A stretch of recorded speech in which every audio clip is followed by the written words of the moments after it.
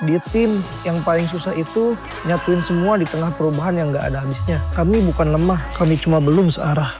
Menang atau kalah itu biasa, tapi ingat satu hal, kita itu keluarga. Waktunya konsisten saling percaya. Sejak kapan Navari jadi CEO? Hah? Lalu diam, Ming. Mending lihat ini. Yang ini murahnya beneran. Bantu kita naik level barengan.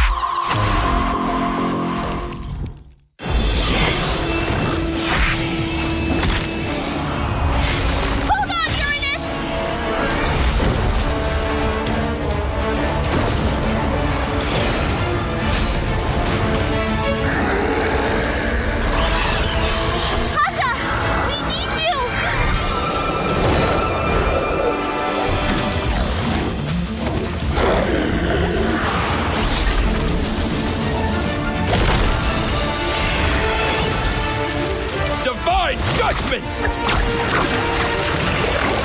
Witness the power of pure lightning!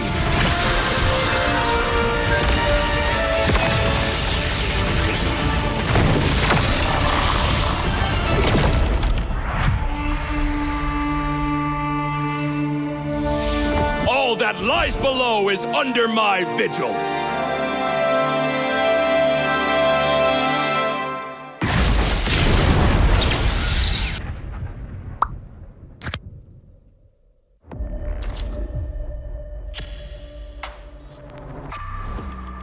Semua perjalanan mempunyai cerita. Dan semua orang ingin menjadi pahlawan dalam cerita itu.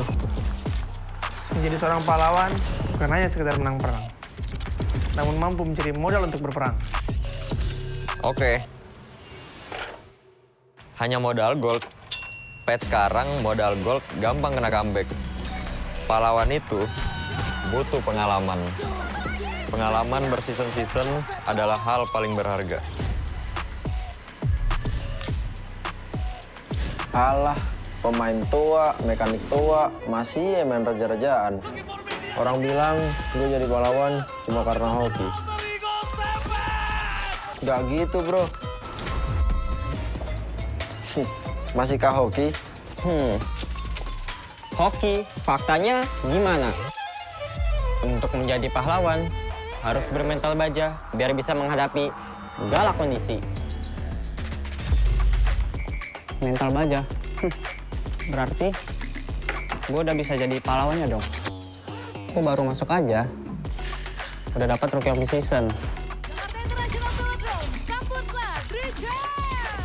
Sebagai anak baru, gue udah cukup hebat kan?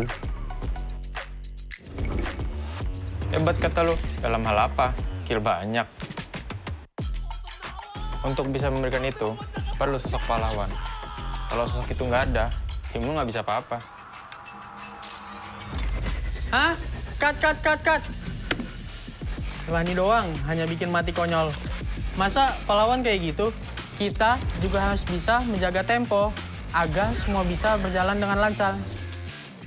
Lah, talent gue kemana? Kak, cukup kak? Oke, thank you. Gagal lagi jadi pahlawan di MSC. Ah, iya ya. Keburu pensi nih. Tapi, setidaknya gue masih di atas lo.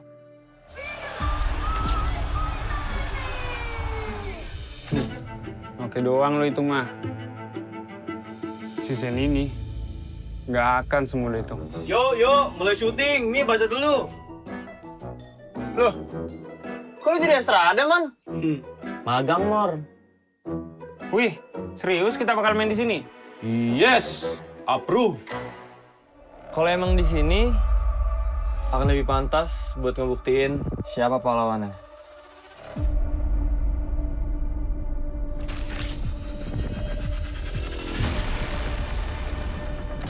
Persiapan kita cukup. Kita berpengalaman. Kita harus sesuai target. Kita punya mental. Kita nggak butuh waktu lama. Kita memiliki inisiasi. Kita bisa mengatur tempo. Kita punya banyak cara. Kita yang ngatur permainannya. Mari kita lihat Siapa yang pantas.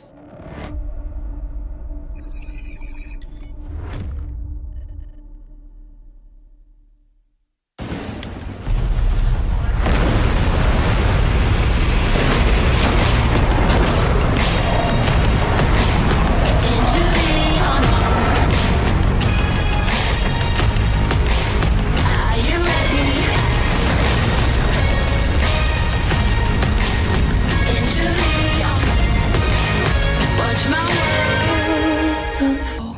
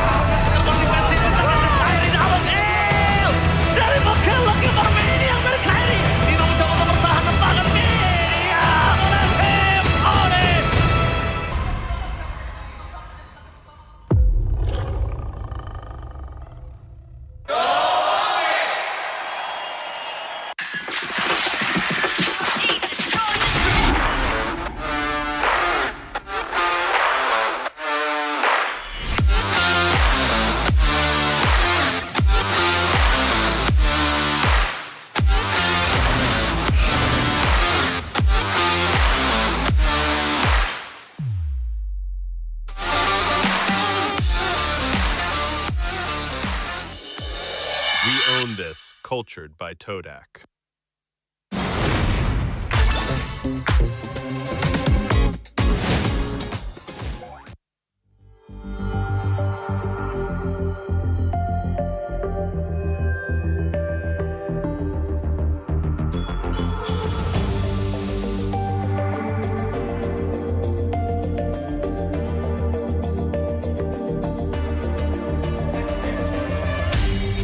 Aku kan berdiri dan terus berlari, terus ke arah puncak tertinggi. Ku takkan berhenti, hanya sampai di sini. Kemenangan abadi menanti. You know we won't miss if we unite our focus. And if you haven't noticed,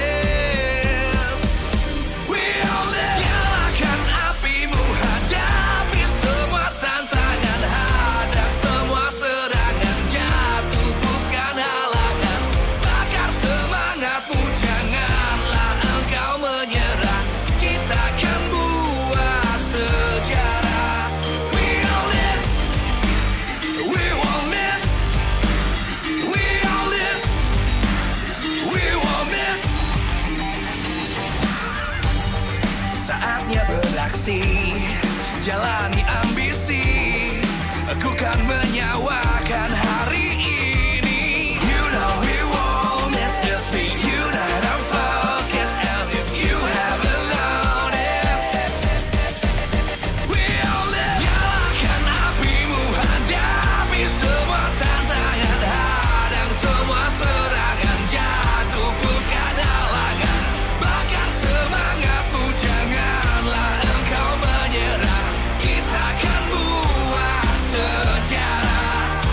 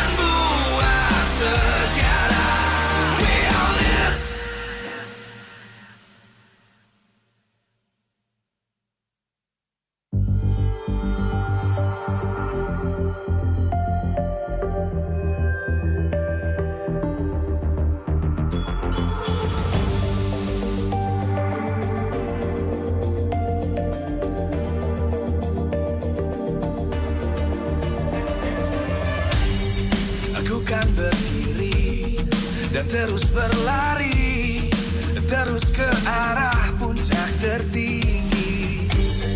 Ku takkan berhenti, hanya sampai di sini.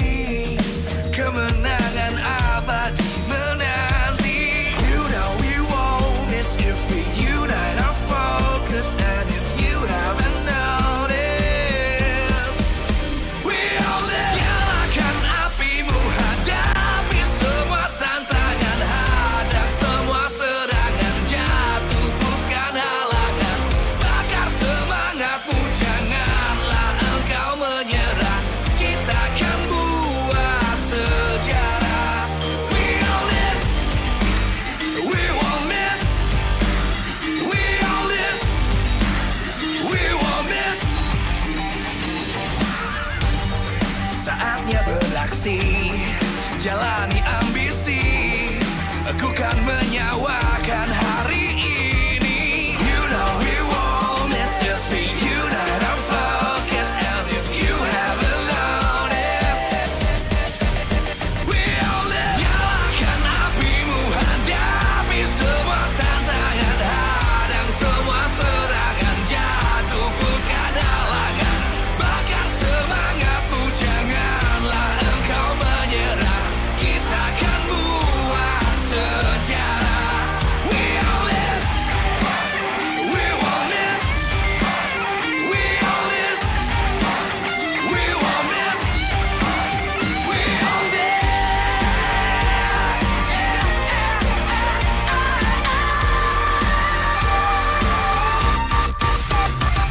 Nyalakan apimu, hadapi semua tantangan.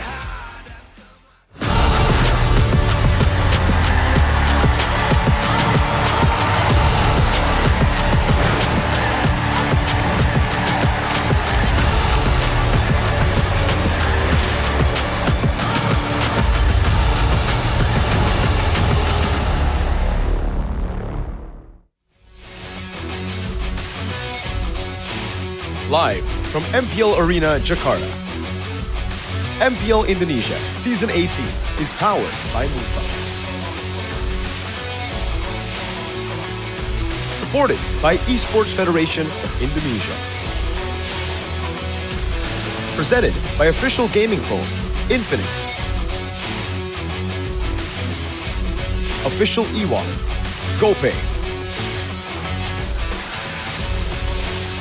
Official gaming chair, Toda. Partner in esports, Aqua, Telkomsel, By You, IndyHome. Good time, so good. We own this.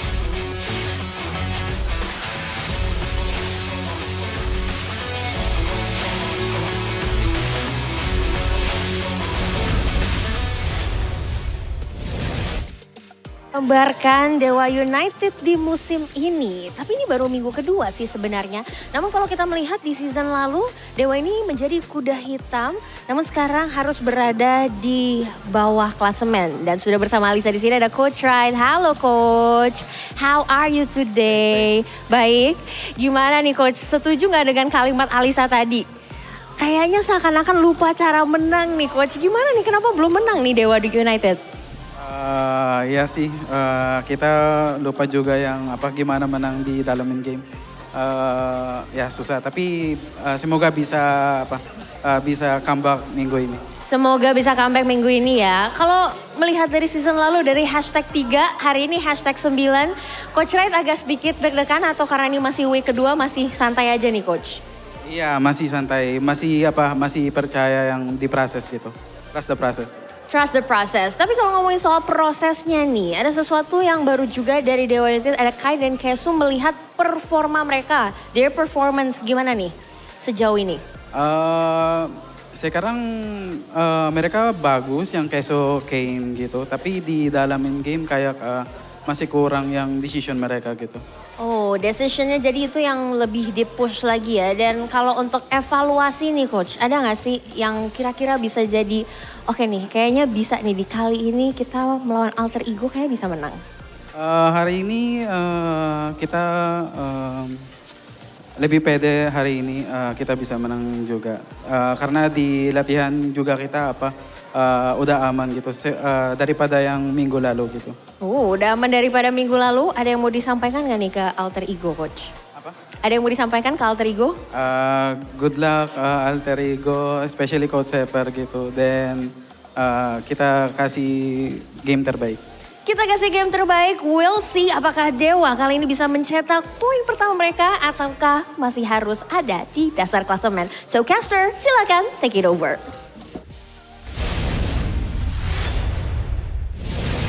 Welcome to MPL ID Season 18, Week 2, Day 3. Time is flying fast and we are on the closing edge of Week 2 while we welcome Week 3 next week. But today, we will focus on 3 matches as usual. It is me, Realize, alongside Mirko and Chefin. How are you guys feeling? Coming into today, we do have a set of banger matches, but we'll start with Alter Ego against Dewa. Yeah, hey. I'm excited for these matches, right? Because obviously, I think the last 2 days have kind of shown us that everything is still up in the air. We don't know who's number 1. We don't know, well, we do know who's number 1. Hey. We don't know who's number 2 all the way. We also know who's number 9. Unfortunately, we don't know who's number 2 to 8. There you go. Yep. What about you, Chefin? It seems like Geek Fam is not able to find their winning ways. Number 9 is Dewa United, bro. Yeah, exactly. Did you think I was going to say someone else? Well, we'll check it. We'll check it in the standings. Is Dewa number 9 or is Geek Fam number 9? Yeah. It's Dewa. Did you think I was saying, did you think I was leaning to Geek for number 9? Sure, buddy. No, dude, like legit, Dewa as well against Alter Ego. I think this is one of the, I want to say this, but I'm afraid to. One of the predictable games. Alter Ego off of a win yesterday as well for our Indonesian national team, coming in with morale. Dewa have looked incredibly shaky.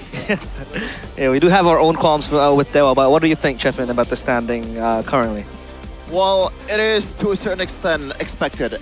Probably except Navi and also Team Liquid topping the chart, and that is also a big thing as well. I didn't expect that Team Liquid ID will be able to keep the momentum ever since last season because, you know, the roster is still, I'm sorry to say this, a bit you know, not really anything much that changed, and if there is anything that's changing, it's, you know, at the start of the season, it feels like it's for the worst, but Kevin so far has been pretty good, especially as a rookie, but today's schedule though.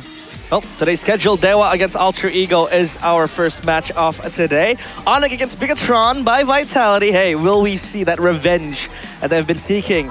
Back of GOTF, as well as MPL ID Season 17 finals. Who knows, they'll be able to get that revenge. But Geek Fam against EVOS will be the closing match of today as well. EVOS, in particular, it has been very hard for them to get wins off of a very promising start, winning that classical derby, the El Clasico against RRQ. What do you think has been the problem for EVOS? Honestly, there's a mix of a lot of things. I think player execution in some of the drafts that are already good for Aldo remains to be a problem, but sometimes we see Aldo overcook in the drafts as well. And I can say this because he was part of this desk. We know him. We can trash talk a little bit about Mr. Coach Aldo. And yeah, picking up a route into the Marcel, little things like this. Just puts your team at a disadvantage all the way from the start. Yeah, about audience topic voting by Infinite GT50 Pro. What does Dewa need to do to win against Alter Ego? A, play more structured. B, win the early game. Or C, maximize Kin's potential. I want to say B is quite hard to do because Alter Ego is a team that thrives behind that early game. But Chevin, what do you think is going to be the perfect answer for this? For me, it's definitely not C because Kin's potential, especially this meta, is really not there. Why is it not C? Unless, you know, unless they want to still go for those Arla, those Apulap with the one that's playmaking hero for Kin that can maximize team's potential, also carry the game at the same time. But unfortunately, that's not really the way to go here currently in the patch. But number A seems pretty good to go. Play a bit more structured. Structured does not mean, you know, you always get the objectives, all of that. You can play structured and also early game as well. You can play with a good tempo, but still structured. Dewa United has been that way for the longest time, at least last season in the first phase, but they lost the plot. I thought Dewa was going to be one of the teams that will thrive in this meta because of how, you know, how there is a plethora of heroes that can be played. The variety is always there. But we do see Kane, one of the players that's struggling currently with Dewa United. And Itoshi Kestu as well. For Itoshi, I would like to say that this guy has been doing quite well when he gets his hands on the Cho, when he gets his hands on the roams that is really comfortable for him. But what do you think seems to be the problem, Mirko, for Dewa right now, especially for Kane and maybe for Itoshi Kesu? Okay, I know a lot of people are already kind of throwing shade to Kesu, saying, you know, this guy's the problem. He's 0-3 right now. When Mueza was still the roamer for Dewa, they did well in the start of the season. I disagree with everything. I think Kesu is a better player than Mueza. That's crazy to say, but I'm going to stick to it, bro. I've said this all the way from 2 seasons ago when he made his debut together with Spencer, if you remember. And Dewa were able to do really well towards the end of the season. Unfortunately, didn't keep Spencer nor Kesu in the lineup all the way to the next. But still, for me, he's a great roamer. It's just, I think, more of a Kane problem. Sorry, Mr. Kane. Hey, I'm a fan of you, man. But unfortunately, on the Assassins, it's very hard to rate him too highly, man. I rated him super highly. I actually picked him over Dolin for last season's meta. But this season, it doesn't look too good for him. It looks like he's struggling with a lot of the meta Assassins. I really thought he would do very good. But currently, it's a big test for Dewa United. The guy in your screen, maybe, this guy has been delivering, to be honest. You know, we have seen him back when he was only a rookie, and we rated him highly back then. And he seems to do very well. He seems to be consistent. And even with the shift in the meta down bottom, you know, we do have the Brodies finally picking up some game time, the Melissa as well. He's doing very well. Yeah, especially earning some respect from the gold standard itself. The god gold lane. Yesterday we asked Kelra about the matchup in the gold lane. Who is one of the hardest lane that he has to match up against in this MPL ID League? First of all, obviously it's gotta be Eman. We all know that. But who is the second though? I think he took a bit of time to actually think about it. He said that it's maybe, surprisingly, is the one that he is you know, worried about. Yeah. Let's try to articulate Dewa's playstyle, right?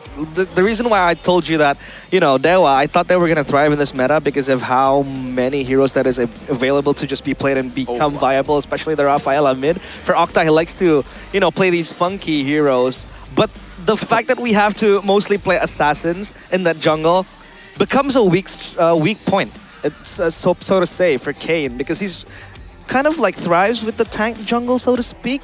What do you think, Mirko? Yeah, I think that's exactly the problem right now. They haven't been able to really utilize those assassins in the jungle too well. Even when they get their hands on the Hirara, it's not an auto win like you'd expect for a lot of these teams. And again, I also feel like the lack of composure is a problem for Dewa United. A lot of times they would win in the early game, but they don't know how to capitalize on those leads to really take it all the way to get a win. Like, for example, against Bigatron here, a massive win at the start of the game, but Bigatron were able to utilize the sustain their composition, and I think just utilize their individual mechanics to outplay Dewa United constantly. Well, they are currently struggling, but let's talk about Alter Ego, right? They have been, you know, finding their winning ways, and they are off of a very fresh win as well. And the fact that they have to juggle around, you know, national team responsibilities and MPL ID responsibilities, do you think that will affect them in the long run? I mean, you gotta take what's positive for them. That means they get to face more matchups. There's a lot more privileges that comes with the responsibility as well. You get to play with better teams and scrims and all that. There's much more to be prepped, and I feel like that should be the main point that Alter Ego needs to abuse at this point of the game. They actually was not fresh of a win though. It might be right to say if we're talking just tournament, but yesterday against Onyx, not yesterday, last week against Onyx. Last week. And Sunday, it was a pretty hard watch, especially for La Familia, for the Alter Ego fans. It was not close, and pretty much Onyx showed levels all over the place. They got absolutely gapped. Even when I thought that they got a chance in the draft, it does not matter because they have, or Onyx has better players. Well, yeah, Onyx just doing Onyx thing. True. But Onyx do need to prove themselves later on against Bigatron by Vitality, but that is a conversation for later. But for now, Dewa against Alter Ego. Well, we do hope that Dewa has what it takes to play against Alter Ego. I really thought that Kane was going to excel with the Assassins because last season, when they played their last game against RRQ, we did see Kane pick up that assassin, especially the Ling. But, you know, we did have that consensus that the Ling lately hasn't really been in favor of the meta. He has fallen out of the meta, and it's quite hard to engage, you know, with the Ling. You know, it's mostly just cleanup duty. So you can't really be the one to make the move. But let's welcome the teams playing today. Dewa against Alter Ego. We'll start with Alter Ego. It is Nino with Yuzuke, or rather Afan, Dalvin, Hijime, Alexander, and Dingarai. The same 5 for Alter Ego. Will they be able to topple down Dewa and potentially get another fresh win? Let's see if they can get their second clean sweep victory. Last season, a clean sweep was impossible for this team, but they opened up Season 18 with that 2-0. Welcome, ladies and gentlemen, Alter Ego! Gonna bring out the right mask this time, especially against Dewa United. Still playing that fast-paced gameplay, just holding out the tempo in the early game for themselves. On the other side, though, a team that's currently winless. Winless. But can they prove once again that they are indeed the gods? It is, again, still the same 5 players, no changes whatsoever. Not late to do some changes, still week 2, but maybe they'll take this time to evaluate. It's Kin, Kane, Octa, Itoshi Kesu, and maybe. Let's see if they can bring on some changes.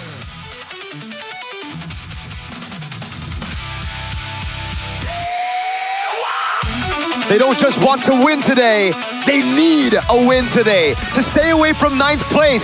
Can they do it? Can they do it? Maybe, if they find what's right. Ladies and gentlemen, welcome to the stage. This is Dewa United. Spin bars. Bars indeed. Usually they dominate in the regular season, or at least bring out some positive result to get them to the postseason. But unfortunately, right now, they are down in the dumps. Cannot get any worse because you're in the 9th place.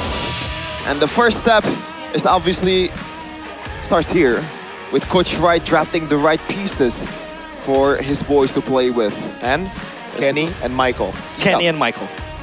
Coach Kenny and Coach Michael, we talked with them earlier today backstage. Hey, Sephiroth, Styx, why don't you change your names? And even Nino as well, why don't you change your name to Xiaoqi? It seems like Xiaoqi is actually an expensive player that Alter Ego cannot buy out. Yeah, he's going to be sent to China, it seems like, to play for Alter Ego too. But yeah, and the fact that Dewa did very well last season when nobody expected them to do that well, we expected more of them in this season, right? But then they had to change it, you know, a few things, like Mueza being sent out to Evos and then Dahlin not extended. So obviously they need to change a few things, but Coach Wright has never been the biggest problem. It hasn't even been a problem for Dewa United. Yeah, I feel like for this season, the main problem is, unfortunately, for me, it's not even from Dewa United itself, it's the meta. Yeah. Usually it's Kin that's carrying the game, the star power is there, the Phobius was meta, the Arnold was meta in Season 17, and they were able to somehow hold it out in the regular season to get themselves a position in the playoffs in Velodrome. But we got the audience topic voting result here. Feels like number A is gonna be the one that's winning, 38%. 31% with B and C though. That's a bit too high than I expected. But I do agree that A is probably the way to go for Dewa United in the current metagame. Has to be a bit more precise in the way they play, because that was the identity that they bring onto the table last season. Just get the objectives, play textbook, you know? How would you want to maximize Kin's potential, right? When the meta clearly needs you to enable your team. It isn't really the main carry, but now keys to victory for Dewa. By Infinix GT50 Pro limit the movement of Alter Ego mid-duo to minimize Afan's route to maneuver. This feels like almost all the key to victories for other teams out there. Just we're not the mid-prio, despite all the things that's happening, despite the changes in the patch, mid-prio is probably the most important thing, or even the more important thing in the current metagame. Give Kin a strong hero to win the matchup and secure objective contest. But at this point, what even is Kin's strong hero? Out of all the games that Dewa United played so far, in their, I believe, around 7 games, Kin has only played the Uranus once.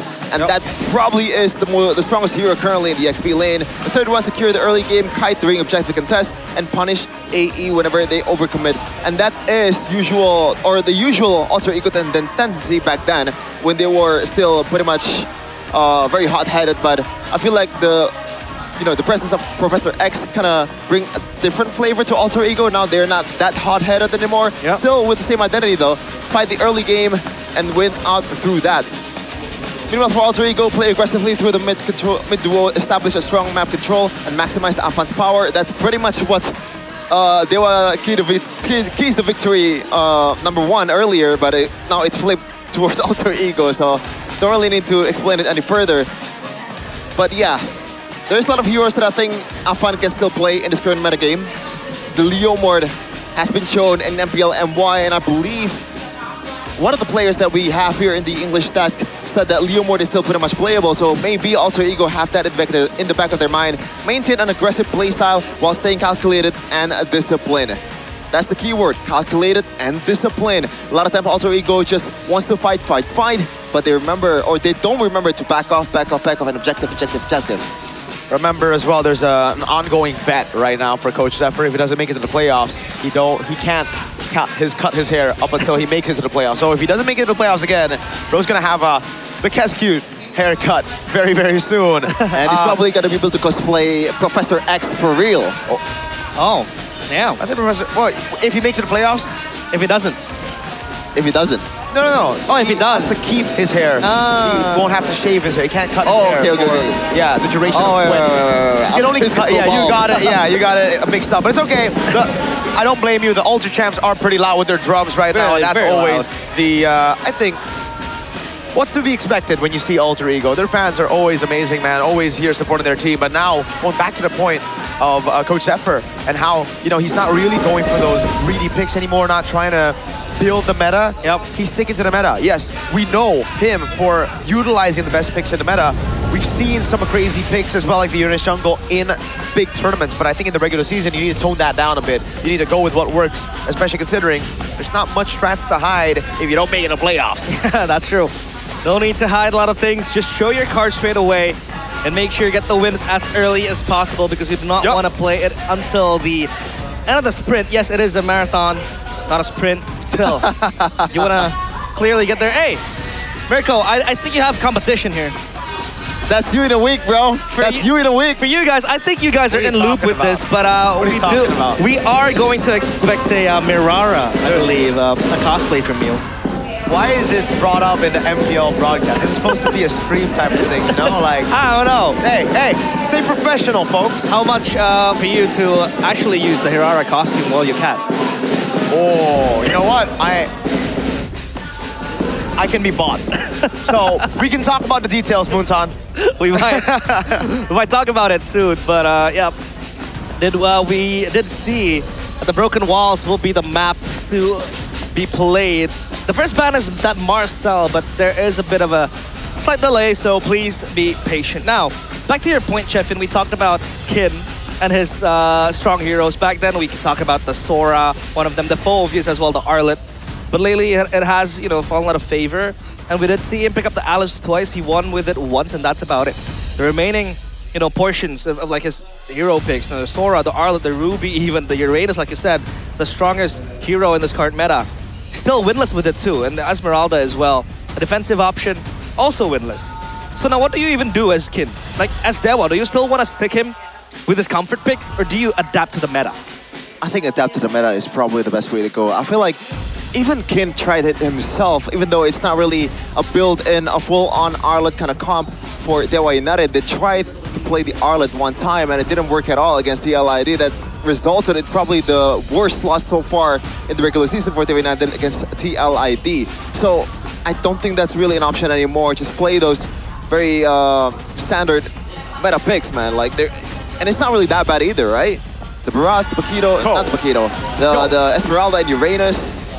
Just play with a different star. Play around a different player, aside from Kin. I agree. You need to find a new way to carry. You can't just sit and expect Kin to carry in this meta. Yep. I want to move away from that though, now that we are, again, facing some technical issues. My boys, please be patient with us. We are seeing a lot of couples on stage. We saw 2 already, right? Yep. MPL date is becoming a real thing, dude. It's becoming a literal dating destination. People want to come and watch MPL with their partners. Now, the question is, there's only one dude who's single in the broadcast right now. Kevin, when are you going to bring your MPL date to MPL? Hey, I can always be your date, Kevin, if you want. Just wait. Just wait. I can't wait for it, man. I can't wait for it, dude. Among all the CITBs and not a single date? Okay, listen. CITB is a man of determination. He's a man of sheer freaking will. He doesn't play. He commits. Yeah. So, when is the date expected, Chefin? I don't know, man. Like, why are you asking me? Well, you have to be asking me to know the answer, but still, like, what was that, man? Why are you going off on a tangent like that to that topic? Since you brought up the Hirara, I gotta bring up something back to, this y'all. I'll find something for Realize in a bit.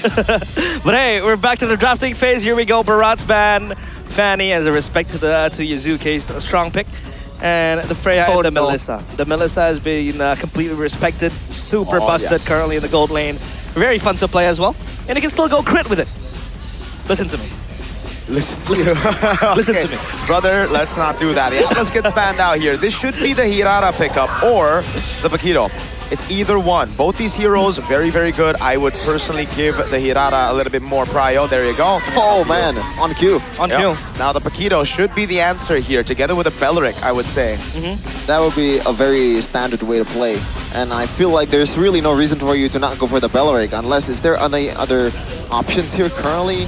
You can go for the Eudora, but I feel like that's a bit too early, especially when the other picks has not been secured for Dewa United. They can beef up and counter the Eudora immediately, if that is the case. I think Eudora Beleric makes a lot of sense as well if they don't want to reveal their jungler. We know that the Paquito right now is just always in the jungle, but I think it's a bit too risky knowing the flex potential. Interesting. They go for the Uranus instead.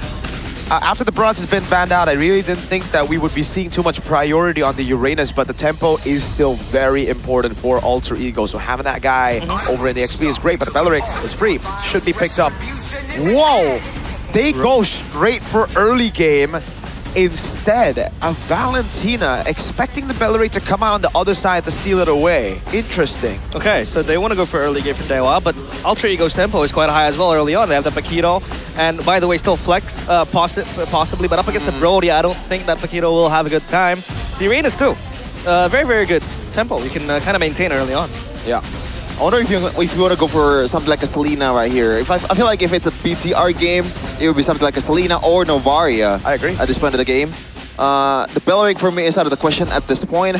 Just save the roam pick for the second phase to get something that's a bit more playable, but they go for the, I guess, the more honest route here. Higher, very high win rate actually, 77% win rate, and with the Paquito as well, that is a lot of burst for you mid-prio. And some people said they don't like Eudora Man. in MSC. What's wrong with y'all? Eudora's busted, bro. Mathilda gets banned out though. They're taking that away. Again, they have Eudora and Paquito. They would hate for Dewa to have a little bit more sustain to deal with the Paquito Eudora. So Mathilda gets banned out. I think the Rafaela will follow next. Yeah. That sustain is very disgusting to deal with. Extra shield, extra HP. You want to go for the 1-2 burst quickly with the Eudora and the Paquito. And you don't have that much of a DPS, so yeah. Healing out of the fray would be helpful for Alter Ego. Speaking of burst, I think they really need to respect the Kaja. Kaja. Doesn't this look like you get whipped down and then into the Thunder's Wrath and the Paquito Fist? Well, that's true, but then the Valentina can kind of take the Kaja too. Well, yeah, it's a 50-50 type of deal. But you can't pull the... Well, technically you can, but not as much as like a Kaja, right? Well, I do believe so. Yeah. Minotaur. Okay. So maybe they're setting up for something like a, Claude in the gold lane. If it gets open, not really the greatest of matchup against the Brody, but at this point, there's really not a good matchup at all in the gold lane for Mr. Dingaray. What even is there against the Clint? Against the Brody? What about the Ranger? Clint, just like Kelra. Oh. He opted for that. Yeah. I don't know about Granger though. Granger has been very mid so far. That's true, but he bullies, opponents in the lane at least. Well, still, you're gonna have to scale to the late game and get their Sky Piercer stacks going. And up against a Hirara, I don't think that is gonna be a good time as a Granger. But hey, it's a Dingarai special, so who knows? Rafaela ban will be in the hands of Dewa instead. Yeah, okay. So, Beleric should still be the answer for me, right? Beleric still available. Yes, Kaja too, up in the cards. But also Stair. Yeah, the boring pick, the usual pick, when there is a Valentina on the other side, is probably just going to be a high loss, but... It's also an Alexander pick, man. So an Alter Ego pick back. Yeah, yeah. Not just Alexander, even in the XP lane. Nino too. Yeah. Season 14. I think they're going to go for the last pick, Clint, by the way, is what I'm expecting. They go for the glue. A good counter to the Hirara. I can't believe this actually came out of the bans. Like, Eudora and Glue, I just realized this is going to be a very difficult game for Kane, and it's already usually a difficult game for Kane when he's on Hirara. And it's even worse for the frontliners of Dewa United as well, you know. One of the problems that Eudora has in the early game is the lack of damage towards the frontliners, but with the Glue as well, that has a pretty crazy early game damage for a roamer especially. Should be able to supply a lot more damage. It looks like Kaja will be taken by Dewa United instead. With Lunox. Kaja Lunox. Lunox. So I don't think you want to go Clint now after seeing this, but maybe you do. Who knows, right? Because again, you can actually still dodge away from the Kaja. I think, again, for going up against the Kaja, the Flicker is the only spell you can really use. The Purify doesn't get you out of there. Technically, even the Flicker doesn't get you out of there, but if you can predict the Divine Judgment, then you can Flicker out of the way before that. So big decision now. Do you go for a winning lane against the Brody? Do you try to play strong side versus strong side, or do you just go for the safe farmer? Like, just, you know, in the back. I mean, the Claude is still available too. But yeah, it's I'd say, unfeasible to purify away from that new ultimate that Kaja has. There is a window of frame to do, but Paquito Gold then. Paquito Gold. Paquito Gold up against the Brody. What do you think, Mirko? What do you think, Chiffin? Well, I would like to express my opinion, but unfortunately there's really no evidence just yet about the Brody-Paquito laning matchup, at least in my memory. I would assume that it's more of a skill matchup than you think. The Paquito has that extra damage reduction after the passive proc, right? So if Dingari know how to play around that, I feel like the damage trade will be benefiting towards Paquito just by a little bit. But at the end of the day, it's a range hero against a melee hero. Yeah. So, gotta be still careful. Gonna have to trap as well with the Paquito. You can't go head on up against the Brody. I mean, that's Corrosion Strike is also very, very good up against gap closers like the Paquito skill 1 and 2. What do you think, Mirko? The drafts, the Nolan, the prize pick. I love that Alter Ego have gone for an early game comp. They are one of the best teams at pulling off early game comps. Remember, all the way from Season 17 too, when they did, well, Season 16, sorry, when they made it to M-Series. Well, let's see. It is game 1 of day 3 in week 2. Dewa United up against Alter Ego. Can Dewa finally extract that much needed win today? Yeah, it looks on paper looks like a really good pick, especially with the way Alter Ego played. But unfortunately, you also play into the Kaja pick as well for Itoshi, because you're putting a melee hero on Dingari. So Alter Ego gotta be a bit more aggressive in the early game and play with a more sense of urgency. Yep. And owning this mid prio. And thankfully, they got Eudora and also a Glue. Yep. I like that range as well. And a lot of these heroes just wants to gap close, and that could be where the Kaja might find the window frame to pull out that ultimate. Whoa! Bit of pokes. Punish. Everybody has gone 2-0 Alter Ego. I mean, unanimous. Makes a lot of sense considering Dewa are literally dead last. Number 9. Kane, why are we walking up into a Eudora and a Glue? I think he's dead. I think he's just dead here, but wait a second. Yep, that's Sam to pass and a flicker in forward from Mr. Alexander. Octa can even find the trade. Up unable to escape. Kin with the rotation earlier, ending it up with a 1-for-1 trade, but still it's Alter Ego with crazy tempo on mid. Dude, oh man, I completely forgot that Valentina is going EXP. I was like, who the hell is rotating? Oh, Valentina, where the hell is the Valentina coming from? Oh, Valentina EXP! Dude, I thought at this point, it's not even something that we should say because Kin just loves Valentina XP. But yes, for people who are watching, this is the norm for Kin. He loves it. Oh man, again, I'm not rocking with this choice though from Kin. Master Assassin and Valentina against a Uranus, a hero that you're not even trying to win the lane against. It's gonna be non-lane most of the time, so I feel like that's a waste of an emblem there. Yep, they're gonna go for fights or kills, executions towards the Uranus, who by the way is super tanky. But the rotation coming in from the Paquito. Dingarai will join the fight here. Dewa gets spaced out. I don't think they can get this turtle.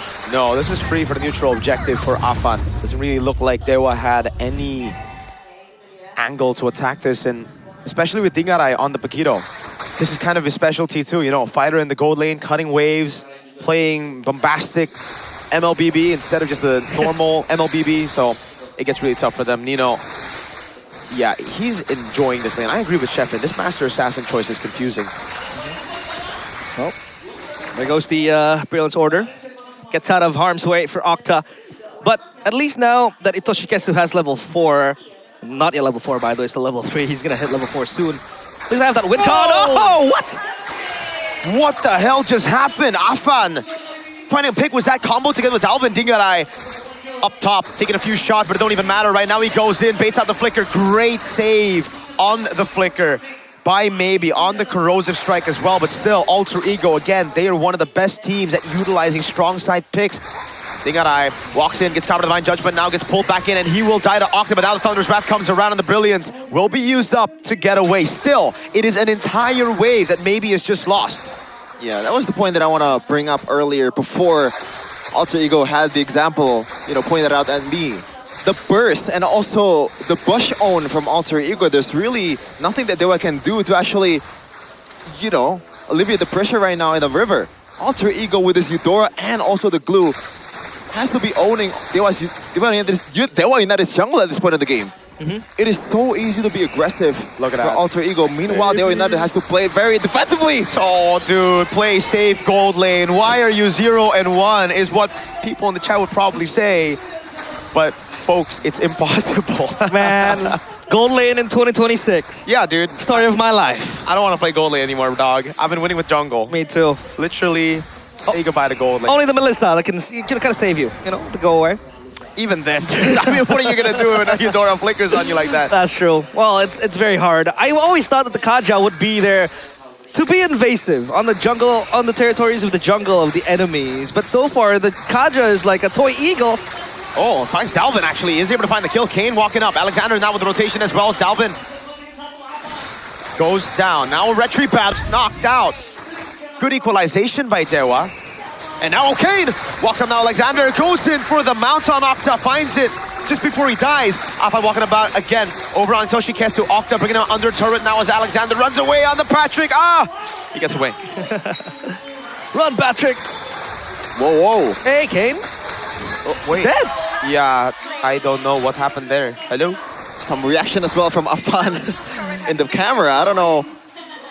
Probably Afan is thinking like, what the hell are you doing, Kane? He's very proactive with the Nolan. I like it. And he's everywhere. He gets the orange. Gets the orange too. Yeah, gets the beetle. Dude, Kane will not have any jungle creeps to farm. Like, this is Afan, I think, with a 2-level. Oh, wow.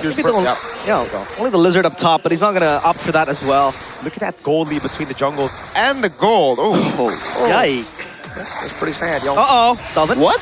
Hey, Dalvin, you got him. Oh, my God. That was almost okay for him.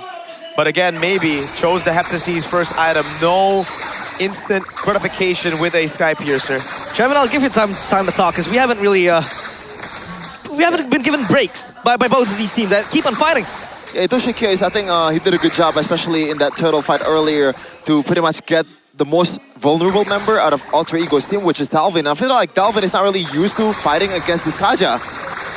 Yep, hold on. Oh no, Brilliance used up. Alexander has full stack. Kesu doesn't go. Oh, he doesn't even have the Divine Judgment just yet. Okay. They just played slow. They stopped the Brody from farming. They stopped the Lunox from farming. Yep.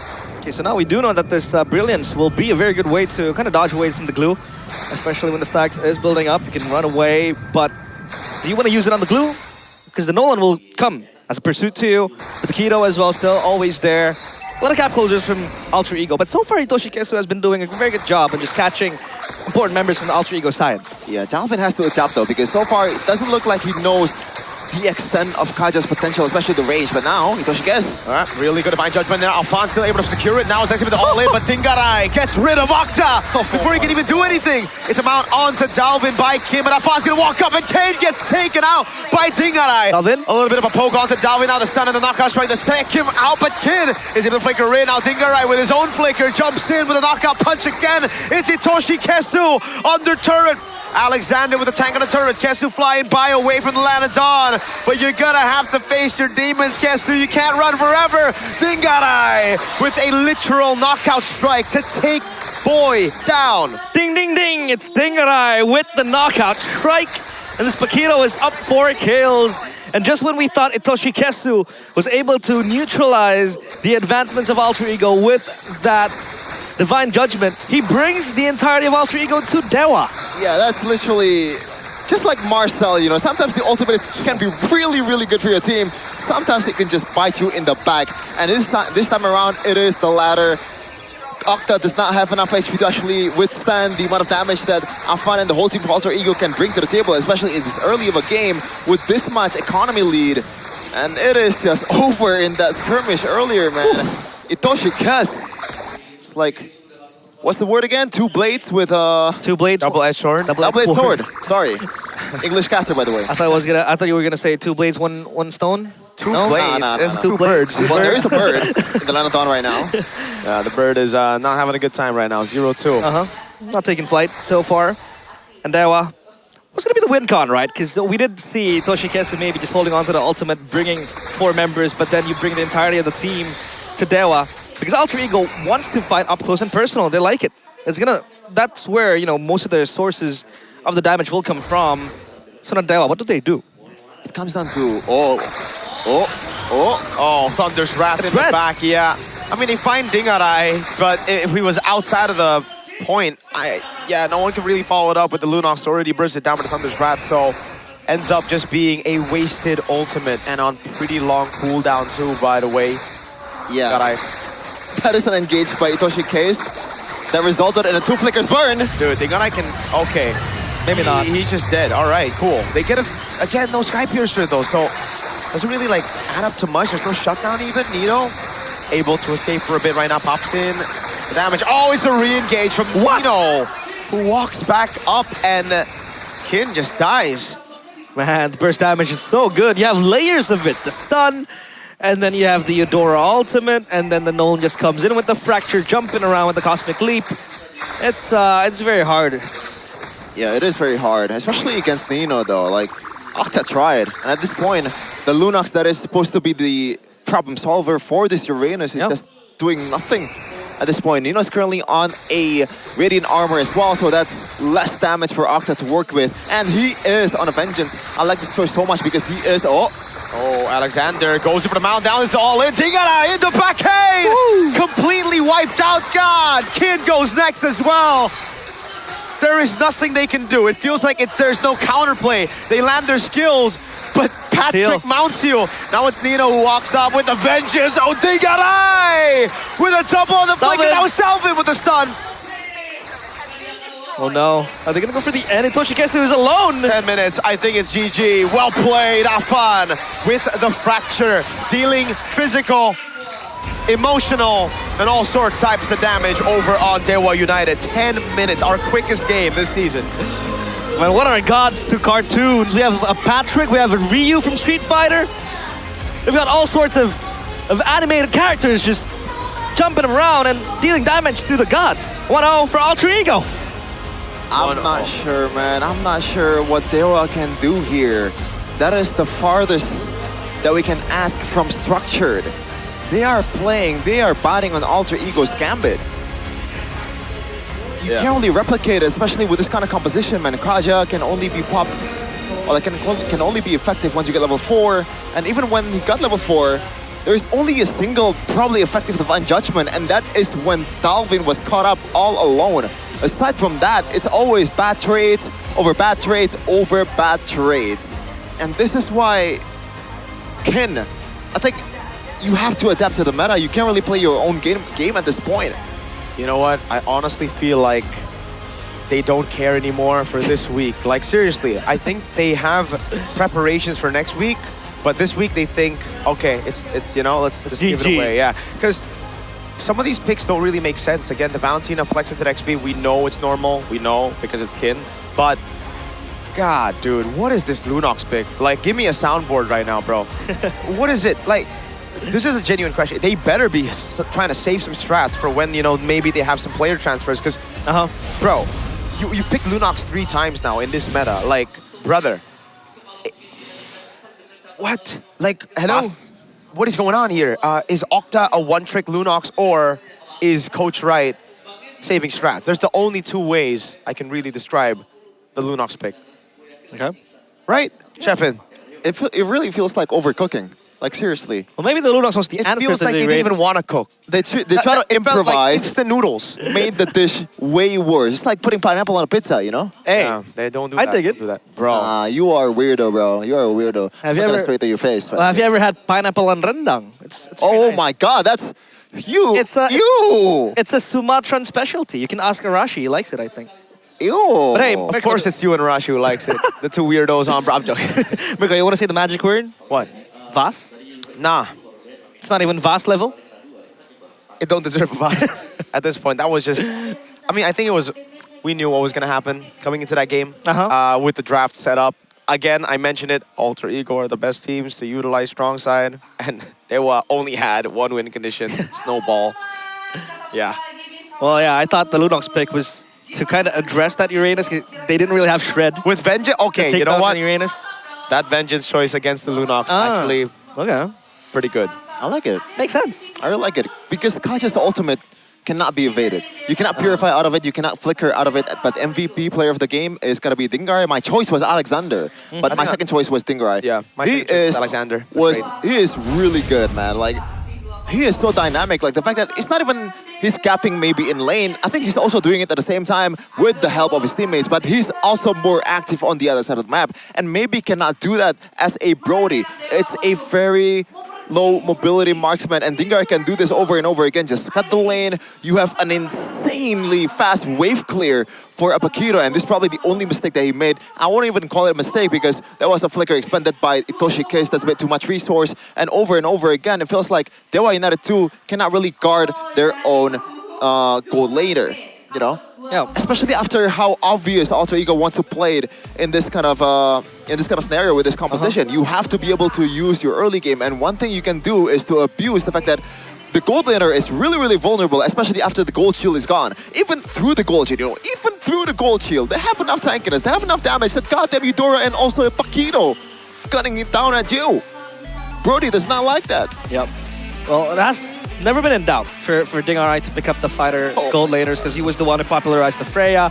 To an extent, he played the Ruby as well, and now with the Paquito, not even different. But hey, you want to talk about that, Chefin? Yeah, that's the whole team getting brought to the Lunox, man. Exactly. Getting brought to the Lunox. Lunox team came there to feast, you know? Well, yeah. Not to get feasted. Well, I mean, we thought that the Divine Judgment was going to be the savior for Dewa, but no, they don't really have the combo to do it. It's not your classic Kaja Lunox combo back in the days, right? Now it's it's AoE, and the Lunox is kind of like a single target with the with the skill too. So you can only pick your poison, and it turns out that Alter Ego were together. Like I said, they have good gap closers, and they want to be up close and personal, and that just made things worse for Dewa. With the Paquito, with the Nolan, I mean, Dolphin can play from far back, but again, a lot of questions, like I said, and like Mirko said as well, to this draft from Dewa.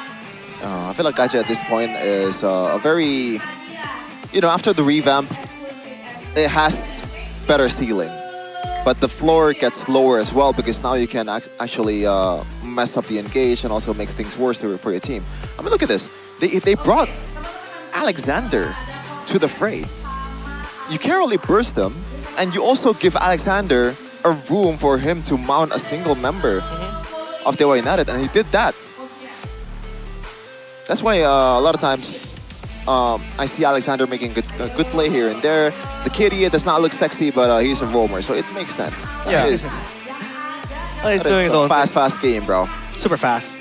You might have like a, 2-hour break after this. 2-hour break? Okay, it depends on how quick we get through game 2. If it's anything like game number 1, yes, I agree. I think Sheffin will get a lot of MLBB games. You know what? I might be able to hit Immortal today if it's another 10-minute, 40-second game. Oh my god. Oh wait, yeah, you're right. I don't feel like a 10-minute game. Dude, there was a lot of action for a 10-minute game. I mean, look at that. That's more than 2 kills per minute right there. That's 21 kills. Dude, look at the difference between... Okay, Alexander, again, like that's why he's my MVP, despite playing the roamer. Oh, actually, his kitty is really sexy. Yeah. I didn't notice that he didn't die at all. Oh, and 10. And also the build as well. That's not really the usual tanky glue build, This is built for damage. A single rope to curse her helmet and also a glowing one. That's a lot of damage. But I want to point out something. Kane in that game has 5,700 gold. Meanwhile, Afan on a Nolan, 10k gold. How is that possible? And to be honest, I'm sorry, Kane, but that was probably one of the most underwhelming Hirata game that I've ever seen. There was really no... Just say it, bro. You don't need to be underwhelming. Say it's the worst. Just say it. We're on the English broadcast. We're fine. From Mirko's word, I'm just taking Mirko's word. That was the worst Hirata game so far we have in MPL. I agree. When I see Hirata on other players out there, it's usually, oh, iframes, oh, dodge this skill, dodge that skill. But there was nothing like that in that game. I gotta pull it back a bit, right? You're using my words, but I didn't say that. First, I want to say it was already a tough Hirata game because Kane isn't the best Hirata. We know that. But that's why I was so confused because the glue was left open after Eudora was already picked up. Eudora glue on Hirata, bro, that feels like fan fiction right there. Like, you don't see that in the Land of Dawn. Like, you don't see Hirata go up against glue and Eudora. If you go Hirata glue Eudora, basically you're saying, here's our Hirata on a silver platter. Everybody else will try to use that as space, you know? The Hirata is literally just bait, utility. At that point, I wouldn't be surprised if he actually went for War Axe, Brute Force, Queen's Wings. Seriously, it's just that difficult to go against a single target skill, stun, and the glue on Hirata. It's over. Trust. For game 1.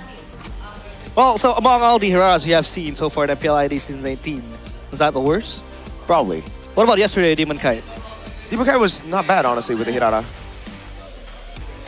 Okay. Oh, wait, what are you reacting to? There's a call. There's a call. Oh, a call for you, right? No. It's a call for you. To bring on your MPL date? MPL date, Sheffield! You're the color caster in more ways than one. Oh, wow. It's all colors in your heart. But hey, Alyssa, MPL date, is it? Hello? The Sheffield? Alyssa. Kita punya sesuatu yang spesial, karena hari ini super fans kita tidak hanya datang dari Jabodetabek saja, tapi ada yang dari Sabang alias dari Aceh nih katanya dengar-dengar. Jadi langsung aja, halo Kak. Boleh berdiri nggak sih temenin Alisa? Kita kenalan dulu ya. Kalau nyapa pakai bahasa Aceh tuh gimana? Puhaba. Puhaba. Kakak dengan kakak siapa nih? Saya dengan Arma Hedi beserta istri. Arma Hedi dan juga? Aisyah. Kak Hedi dan juga Kak Aisyah kesini untuk mendukung siapa nih? Mendukung Alter Ego. Oh, Alter Champ sejati ya, luar biasa nih. Tapi denger-denger kalian ini katanya baru saja melangsungkan pernikahan, apakah betul? Ya betul, baru 2 minggu. Oh, baru 2 minggu, selamat. MPL kita ucapin dulu ya selamat buat Kak Aisyah dan juga Kak Hedi. Memilih MPL sebagai tempat berbulan madu nih? Ya betul. Kenapa tuh? Kenapa begitu? Gimana? Kenapa memilih MPL sebagai tempat untuk honeymoon? Saya suka Alter Ego, jadi sekalian ke Jakarta, sekalian nonton MPL. Oh sekalian, Kak Aisyahnya suka nggak kakak? Ngikut aja. Oh ngikut aja ya, luar biasa sekali nih ya. Mereka saling dukung, hobi masing-masing juga, tapi ini pertama kali ke MPL Arena berarti? Iya, kalau ke MPL Arena pertama kali. Gimana euforianya? So far sampai sekarang sih bagus ya, keren. Nggak kecewa lah. Nggak kecewa? Jauh dari Aceh. Worth it ya dari Aceh ya. Ajakin dong warga-warga Aceh ke Jakarta mampir ke MPL Arena. Ya buat orang Aceh kalau ke Jakarta bolehlah dukung-dukung tim yang kalian suka di MPL. Semangat. Semangat. Dan kalau kita ngomongin semangat, kita mau coba tes semangat dan chemistry kalian juga sebagai pasangan yang baru saja menikah. Jadi kita akan tes love meter dari MPL Date. Nanti kakak boleh love, boleh bergaya sesuka hati, pokoknya seromantis mungkin, alright? Oke, silahkan boleh menghadap ke arah kamera. Kita akan tes the chemistry at the MPL Love Meter. Apipi, mana love-nya mana kakak? Iya, mana cincinnya? Bawa nggak cincinnya dipakai nggak? Oh nggak lagi nggak dipakai cincinnya. Ya kan lagi love-nya kan udah halal ya kakak ya. Alright, kayaknya 100% ya our newly world couple. Jadi kita akan langsung saja hadiah persembahan dari Todak Gaming. Boleh di unboxing dong, aku bantu pegang nih kak. Silakan di unboxing nih. Kakaknya gamers juga nggak BTW? Iya betul, gamers juga. Oh gamers juga, main juga. Pakai produk-produk dari Todak Gaming nggak nih? Enggak, gimana? Nggak pakai produk-produk dari Todak Gaming belum ya? Belum. Kita kasih nih, boleh dong dikasih lihat dapat apa tuh? Dapat kaos ya sepertinya ya. Gemas banget. Kasih lihat dong. We own this. Ada yang mau kamu sampaikan gak sih buat alter ego hari ini? Silahkan banget. Tetap semangat dan harus menang lah, harus juara MPL. Kan belum pernah juara, harus juara lah. Terusus buat Nino ya, semangat Nino. Jauh-jauh dari Aceh loh Nino untuk dukung kalian semua ya alter ego. Kemudian semoga menang nanti di LA. Juara, amin. Amin. Terima kasih banyak ya sekali lagi Kak Asya dan Kak Hedi. Dan itulah tadi keseruan kita dengan super fans kita yang jauh-jauh datang dari Aceh. Yang lain aku tunggu ya kehadirannya di MPL Arena. So, caster, kembalikan ke kalian. Bye-bye.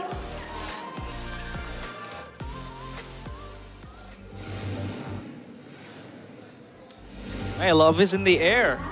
In the MPL arena, it's not just matches, but also love, Chefin. And you see, if you make it with your MPL date, you get goodies from Todak. Yeah, Chefin. Don't you want those? There are rewards that you get for going on a date. It's like leveling up, you know, like you're playing an RPG game. Mobile Legends Adventure, by the way. Dude, holy moly. I'm sorry, weird segue. Have you seen the ads for MLA? Yeah, I have seen. Oh my god, they are. Marketing team is doing something very good. Yeah, Safir, you gotta look it up. Look it up. Yeah. They literally went ham with the marketing of MLA. Yeah. But also, like, have you seen the character designs in that? Yeah. Whoa! I can't wait for Hirata to be released. Is what I'm saying, bro. What? Why is It's a different art from MLBB. I'm searching it on YouTube, okay? ML Adventure. Why is there sus after that? Yeah. Well, you know, make sure you are, that, Chefin. Chefin's looking at a few of the, Stop looking at the adventure characters, Chefin. We Whoa! That's why, Chefin, that's why. Zooey Mama! What? Chefin, it's MPL, not MLAPL. Yeah, dude, they went ham with the, they went ham with the designs, bro. That's a pretty... I just want to say, bro, Moonton, W. Moonton. Like, they know. They know their market really well. But imagine if that is the art for MLBB. I don't think you're gonna ever hit Immortal, Chefin. No, he will be immortal every season if that's how. That's true. He's gonna keep on playing every day. But hey, we do hope the best for Dewa, and you know, hopefully they can change a few things. Will they prove Mirko's statement right that they just want to end this week and GG go next week? Because so far, it's not looking very good for them. Alter Ego and Dewa again. This time, Alter Ego on blue side. They banned the Kaja, so they think that the Kaja is a problem. I think right now they know that Kesu is the only dude who's like actually, you know, trying to get plays done. Everybody else seems to be good point. But you know, Freya, I think the Hirara should be next. Oh, but the Fanny can be banned. I think if the Melissa gets banned out here. Oh, they banned Selena. Selena banned. Okay. So, I still think you don't let the Fanny go. Wait, I believe that Octa played Selena, right? You know what? I still would go Hirata. I would try to push my MMR on Hirata if I was Afan. Can you go Melissa here? Yeah, there you go. No, man. What about the Melissa? Because the Fanny. Yeah. No, it don't matter. Hirata is just better. Whoa. I might be biased. I feel like Alter Ego wants to give some playing time to Yazuki. I mean, Afan's Fanny. After it got spanked by Onyx last week. Well, right now they will have to take the Hirata. I don't know if Kane wants to go Hirata after that game, but he kind of has to go Hirata. But that means he's going to go up against a Fanny. Still though, again, like looking at game number 1, Mirko, like, would you be threatened if Kane picks the Hirata? No, but like, they will still have to pick it up. Right? Yeah, like that's why they picked the Melissa, you know, setting up for a Fanny. If the Hirata gets wide open, then sure, we go Hirata. Oh my god. Okay, Navaria first phase. So Alter Ego can go Fanny. It makes sense against a Navaria over the Hirata even. But if they just want to snowball, I think it's fine to go Hirata too. Again, Afan, what do you want, brother? Do you want to style on the Fanny or do you want to push your win rate, your Hirata win rate? You're not going to get this a lot, by the way. So choose wisely, bro. Yo, Choose wisely. Kenny. God, 160. Bro, is he running a marathon while coaching? Hyrox. 164. Wait, hey, calm down, Zephyr. Is he playing a horror game or something? Or is he expecting that Harara to come out of Dewa? Yo, it's literally double Coach right. Dude, it's going higher and higher. Yeah, Fanny Mathilda is the choice. I think the Mathilda is more of a deny away from Varia Uranus, but I'm still... 167. Oh, yo. 167? Coach Kenny, yo. Is he okay? Can we get Gotta calm down, bro. Get the ambulance ready, bro. Get the ambulance ready. Call right now. Call first aid, first responders. Okay, the Brody is Brody a again. solid Makes sense, pick makes against. sense. Oh my, 168, dude, yo, call Kenny. Okay, he's going down. Oh, is he okay? Dude, when he saw the Brody, it went down. Like, I think he's like, oh, thank God, it's a Brody. Thank God. Oh God, I thought it was gonna be the Hirara. Well, the Brody is sitting on a 20-something win rate. 29. 29% win rate. I'm telling you, it's overrated as hell, dude. Like, they think everybody's Eman Kelra. You're not. I'm sorry, okay? It's... Oh well. I mean, you can't really go for other picks, right? We talked about maybe a Ixia. Wow. Play against Kalista, but that's a rock, Deep band, bro. That is super deep with a Brody Novaria. Especially after the Mathilda, right? Yeah. Usually when you play Dyrod, you have some kind of tank in the front. This should be an Esme, is what I was thinking about. But okay, they ban out Dyrod first.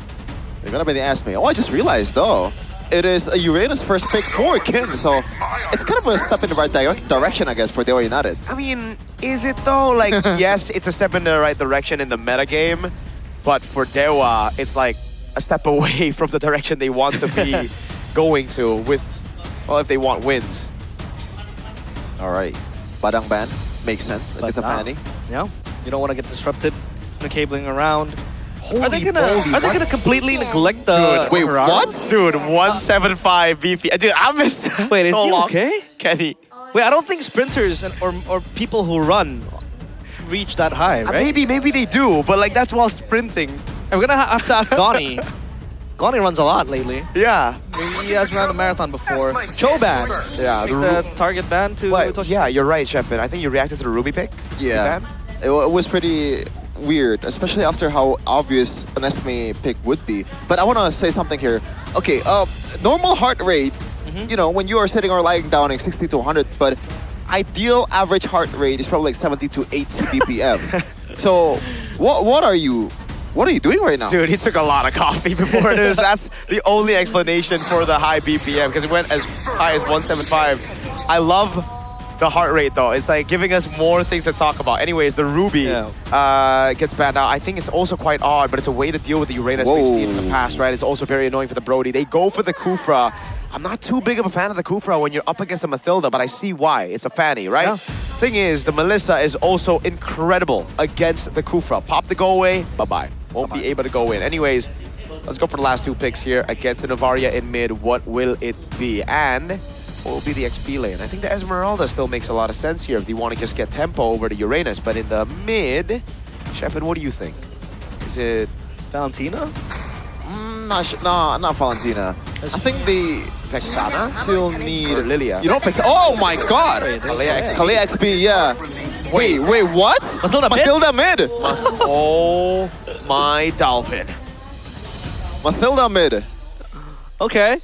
We have seen enchanters going mid. Oh, you know what? I think the idea is to be an assassin towards either the Brody or Novaria, no? I guess. This is a very, very difficult game for Brody. I'm just saying. And you're forced to run the Purify too. No, you can't. Brody is not a Purify hero. I know. Dude, if you go Purify, this is gonna cook you, I feel. And that's why, and the Fanny will just run at you. So you gotta pick your poison. Do you wanna die from a Fanny sword? Or do you want to die RKO'd by the Kalea? If I'm Kin, I'm like, Coach Wright, this should be a Valentina XP. Why did you give me Uranus? Wow. Still Hirara. Hirara last pick. Yeah. We've never seen that before. Never seen that. I don't think we've seen Hirara second phase either. Dude, I have never seen a team care less about Hirara. Like, Alter Ego said, go pick it, bro. No, trust, go pick it. We saw what you did in game 1. Go pick it. And they were like, no, please, ban it so that we don't need to pick it, you know? I mean, Alter Ego fans seems to be celebrating the pick. The drums are getting louder and louder. I think it's a valid celebration. It might. Man, this is gonna be hell for the Brody. Can't imagine being maybe playing that Brody into that much of kill threat coming in. Not to mention in the team fights, the Sora can go gold, can go blue form as well, and potentially just ruin your day. But draft index, it favors Dewa slightly. This season, draft index has been tsundere. Okay. Yeah, that's been pretty weird. Weird? Yeah. Is it fraud? It's probably. It's on the borderline of fraudulent and cheating. Well, game 2 is on the cards. Alter Ego against Dewa United. And the draft seems to be that this will be a 2-0 from Alter Ego. But let's see if Dewa can tip the scales. Let's see it. Dewa need a win, folks. They still are standing at 0 match wins. At least a game win here would set them up for something, you know, a bit more morale boost at least for next week. Whoa, I just realized that Ken is on a Flicker instead of a Purify against a Kalea, against a Sora. I don't know if that's the right choice, but we'll see though. If you can weather the storm in the early game, I feel like that would be paying off, but that is a big if. Yeah. As Afan, this is an immaculate pathing. Alexander also leashing the jungle. I think it's more because of that mid-prio, man. It gets really, really tough if you don't have mid-prio to contest, and that's why I'm not a big fan of the Kufra. Even though it's good against the Fanny, you're going to lose out on so much. I think that's also what gave Alter Ego the confidence to go for the Mathilda mid, right? They know they will just stomp. Novaria, great weak side pick in mid, but that's why it's weak. You're not able to do much, and that's why Kane, after losing the green camp, will have to rotate mid to stop the freeze from happening. Kestu with a charge. Afan, orange buff. Nino walking up on Kane now. He's going to jump over on Kestu. Bouncing ball, don't even matter.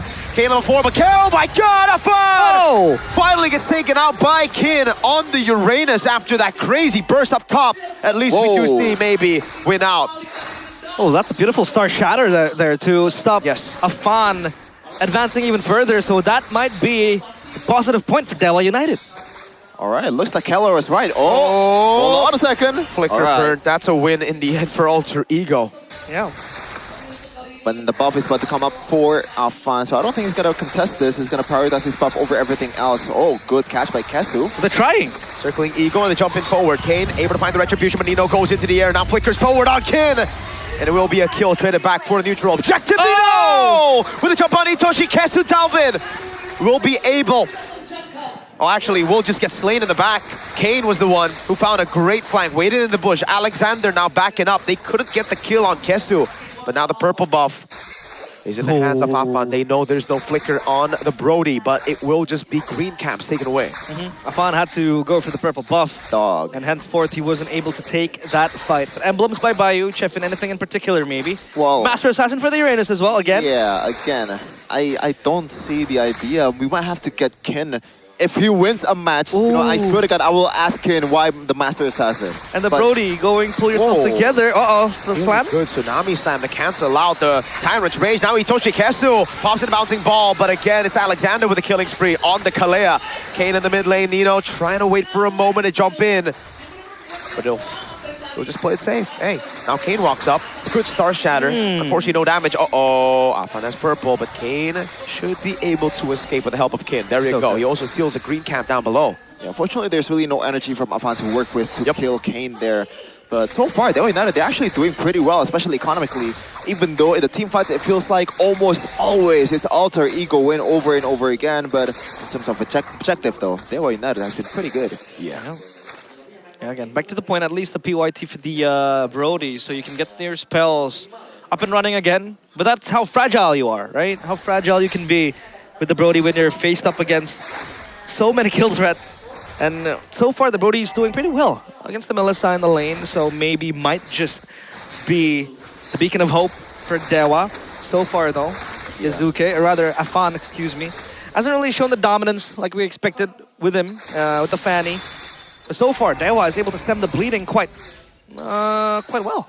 Yeah, especially for Maybe here. Actually leading in the XP by a lot against Dingarai. It makes you think, you know, makes you believe what Kelra said about Maybe's laning. He's dominating so far against the Melissa. Now, second objective, Itoshi Kes. Yep, able to walk up now. Tsunami Slam again, dude! Well played by Alexander! Afan now looking for a kill on Kane.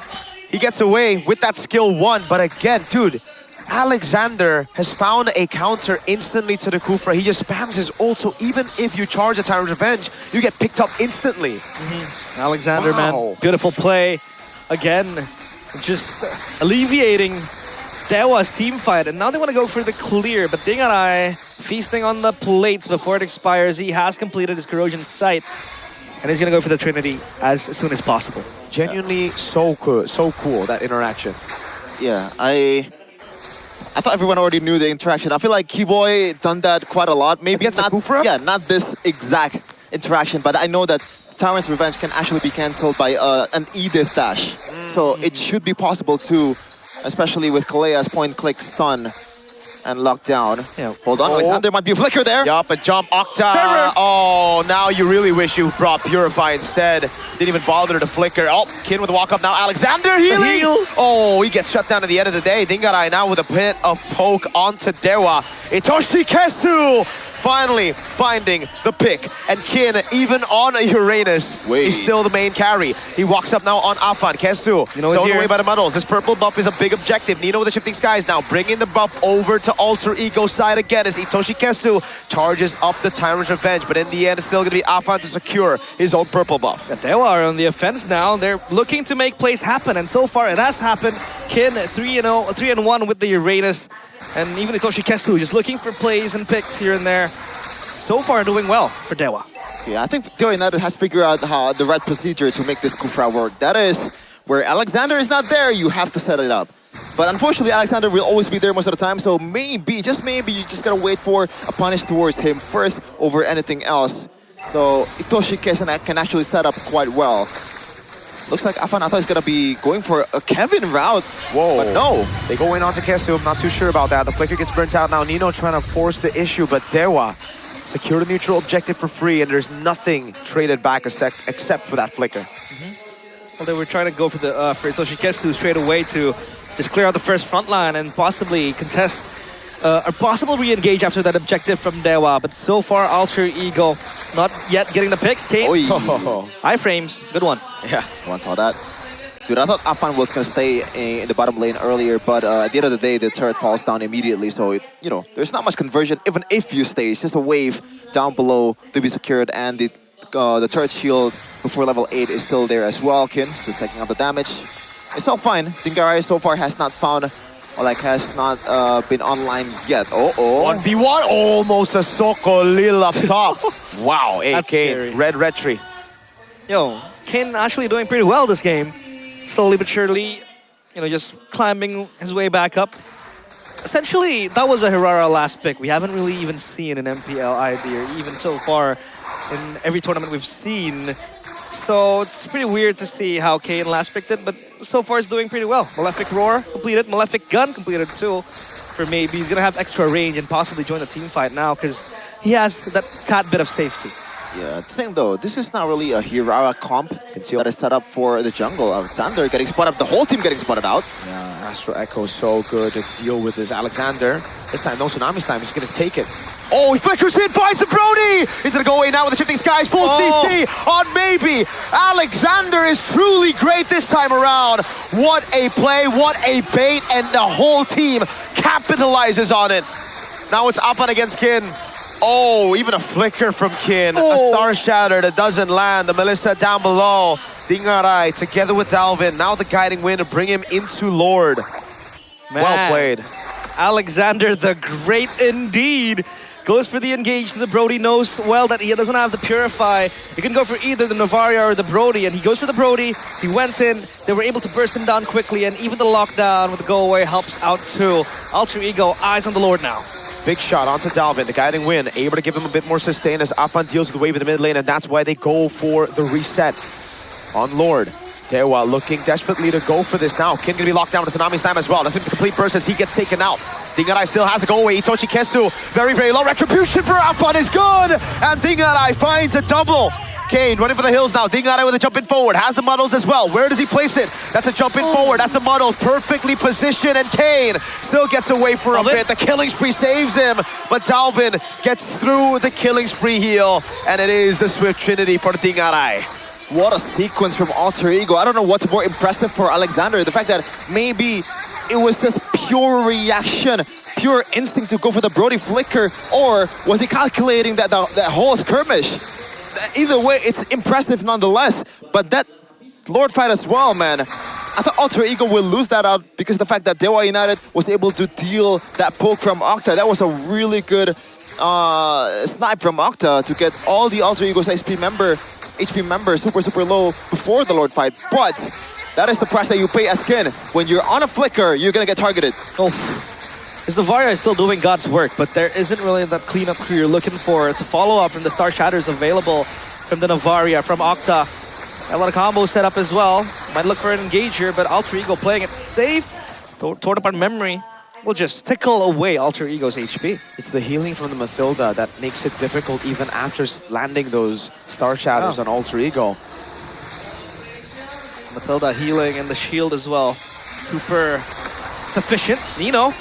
Shifty Skies, bouncing ball. Toshikesu walks away with the bouncing ball, but that's a baster in the far lane. In the bottom lane, whoa. Bit of a 1v1 there from the Assassins. And the Hirara still kind of stings. But this is where Octa is the most impressive or the most useful though.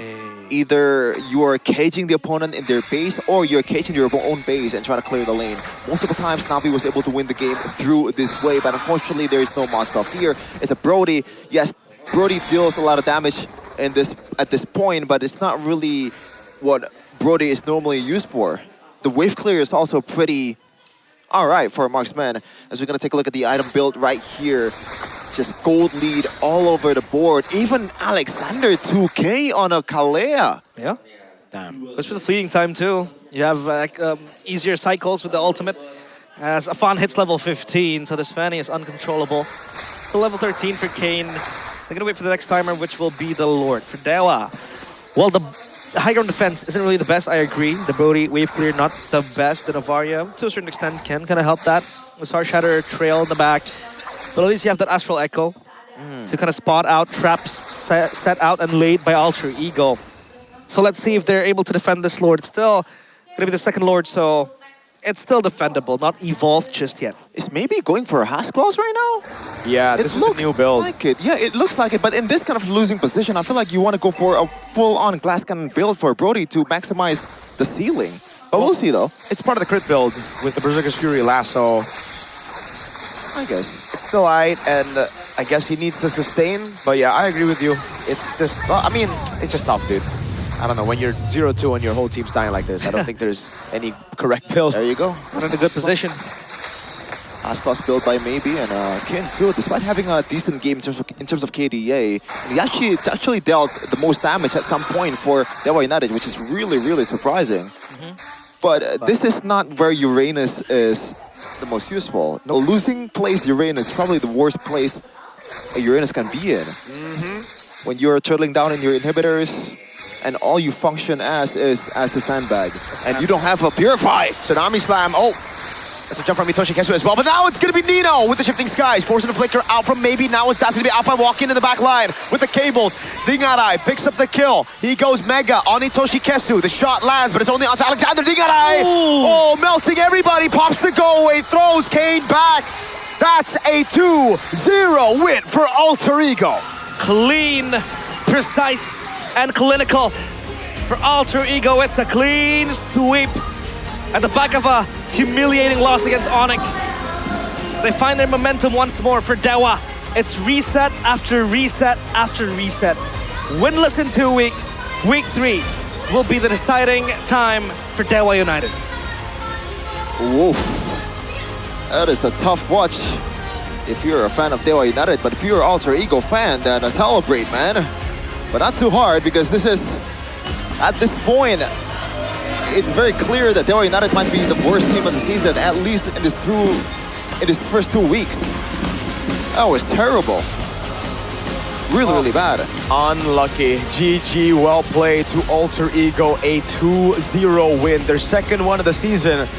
After, again, not getting a single 2-0 win the entire season previously. Man, so tough. For Alter Ego, it's just beautiful the way they played this game. Alexander, though, what a player, man. Locking in on the right target. And the curveball as well at the end, you know, with the Mathilda mid, and then we saw the Kalea extra Sora as well. Dewa super behind. I don't know, man. They need to do changes. They need to make some changes later on, maybe in week 3. Don't really know what's gonna happen. But hopefully they pick up that win, that much-needed win that they really, really need. But so far, it's looking very good for Alter Ego. It's looking very clean for them.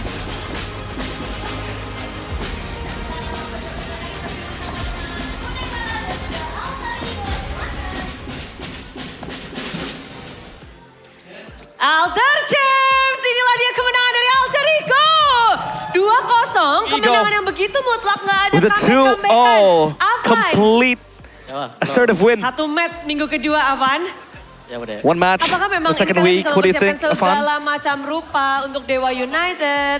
Terus bisa 2-0, nggak ada comeback kayak hari-hari sebelumnya loh, Avan. What happened? Dewa just completely shut down. No comebacks from last week. Dari hasil dedikasi kita.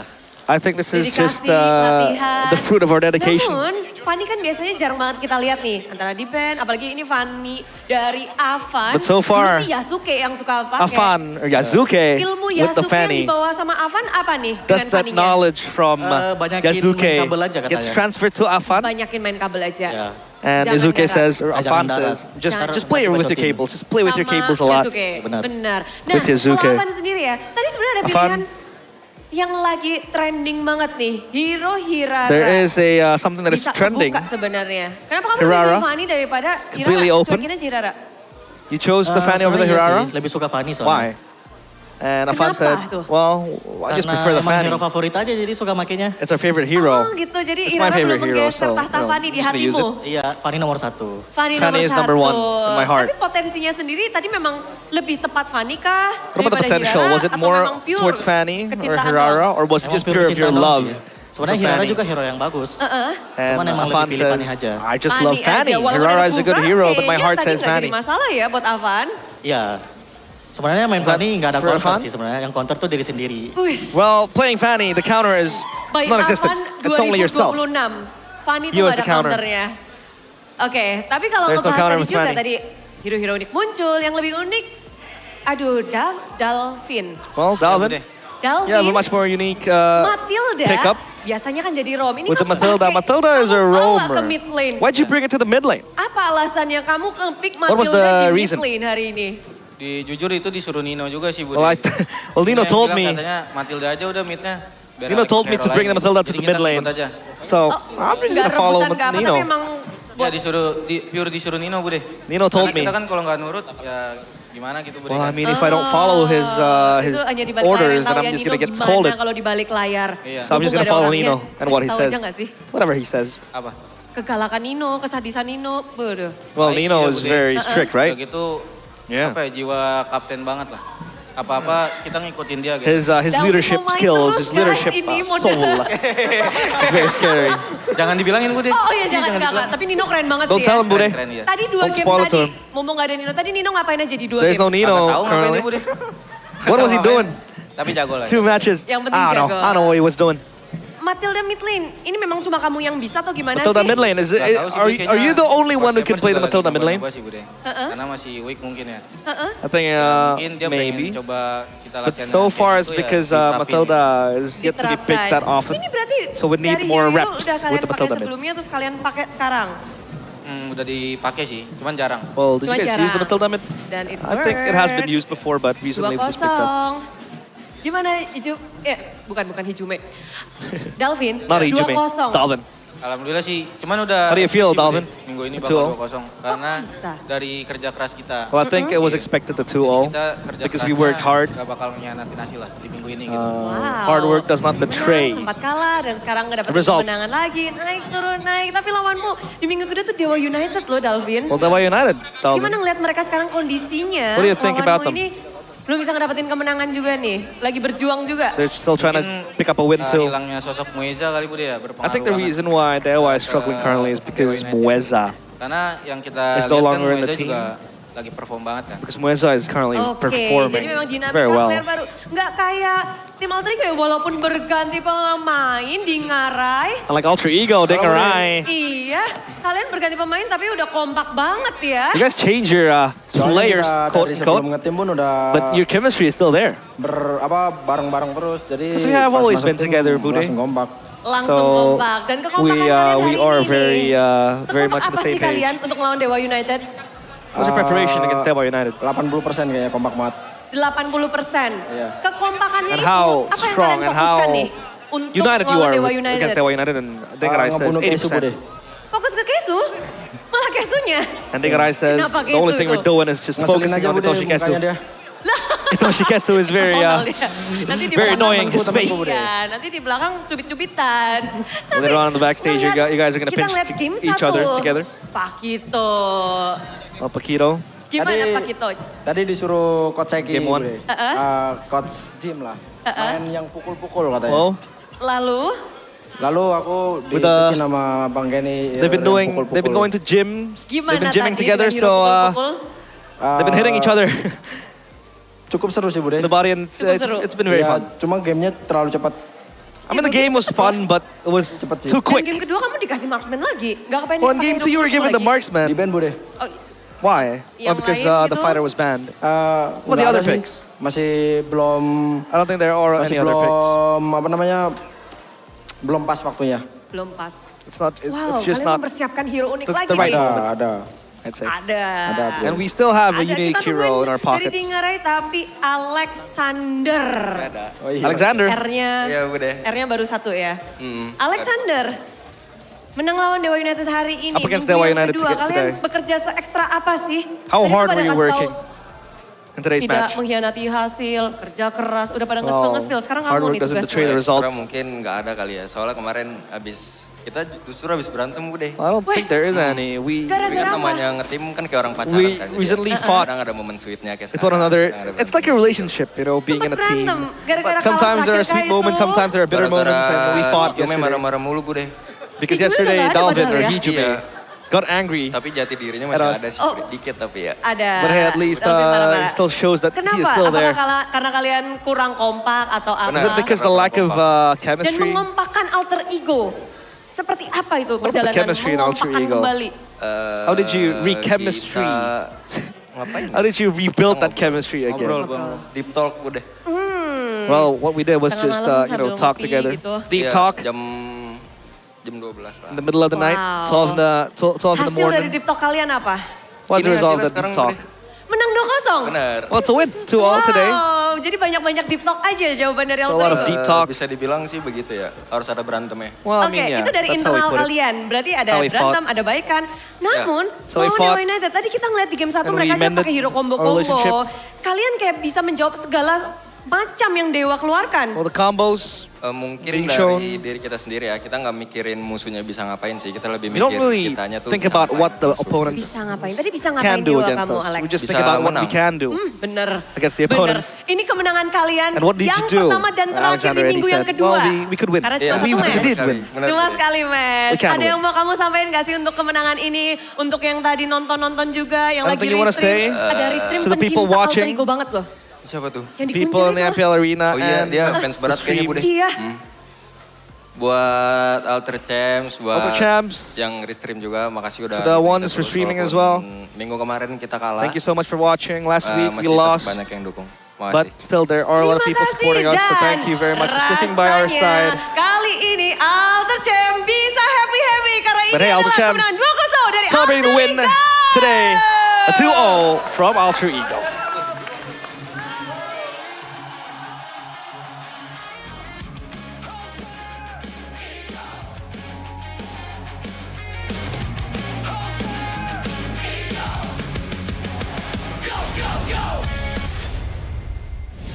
That was Alter Ego with Bude with a 2-0. But right at our desk, we have a special guest. So are you Nino or are you Shocky? I Nino. Nino. Nino. Nino. You guys have any questions for our XP man right here, Nino? Well, I want to start with the choice of emblem. Let's get technical here for Kin. The Master Assassin in the EXP lane as a Uranus, as a Valentina utility, by the way. So, what's that all about? What was your thought on that emblem choice? Jadi, pertanyaannya adalah... Translator, let's go. Deg-degan tadi ya, deg-degan, serius agak deg-degan. Jujur agak deg-degan. Deg-degan di sini dibanding main MPL. Lebih deg-degan sini? Iya. Okay. So, Kin, Master Assassin ya kayak gitu lah pokoknya. So Nino's basically said that he is much more nervous here compared to being up on stage. Yeah. But yeah, Jevin. Oke, pertanyaannya tadi adalah Kin pakai Master Assassin di Uranus sama di Valentina utility. Menurut lo itu gimana? Ada plus minusnya atau apakah itu playstyle-nya sendiri atau gimana? Menurut aku plusnya karena Kin emang jago banget di laning, jadi dia memaksimalkan itu biar orang yang di laning tuh sedikit ya under lah, di bawah dia lah. Okay. You want to translate that answer? I thought it's your job, but yeah. Well. Apparently, Ken used that Master Assassin because one of his main strength is his laning. So he wants to use that to the maximum potential and put some pressure on the opposing laners. Very cool. I got a question for you, Nino. This time I won't translate, all right? So you got to lock in. I'm joking. In today's meta, we heard from Zephyr as well. It's really, really good for Alter Ego, right? But I want to go back to that loss against Onyx. What happened against Onyx? Jadi, ngerti nggak? What happened? I don't know. We don't know. Jadi, kenapa gitu kan? Kenapa? Little guys. Little bit. Kenapa bisa kalah lawan Onyx? Karena kita udah bicara dengan Zephyr di sini dan dia bilang memang ini metanya bagus banget buat Alter Ego. Buat kita ya. Jadi, menurut aku yang pertama ya kita balik lagi kita main di panggung ya aku juga nggak bisa bilang kita nervous atau kayak gimana, tapi faktanya aku ngerasa kita nervous ketika lawan Onyx yang pada dasarnya Onyx kan player ya bintang-bintang semua lah. Jadi ya itu mungkin mindset yang jelek yang aku punya yang aku bisa sebar kalian. Sisanya udah kalian nilai sendiri. There you go. So according to Nino, that loss against Onyx was more of a mental thing where, again, yeah, they don't really want to use nervousness as an excuse, but it's the reality right now that maybe they were still nervous in that first match against Onyx. So there you have it. For everything else, it's up to you guys to decide. But now, Nino, we can talk about the player of the match here, Dingarai. Obviously, Arfi or Dingarai has shown, that he still has the potential. We talked about him being mostly the Granger, the Obsidian merchant, but he is very apt as well with the fighters. What do you think about him in the current meta? Jadi kan sebenarnya Dingarai ini, you want to answer? No. Translate please. Translate please. Okay. So Dingarai ini kayak dulu selalu dibilang kayak dia tuh Granger merchant, dia cuma bisa main Obsidian, hero-hero yang Skypiercer. Tapi dia fighter bahkan tanpa Freya masih jago. Jadi menurut Bang Nino, di meta ini tuh Dingarai itu kayak gimana sih? Jujur ngelihat Arfi tuh dulu pertama kali aku nyetujuin Arfi ya, maksudnya tuh kita kan trial dan lain-lain, kita pembahasan God Lane siapapun. Ngelihat Arfi itu sebenarnya hero-nya sama kayak waktu aku di God Lane. Jadi aku ngelihat kayak hero pool dia sebenarnya banyak. Ada beberapa hero yang belum keluar juga sama dia. Jadi kalau bisa dibilang bisa Granger doang kayaknya enggak. Hero pool dia paling banyak. Gitu. Di MPL? Menurut aku di MPL iya, soalnya latihannya tuh bener-bener explore banyak banget. So, can I guess the hero? Boleh nebak hero-nya yang belum keluar di Gold Lane? Boleh tebak. Khalid, Argus? Ada di dua itu. I think it's going to be the Argus. But Nino essentially says that, Dingarai is a player that can play a lot of heroes. And he's one of the best, I think, as well in MPL ID in terms of hero pool. And it resembles what Nino used to play back when he was playing the gold lane. And there are still two more heroes, or rather, heroes, that is yet to be shown. And one of them is either the Khalid or the Argus. Yeah, I don't think it's going to be pro out, but yeah. I'll follow it up with this performance. I think you did an amazing job. A 2-0 clean victory, 10 minutes in game number 1, and another dominant game in game number 2. What caused this dominance this time around against Dewa United? Why was it so quick? Gimana kalian bisa dominasi di permainan yang sekarang? Karena mainnya lebih berani aja sih. Sebelumnya kayak ada yang ketahan gitu. Okay. He said that basically it felt like they were still being held back a bit in their previous matches, and this time they were really able to play freely. What did you do to enable that? What did you do to play freely this time around and not be held back? Apa yang lu lakukan untuk benar-benar bisa lepas di match ini? Yakinin satu sama lain, karena bentuk ngeyakinin satu sama lain menurut aku itu segi percaya sama temen gitu loh. Maksudnya kayak percaya diri sendiri menurut aku bagus, tapi harus percaya temen juga. So they basically made sure to everybody to trust in each other so that they can play freely, and they keep motivating each other. Alter Ego is a team built behind that family. El Familia. Mindset. El Familia. El Familia. Do you have any other questions, Chef, you want to ask? I want to go back to the draft. It's probably the only time so far in MPL Indonesia where a team really does not care about the other team picking Hirara. And this might be the first time ever that we see Hirara as the last pick. Jadi, gue mau tanya, ini pertama kalinya mungkin ya di MPL Indonesia season 18. Sebuah tim itu nggak peduli sama sekali sama tim musuh pick Hirara, dan bahkan ini pick Hirara di last pick. Alasannya kenapa? What's the reason? Alasannya karena kita siap melawan Hirara dan siap pakai Hirara. Very, very PR trained answer. PR trained answer. You want to translate that? Jadi alasannya adalah, what was the answer again? No, you want to translate in English, brother. Yeah. Oh, okay. What was the answer again? The answer is they're ready to beat or play the Hirara. Okay. There you go. There you go. Well, yeah.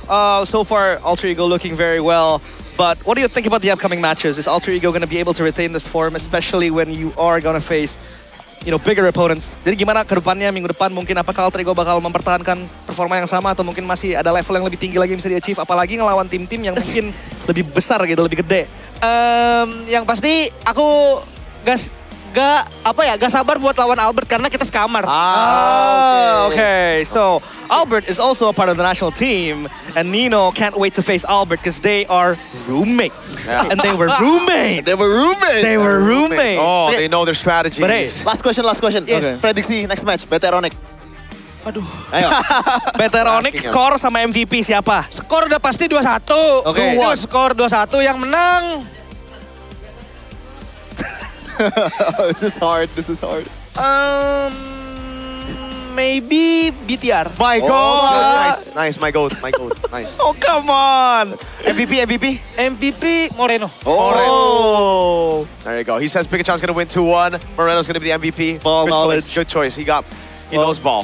Ball knowledge. But hey, so Nino predicted that it's going to be a 2-1 for Bigatron with the MVP being Moreno. But why Moreno? Kenapa Moreno? Gak tahu, dia lagi jago banget. Jago banget ya? Sumpah dia lagi jago banget. Asli. Apakah ini performa terbaik Moreno setelah lama dia berkarir di MPL ID? Yes, of course. Of course. Hey, exactly, Nino, man. Nino said that Moreno is in his prime and was possibly so far of Moreno playing at MPL ID, this has been his prime, the best he has been. But we do have here. Yep. GoPay, bagi-bagi 10k diamonds. So GoPay is sharing for you 10k diamonds, on 10 diamonds for only 1 rupiah. You can scan the QR code for the 100 fastest people watching currently. Mau scan nggak? Buat dapat nggak? Nggak bawa HP. Oh iya, belakangnya. No, I don't think he can scan. He's got his own diamonds, no? Okay, That's a lot of diamonds. You know what, since we still have Nino here, since we have to hold him here forever until, the end of the day, end of the show. Nino, lu jadi English caster aja sekarang ya. Oke. Tadi udah bisa of course kan. Iya. Apa? Lu bisa. Iya, betul. Oke. Coba lu closing, bisa nggak? In English. English. Hello guys, thank you for watching Alter Ego. But I win. Also, what do you want to say to the Alter Champs? Alter Champ. In English. Aku gak bisa. But hey, thank you so much, Nino, for being with us. Congrats for the win. Thank you. What a performance. But yeah, well, we are still gonna hold him here because we're still waiting for the interview over at ID Desk to be over. Who do they have so, It's you know, tougher. if you're mad, if you're angry right now that you're forced to stay here for a long time, blame Zephyr. He's talking too much in the Indodesk. Yeah. Okay? Ini semua salah Zephyr. Zephyrnya yang ngomong banyak nih di Indodesk, makanya kita kita ikut Indodesk soalnya. Oh iya. Makanya ini kita belum bisa nih, tapi apa ya, nanti lu marah-marahin Kenny. Ya aman, ntar kan kemarin dimarah-marahin mulu kan. Nah. Biar aku yang marahin. Nah. Hey, but thank you, Nino. We'll see you on the BTR versus Onyx match in MPL ID Season 18.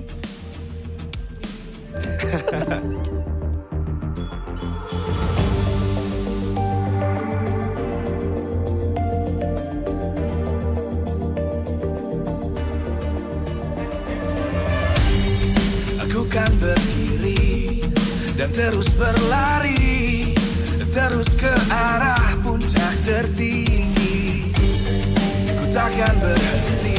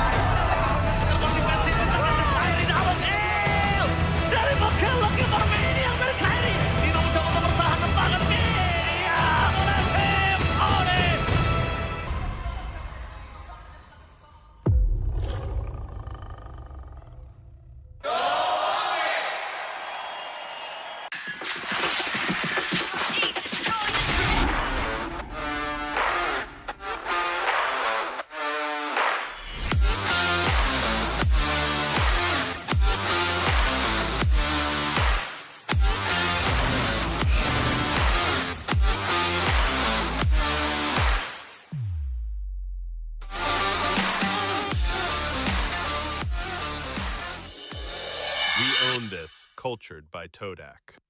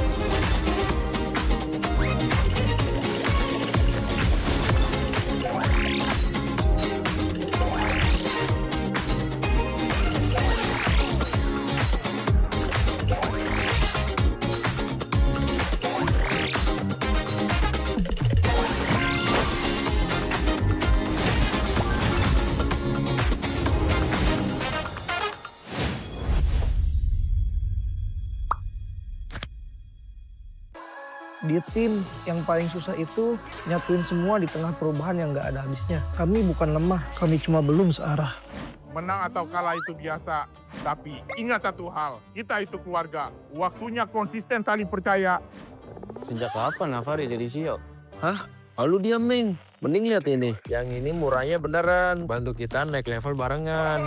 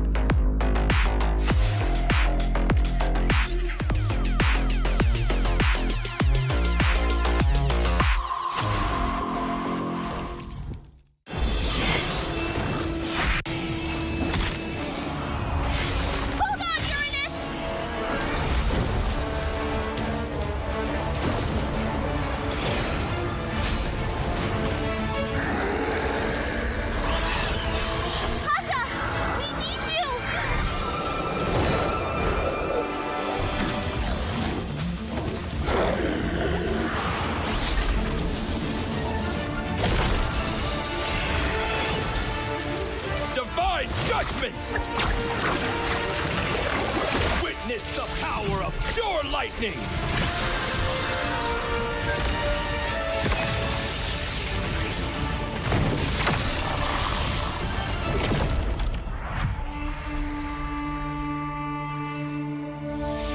All that lies below is under my vigil.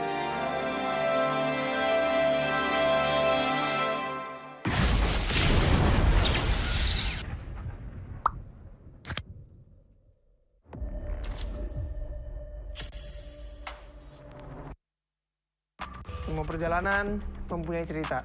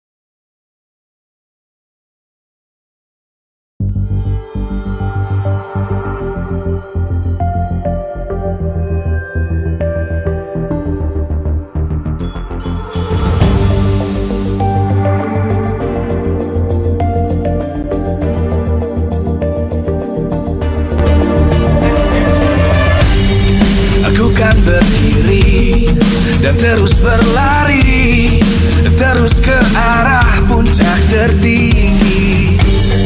Ku takkan berhenti hanya sampai di sini. Kemenangan abadi menanti. You know we won't miss if we unite our focus. And if you haven't noticed, we'll nyalakan apimu, hadapi semua tantangan, hadap semua serangan, jatuh bukan halangan.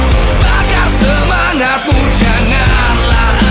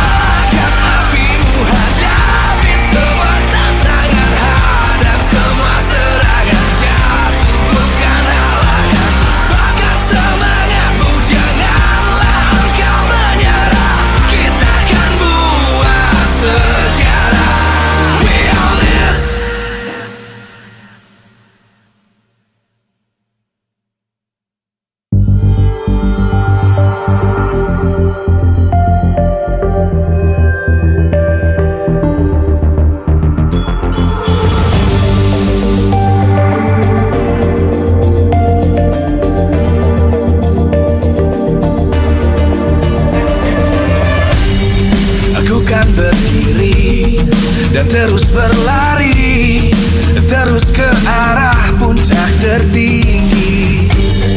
Ku takkan berhenti, hanya sampai di sini. Kemenangan abadi menanti. You know we won't miss if we unite our focus. And if you haven't noticed, we'll nyalakan apimu, hadapi semua tantangan, hadang semua serangan, jatuh bukan halangan. Bakar semangatmu, janganlah engkau menyerah. Kita akan buat sejarah. We all miss, we won't miss, we all miss, we won't miss. Saatnya beraksi, jalani ambisi. Aku kan menyawakan hari ini. You know we won't miss if we unite our focus. And if you haven't noticed, we'll nyalakan apimu, hadapi semua tantangan, hadang semua serangan, jatuh bukan halangan. Bakar semangatmu, janganlah engkau menyerah. Kita akan buat sejarah.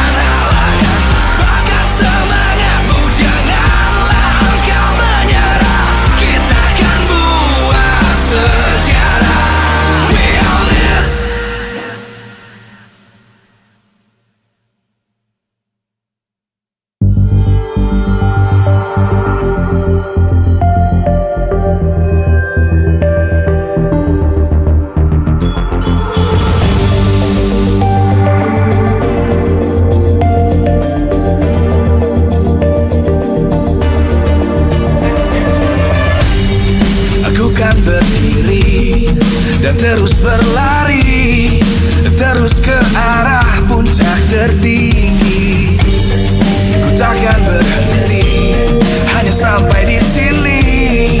Kemenangan abadi menanti. You know we won't miss if we unite our focus. And if you haven't noticed, we all live. Nyalakan apimu, hadapi semua tantangan, hadang semua serangan, jatuh bukan halangan. Bakar semangatmu, janganlah engkau menyerah. Kita akan buat sejarah. We all miss, we won't miss, we all miss, we won't miss.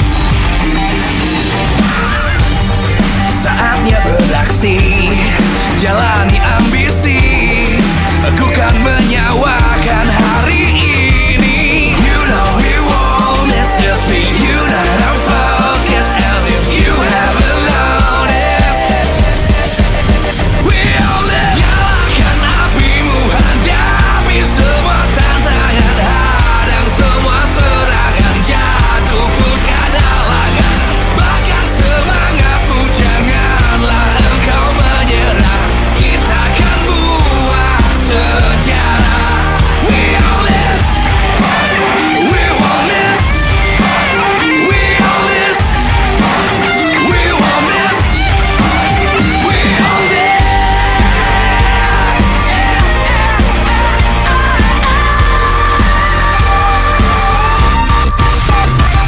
Nyalakan apimu, hadapi semua tantangan, hadang semua serangan, jatuh bukan halangan. Bakar semangatmu, janganlah engkau menyerah. Kita akan buat sejarah. We all miss.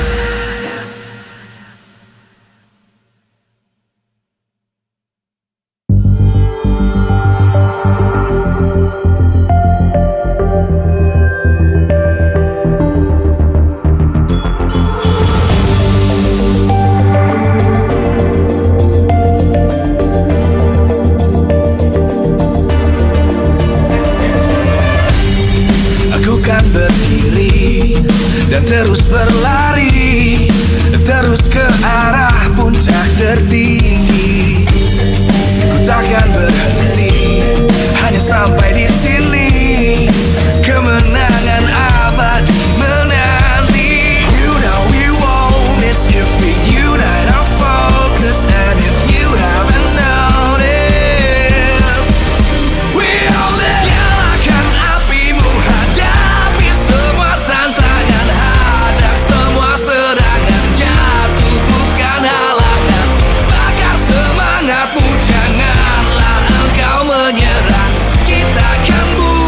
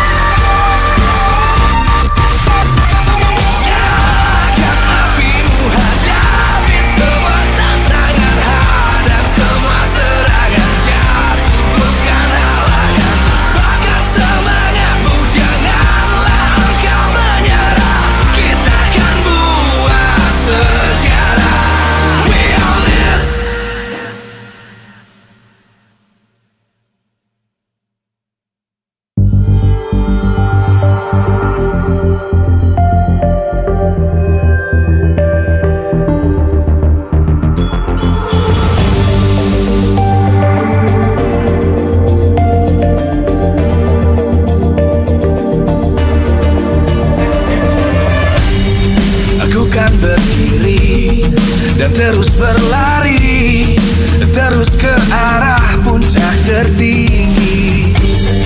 Ku takkan berhenti, hanya sampai di sini. Kemenangan abadi menanti. You know we won't miss if we unite our focus. And if you haven't noticed, we all live. Nyalakan apimu, hadapi semua tantangan, hadang semua serangan, jatuh bukan halangan. Bakar semangatmu, janganlah engkau menyerah. Kita akan buat sejarah. We all miss, we won't miss, we all miss, we won't miss. Saatnya beraksi, jalani ambisi. Aku kan menyawakan hari ini. You know we won't miss if we unite our focus. And if you haven't noticed, we all live. Nyalakan apimu, hadapi semua tantangan, hadang semua serangan, jatuh bukan halangan. Bakar semangatmu, janganlah engkau menyerah. Kita akan buat sejarah. We all miss, we won't miss, we all miss, we won't miss, we all miss.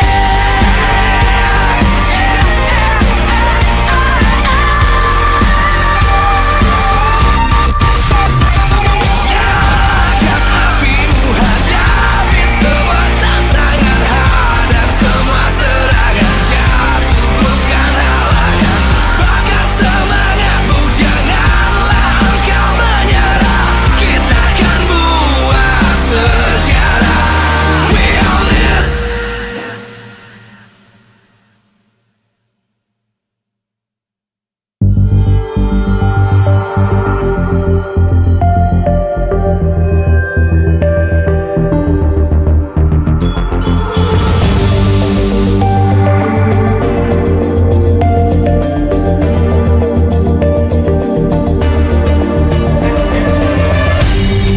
Aku kan berdiri dan terus berlari, terus ke arah puncak tertinggi.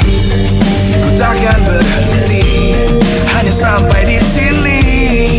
Kemenangan abadi menanti. You know we won't miss if we unite our focus. And if you haven't noticed, we all live. Nyalakan apimu, hadapi semua tantangan, hadang semua serangan, jatuh bukan halangan.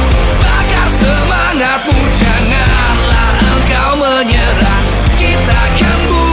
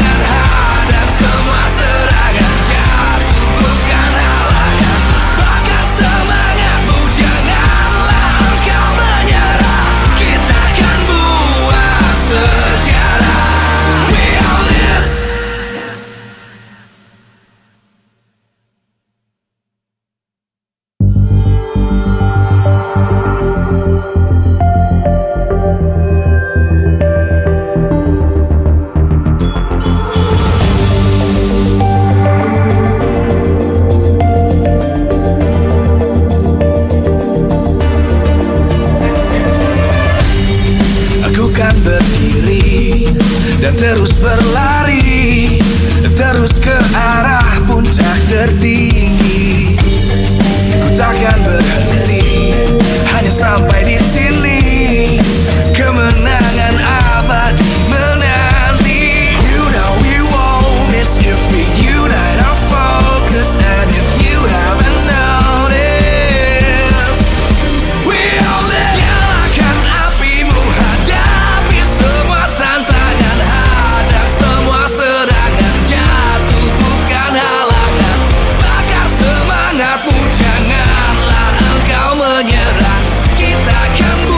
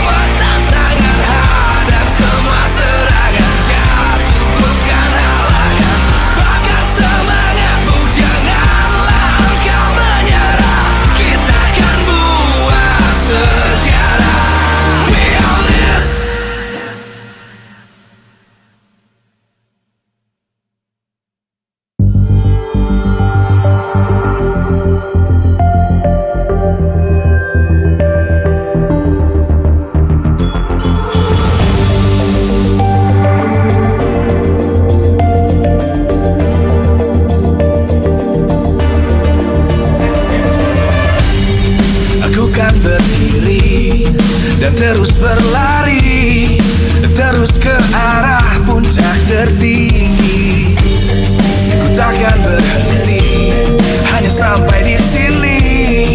Kemenangan abadi menanti. You know we won't miss if we unite our focus. And if you haven't noticed, we all live. Nyalakan apimu, hadapi semua tantangan, hadang semua serangan, jatuh bukan halangan.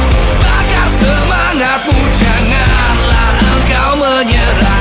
Kita akan buat sejarah. We all this, we won't miss. We all this, we won't miss. Saatnya beraksi, jalani ambisi. Aku kan menyawakan hari ini. You know we won't miss if we unite our focus. And if you haven't noticed, we all live. Nyalakan apimu, hadapi semua tantangan, hadang semua serangan, jatuh bukan halangan. Bakar semangatmu, janganlah engkau menyerah. Kita akan buat sejarah. We all this, we won't miss. We all this, we won't miss. We all this.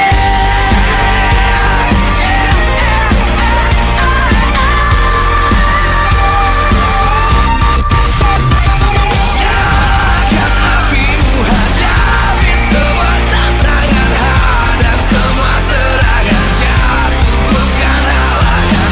Bakar semangatmu, janganlah engkau menyerah. Kita akan buat sejarah. We all this.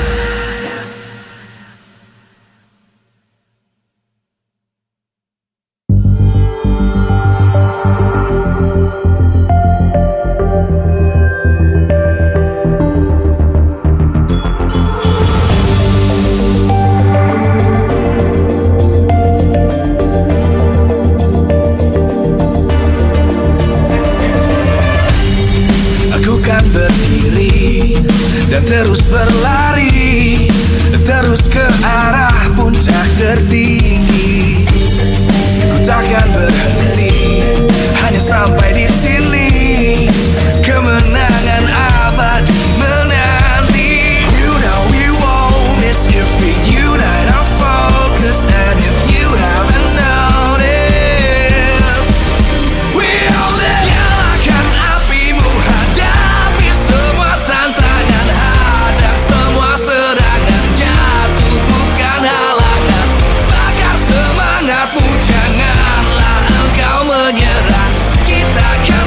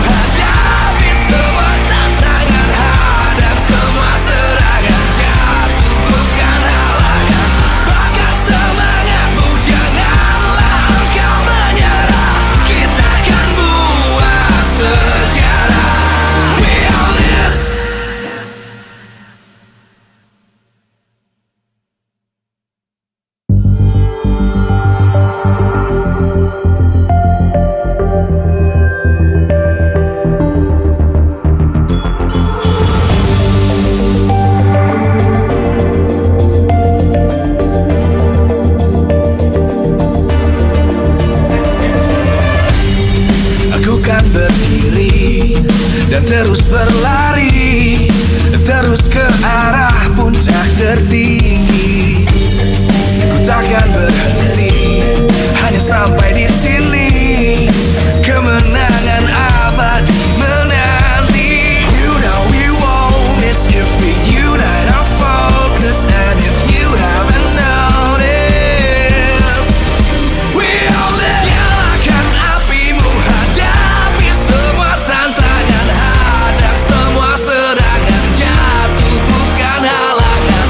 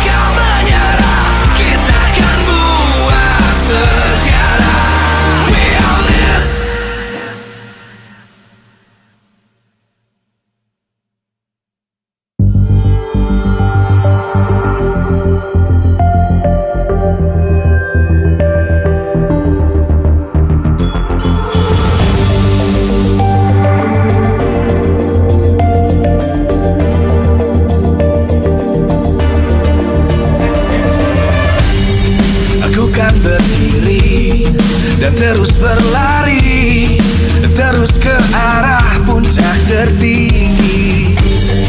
Ku takkan berhenti, hanya sampai di sini. Kemenangan abadi menanti. You know we won't miss if we unite our focus. And if you haven't noticed, we'll nyalakan apimu, hadapi semua tantangan, hadang semua serangan, jatuh bukan halangan. Bakar semangatmu, janganlah engkau menyerah. Kita akan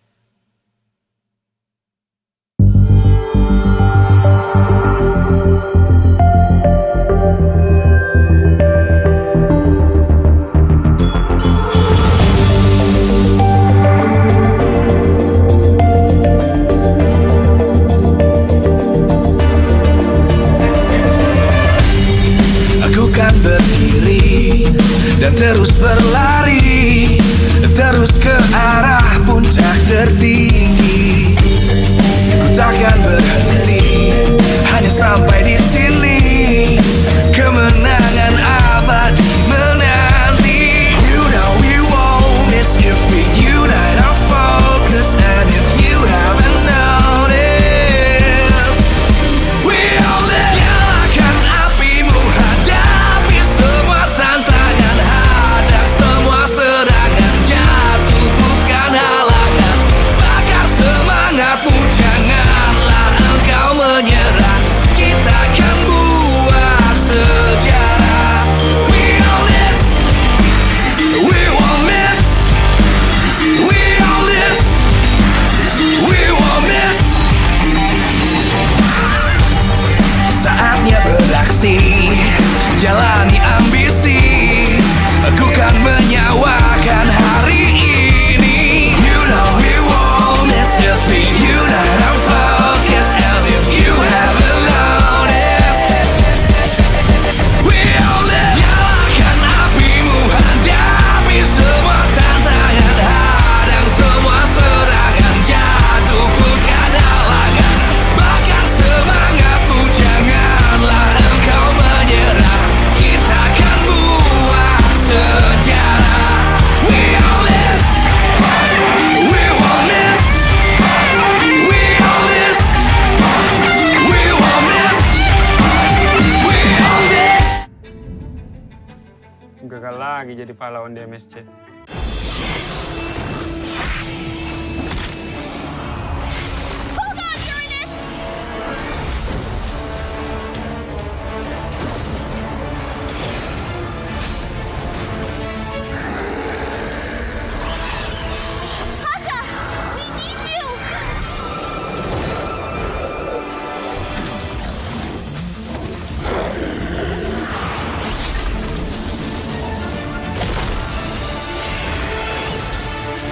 Divine judgment! Witness the power of pure lightning!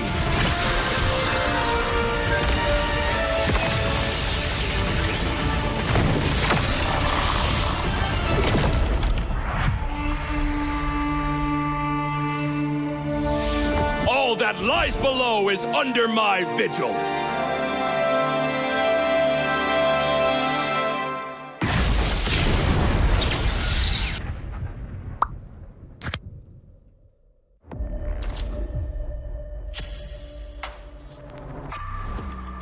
Semua perjalanan mempunyai cerita. Dan semua orang ingin menjadi pahlawan dalam cerita itu. Menjadi seorang pahlawan bukan hanya sekedar menang perang, namun mampu mencari modal untuk berperang. Oke. Hanya modal gold. Patch sekarang modal gold gampang kena comeback. Pahlawan itu butuh pengalaman. Pengalaman berseason-season adalah hal paling berharga. Alah, pemain tua, mekanik tua, masih ya main raja-rajaan. Orang bilang gue jadi pahlawan cuma karena hoki. Gak gitu, bro. Masihkah hoki? Hoki, faktanya gimana? Untuk menjadi pahlawan, harus bermental baja biar bisa menghadapi segala kondisi. Mental baja? Berarti gue udah bisa jadi pahlawannya dong. Gue baru masuk aja, udah dapat Rookie of the Season. Sebagai anak baru, gue udah cukup hebat kan? Hebat kata lu, dalam hal apa? Kill banyak. Untuk bisa memberikan itu, perlu sosok pahlawan. Kalau sosok itu nggak ada, tim lu nggak bisa apa-apa. Hah? Cut. Rani doang, hanya bikin mati konyol. Masa pahlawan kayak gitu? Kita juga harus bisa menjaga tempo agar semua bisa berjalan dengan lancar. Lah, talent gue kemana? Kak, cukup kak? Oke, thank you. gagal lagi jadi pahlawan di MSC. Ah, iya ya. Keburu pensi nih. Tapi, setidaknya gue masih di atas lo.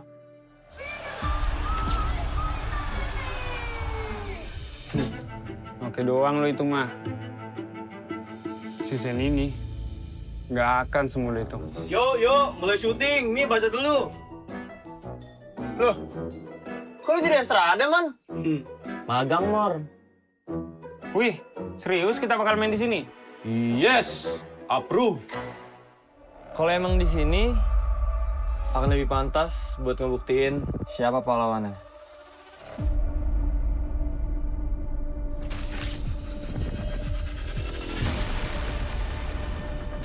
Persiapan kita cukup.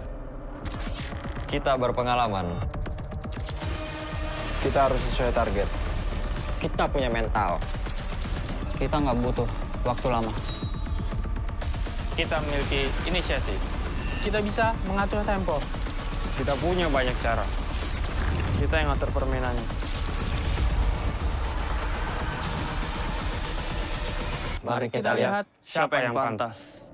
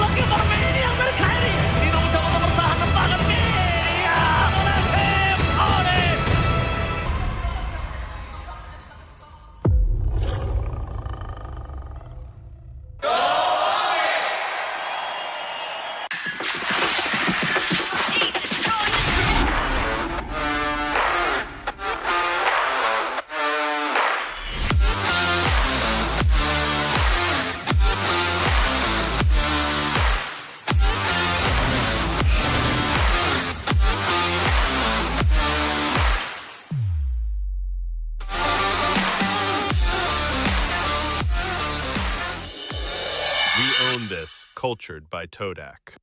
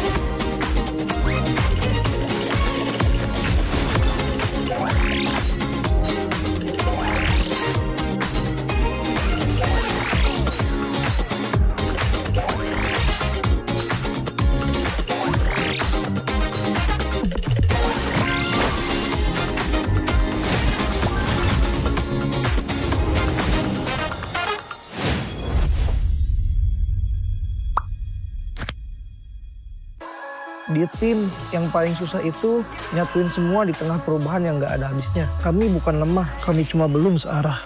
Menang atau kalah itu biasa, tapi ingat satu hal, kita itu keluarga. Waktunya konsisten saling percaya Sejak kapan Navari jadi CEO? Hah? Lalu diam, Ming. Mending lihat ini. Yang ini murahnya beneran. Bantu kita naik level barengan.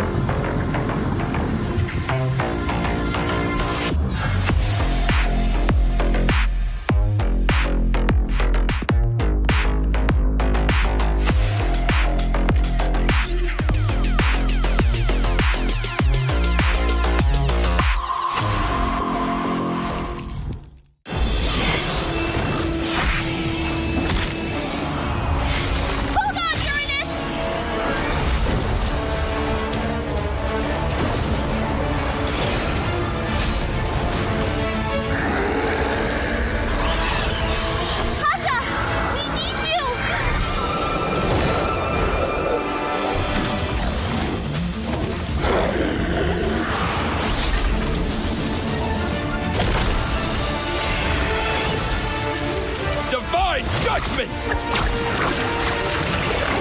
Witness the power of pure lightning!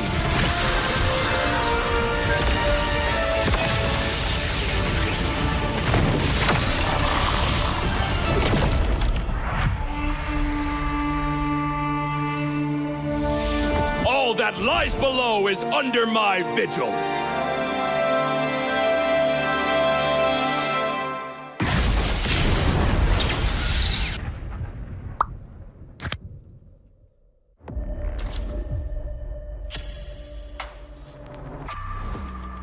Semua perjalanan mempunyai cerita. Dan semua orang ingin menjadi pahlawan dalam cerita itu. Menjadi seorang pahlawan bukan hanya sekedar menang perang, namun mampu mencari modal untuk berperang. Oke. Hanya modal gold. Patch sekarang modal gold gampang kena comeback. Pahlawan itu butuh pengalaman. Pengalaman berseason-season adalah hal paling berharga. Alah, pemain tua, mekanik tua, masih main raja-rajaan. Orang bilang gue jadi pahlawan cuma karena hoki. Gak gitu, bro. Masihkah hoki? Hoki, faktanya gimana? Untuk menjadi pahlawan, harus bermental baja biar bisa menghadapi segala kondisi. Mental baja? Berarti gue udah bisa jadi pahlawannya dong. Gue baru masuk aja, udah dapat Rookie of the Season. Sebagai anak baru, gue udah cukup hebat kan? Hebat kata lu, dalam hal apa? Kill banyak. Untuk bisa memberikan itu, perlu sosok pahlawan. Kalau sosok itu nggak ada, tim lu nggak bisa apa-apa.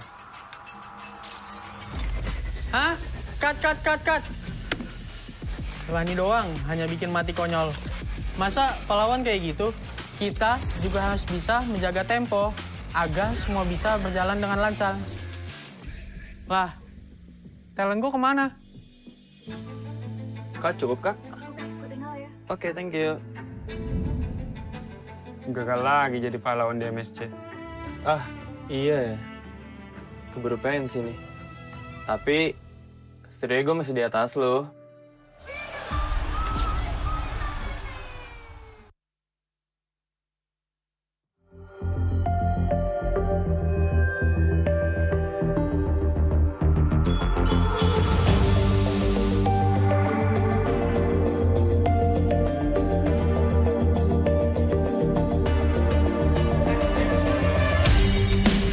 Kan berdiri dan terus berlari, terus ke arah puncak tertinggi.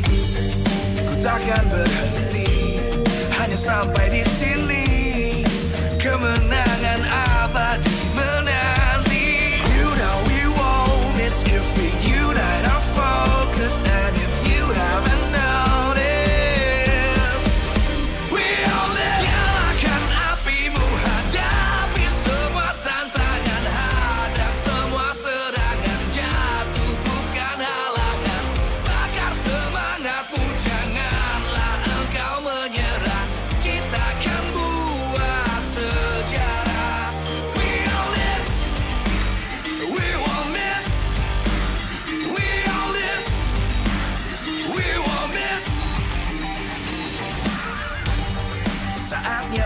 beraksi, jalani ambisi.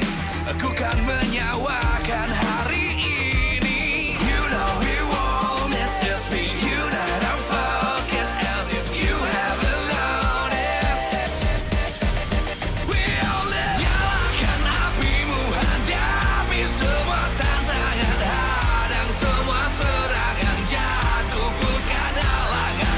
Bakar semangatmu, janganlah engkau menyerah. Kita akan buat sejarah. We all this, we won't miss.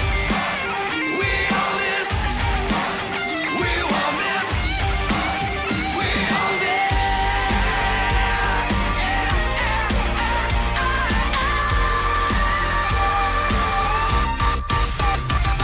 Nyalakan apimu, hadapi semua tantangan, hadang semua serangan, jatuh bukan halangan.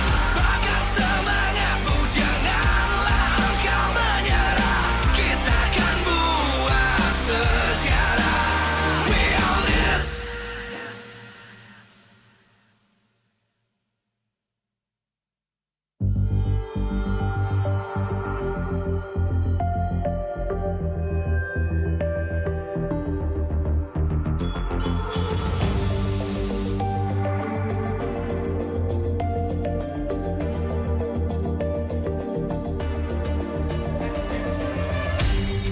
Aku kan berdiri dan terus berlari, terus ke arah puncak tertinggi. Ku takkan berhenti, hanya sampai di sini. Kemenangan abadi menanti. You know we won't miss if we unite our focus. And if you haven't noticed, we all live. Nyalakan apimu, hadapi semua tantangan, hadang semua serangan, jatuh bukan halangan. Bakar semangatmu, janganlah engkau menyerah. Kita akan buat sejarah. We all this, we won't miss. We all this, we won't miss.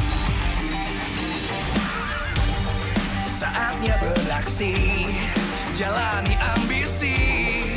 Aku kan menyawakan hari ini. You know we won't miss if we unite our focus. And if you haven't noticed, we all live. Nyalakan apimu, hadapi semua tantangan, hadang semua serangan, jatuh bukan halangan. Bakar semangatmu, janganlah engkau menyerah. Kita akan buat sejarah. We all this, we won't miss. We all this, we won't miss. We all this.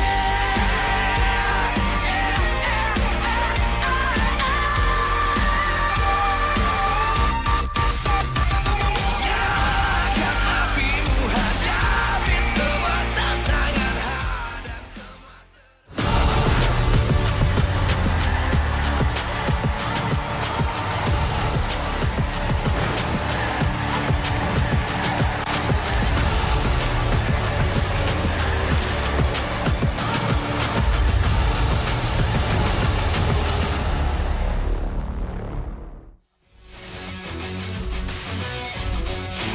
Live from MPL Arena, Jakarta.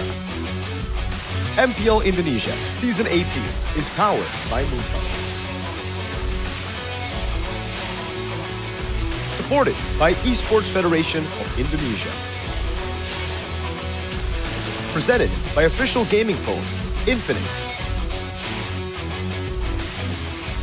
Official e-wallet, GoPay. Official gaming chair, Toda.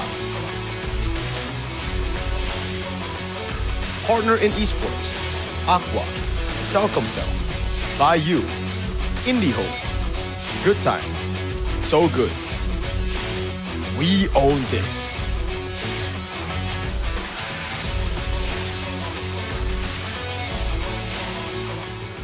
The Sky Kings are back in action today, facing an opponent that has often been their kryptonite. In their recent meetings, Bigatron have proven to be Onyx's biggest roadblock.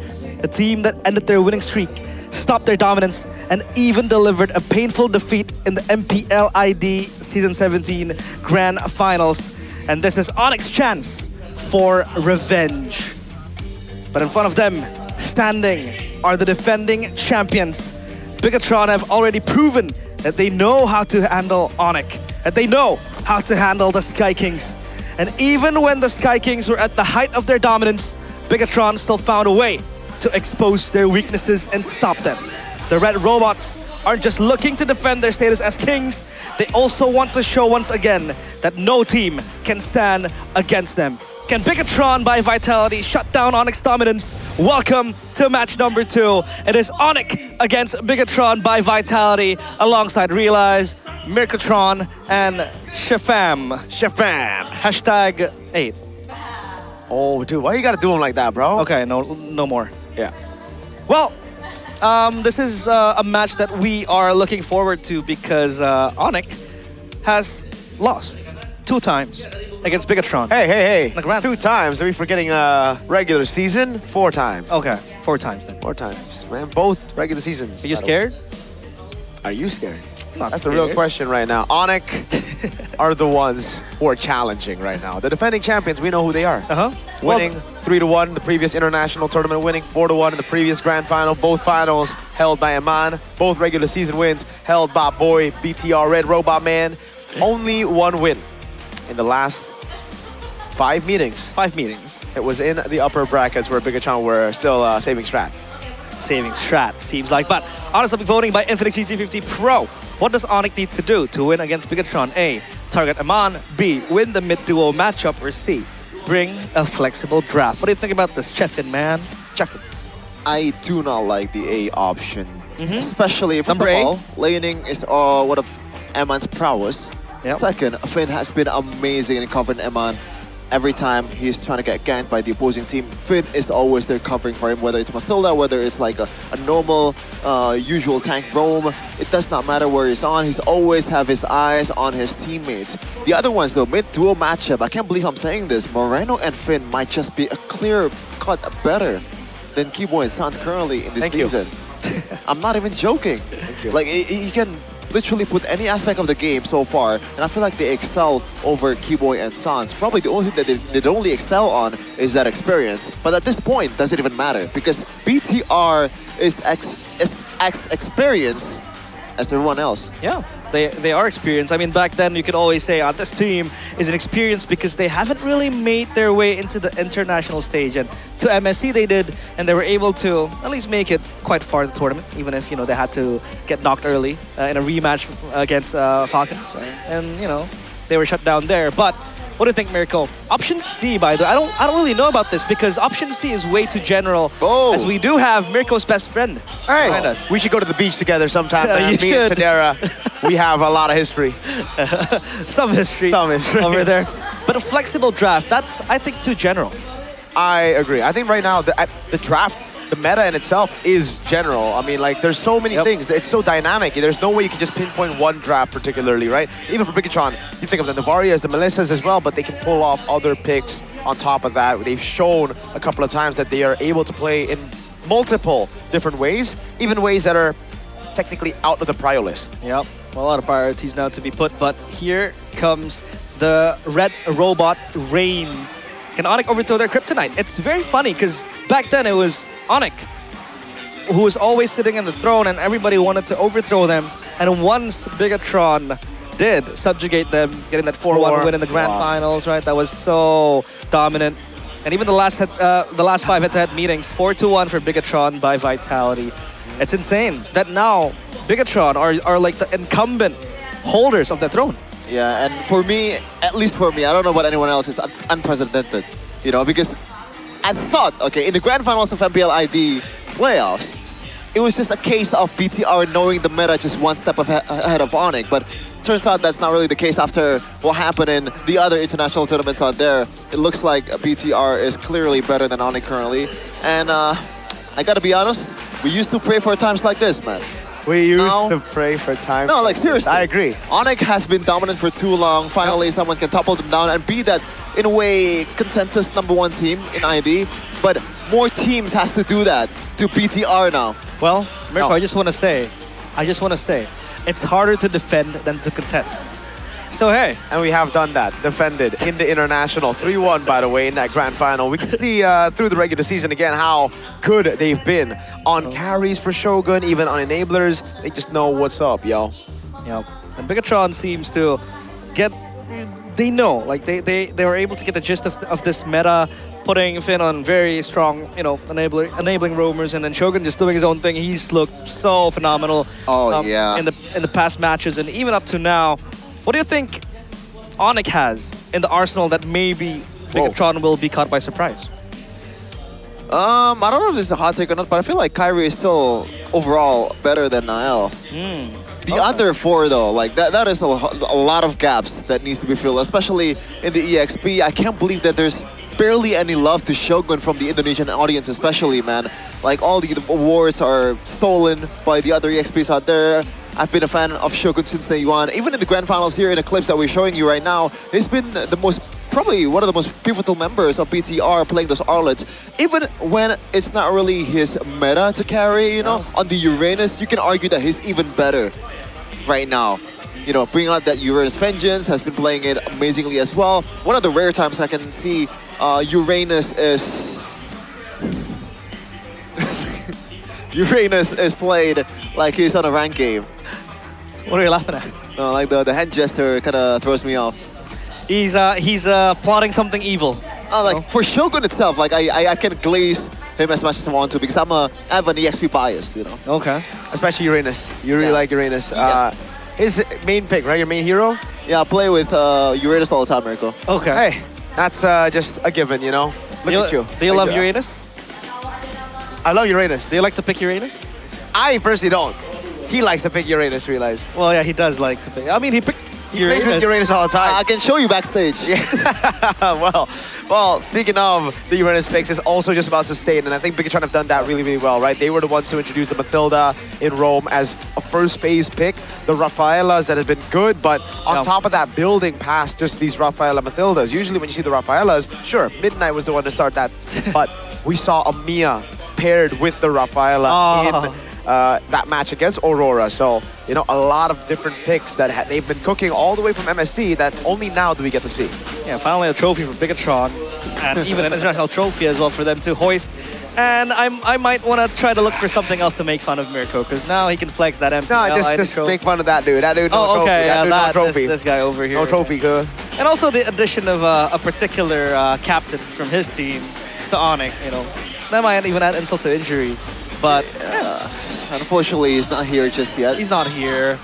I'm still waiting for the day that he's here. I can interview him. Oh! Who else? Beloyski. Oh now, my God. That is if. Would you take an Onyx Beloyski jersey? Yes. Okay. I mean, it's a free jersey, bro. Like, I can take every free jersey out there, okay? But you know, like, it's kind of like a... Do not care. As long as I can wear it, I'm going to wear it. Do you think of him as a trader? No, not really. You're a trader. Hey, Beloyski was built by Onyx, so I can't really blame. That's true. W take. But yeah, up on the XP side, I don't know. Shogun has been very, I'd say, flexible and dynamic with the XP laners. He's the one to play the carry XPs, the Yuzongs, the Lapus even. And now, if he has handed to him like the Uranus, he can still deliver too. And not to mention Nile as well. It feels like back then we always call him, even up till now, the cold-blooded jungler, and he is so good with the assassins. Now that the assassins are back in the meta, it's a celebration for Nile, and he delivers time and time again in Lana Dawn. Yeah, Nile, especially with the Hirara. I feel like this is also this meta in a way. The Hirara Paquito not only just works for Kevin, it works for a lot of junglers out there. Albert, Kyrie, well, Albert not doing so well right now, but Kyrie also has played those two heroes really, really well, and they know how to play it. Not like the previous games earlier where Hirara was not prioed. But now I think the Hirara Paquito should be prioed by both teams, just like an usual MPL ID game. It might even be banned out in the first phase, both Paquito and the Hirara. We've seen that for a lot of them. I mean, Onyx yesterday against RRQ, banned it out, picked up the Harley, had to go for different picks. So maybe that's the way to go right now. Maybe Onyx needs to take Bigatron out of the meta picks. And even in the fighter gold lane, you know, Eman back then played the Cho gold lane, so he's not gonna have problems with that. But let's welcome the Red Robots, the defending champions, Bigatron by Vitality. Still, the core 5 players. It is Shogun, Nile, Moreno, Finn, and Eman. Will they once again prove that they are indeed the kryptonite of the Sky Kings? Let's find out as they walk up on stage. Ladies and gentlemen, the defending MPL Indonesia champions, the Red Robots, Bigatron by Vitality. In their best possible form. Win streaks after win streaks has been secured, especially against the Yellow Porcupines 4 times in a row. They've defeated their arch enemy in a series.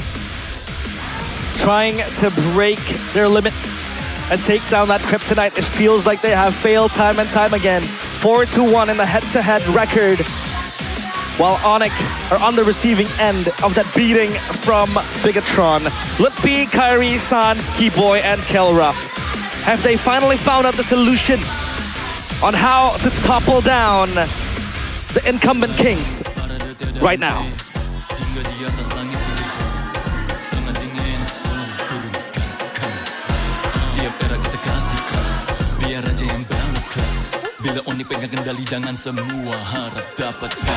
A climb back to the top. A climb back to reclaim what was once theirs for the longest time. Can they reclaim their kingdom back in Indonesia? Welcome, the Sky Kings, Onyx! A whole lot of cheers when Kyrie comes up to the stage, as expected in MPL Arena. One thing for sure though, they are not lacking of star power. Sans, Keyboy, Kai, Kelra, and Lutpi. These 5 will try to reclaim the throne that was theirs. They were accustomed to defending and not reclaiming. This time they have to do the opposite. They have to reclaim, but now it's K-Dot and Ruben Hood alongside CW.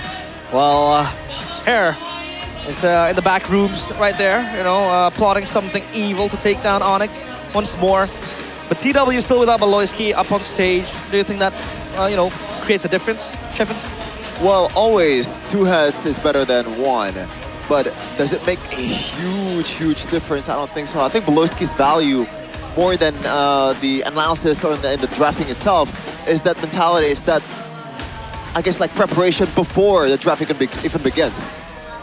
Just instilling how to actually play, especially in the late game, those calls, those creative maneuvers that he has every time he steps on the Land of Dawn should be instilled towards the Onyx boys.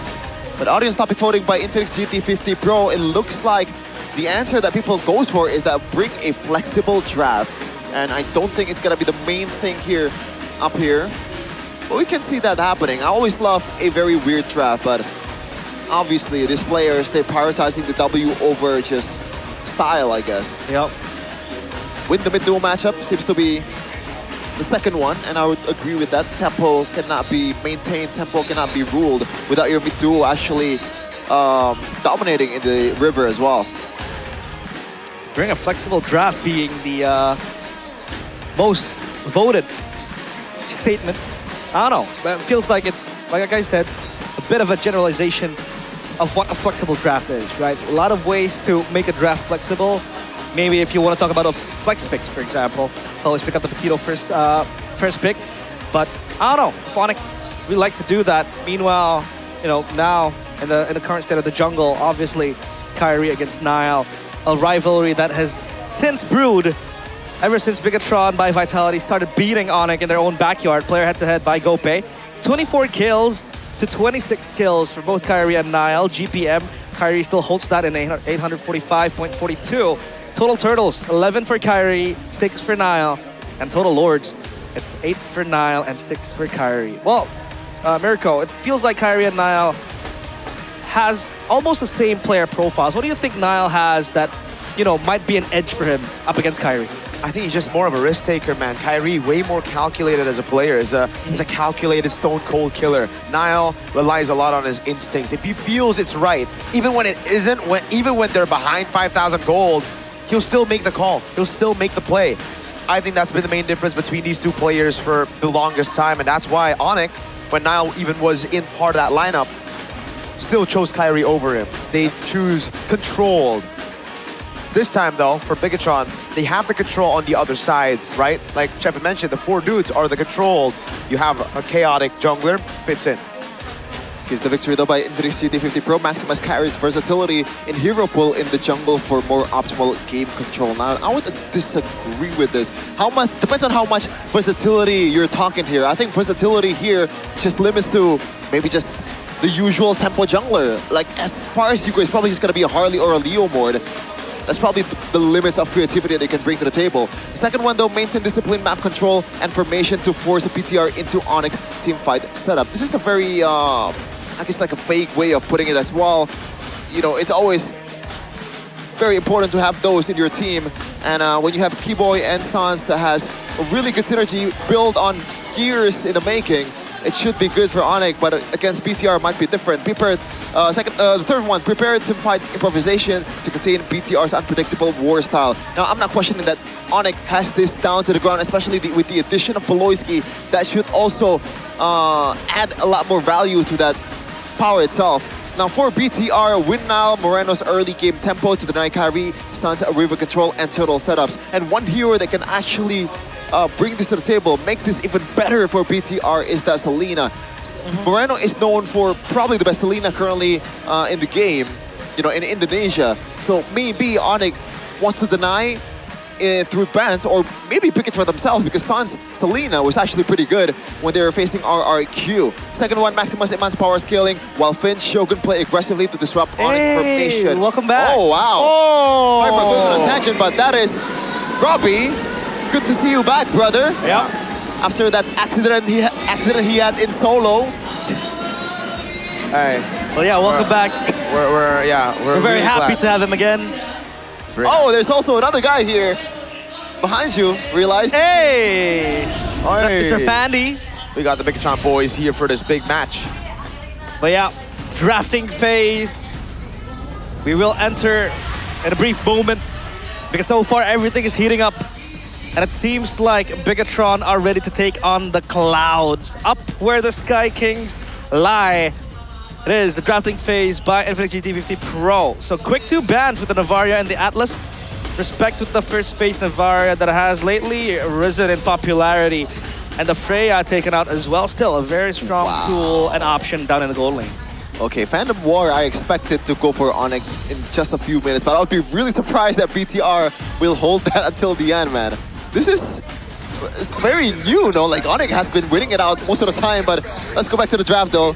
Navaria, I think at this point, it's not just Moreno only. Most of the teams know by this time that this hero is almost unsolvable unless you have a Ling. And if you have a Ling, you also limit the way you can play as well, because Ling is a very, once again, very one-dimensional in a way. Like, you can play in a lot of ways, but what I meant by one-dimensional is you have to have your ultimate to be able to burst down some of the backliners of the opposing team. And when the enemy has Winter Crowns and all those item swaps, it becomes even harder. Oh, Paquito taken out as well. Like we said, it's either going to be the Paquito contest into the Hirara. Oh, Bigatron, do they want to be the ones to pick to ban out the Hirara? Because if they leave it open, Kyrie plays a disgusting Hirara as well. Very good with it, but still a lot of options to address the Hirara. You know, the Barats are still available. Eudora, Belleric as well. A lot of options now for Bigatron. Yeah, Hirara, Fanny, both open the Melissa as well. So Onyx, you want to try to play this game, forcing Bigatron to ban 1, and then countering it straight up. So Bigatron, I think the best route right now is to go for a trade. What is that? Man, that fun. I like this. I love this guy, man. It's very funny, but at times too loud, I would say. Oh, yup, they go for the trade. They ban out the Melissa. They say, let's go. I'll play your game. You go Hirara or Fanny, we trade. Okay, so what does Kyrie go for here? It should be Hirara. That should be more stable, but I would, you know, I don't mind if Onyx does not pick both. I think go Uranus first. Yeah, just delay just a little bit, feel it out, test the waters, pick something that is standard, also strong at the same time. It's probably gonna be the Uranus, but looking at the, there you go. I was gonna say that looking at the track record, Barat might be the option. I mean, there's no Marcel, but there will be a Uranus. Bigatron now, they go for the Hirara, I think, still, right? They can end up with a Red 3 Brody. That still works. But I think the Hirara Uranus makes a lot of sense if they want to just play the Prio game. If they don't, then what do they go for? Do they still try to go Selena? Tempo. Ooh, because they can go Selena and Hirara, Selena and Uranus now. Looks like they were hovering towards the Mathilda here. Yep.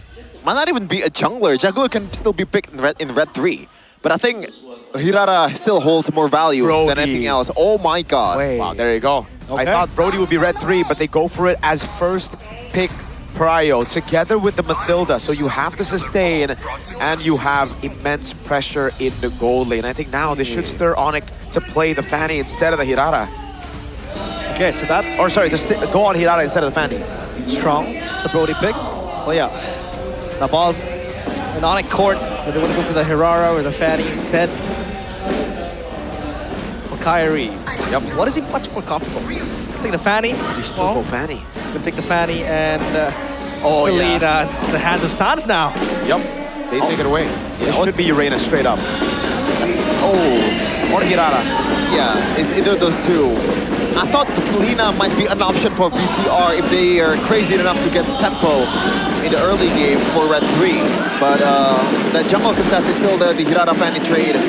Should be the option. I don't know what... I think Uranus can still be replaced, obviously, by a lesser, I guess, like optimal heroes like Alice or Esmeralda. Even Belleric, we've seen. Yeah, that's true. And you could argue that it's even stronger in the first neutral objective and against a Fanny that doesn't really have a lot of fighting power, especially if you don't get the purple buff in early game or before the turtle fight. That could be an option as well. So I expect this to be just a straight up Hirara. Yep. Yeah. They go for the Hirara at the end of the day. That means I think we're going to be seeing a Uranus ban from Onyx. Then Bigatron will have to choose from all those picks that Shepard just mentioned. But I think right now, they get rid of heroes, they can actually contest the Brody. So I'd say ban out even the Moskov, I'd say. Ban out the Moskov, ban out the Clint. Yeah. Take out those options. Ooh, wait. Bigatron by Vitality. I mean, Onyx... Nah. I was going to say Onyx Philippines have a combo with a Beatrix and a Kaja. I don't know if that can be played here, though. A bit too... There's not much appeal, you know? Yeah, that's why. So maybe not. Especially with the Mathilda, right? So it will just be... Oh, wow. Badang ban. Yeah, I mean, if we're just looking at stats, Keyboy has played the Badang a lot this season. Like, a lot more than even the Prio heroes. Yeah, I think it's very underrated hero as well most of the time. Brings you a lot of appeal and also like sets potential as well. And Keyboy is also known by Badang, by other even PH Pro players out there. Yep, this Badang is very strong as well. Often the playmaker of... Nice. Ooh, very nice, man. Those plays, but the Vixana bad. Sensing something that might come from Bigatron. Yeah, I think the Lilia should be next here for Onyx to ban out the Vexana, then the Lilia for K-Dot. He's already banned the Badang. Do they want to ban out the Belleric as well? Or do they want to pick it up for Red 4? A lot of options for the gold lane as well still available. The Moskov. Yeah. Just play out that Brody lane. The Lilia is so good as well. Up against the Barats. The Barats can't really walk up. So maybe Onyx want to take that out too. But for Bigatron, so far it's looking very strong. But they ban out the Cho. So they want maximum security for this Brody as well. And the mid lane tempo that Bigatron is about to play. But the Brody has that security, has that safety net in the form of a guiding wind from the Mathilda. Not sure what's going to be the option here for Keyboy though. Yeah, I think they would have just gone for Prio. If they go Cho, it's pure Prio in mid, right? There's no way you contest that. Yep. So, for CW, is it the Lilia? It is very good against the Barats, against the Fanny. You have that survivability. You can actually match the Salinas clear in mid and pressure, especially with the Mathilda. You can rotate all around. Or do they just want to go for the easy answer later? It's not the choice for me when you want to think, or when you're thinking about someone like Moreno with a high skill ceiling. But Eudora is pretty good too. The Uranus ends up getting banned. That means the Lilia, Eudora are both open. Yeah. Now, do they go for it? Lilia or Eudora? I'm thinking more of the Eudora just for the lockdown. But I'm not sure if that's the usual BTR way though. It's not Moreno's way, that's and for sure. It feels like there's really not much going on up the front. You gotta have someone that can take up all the damage.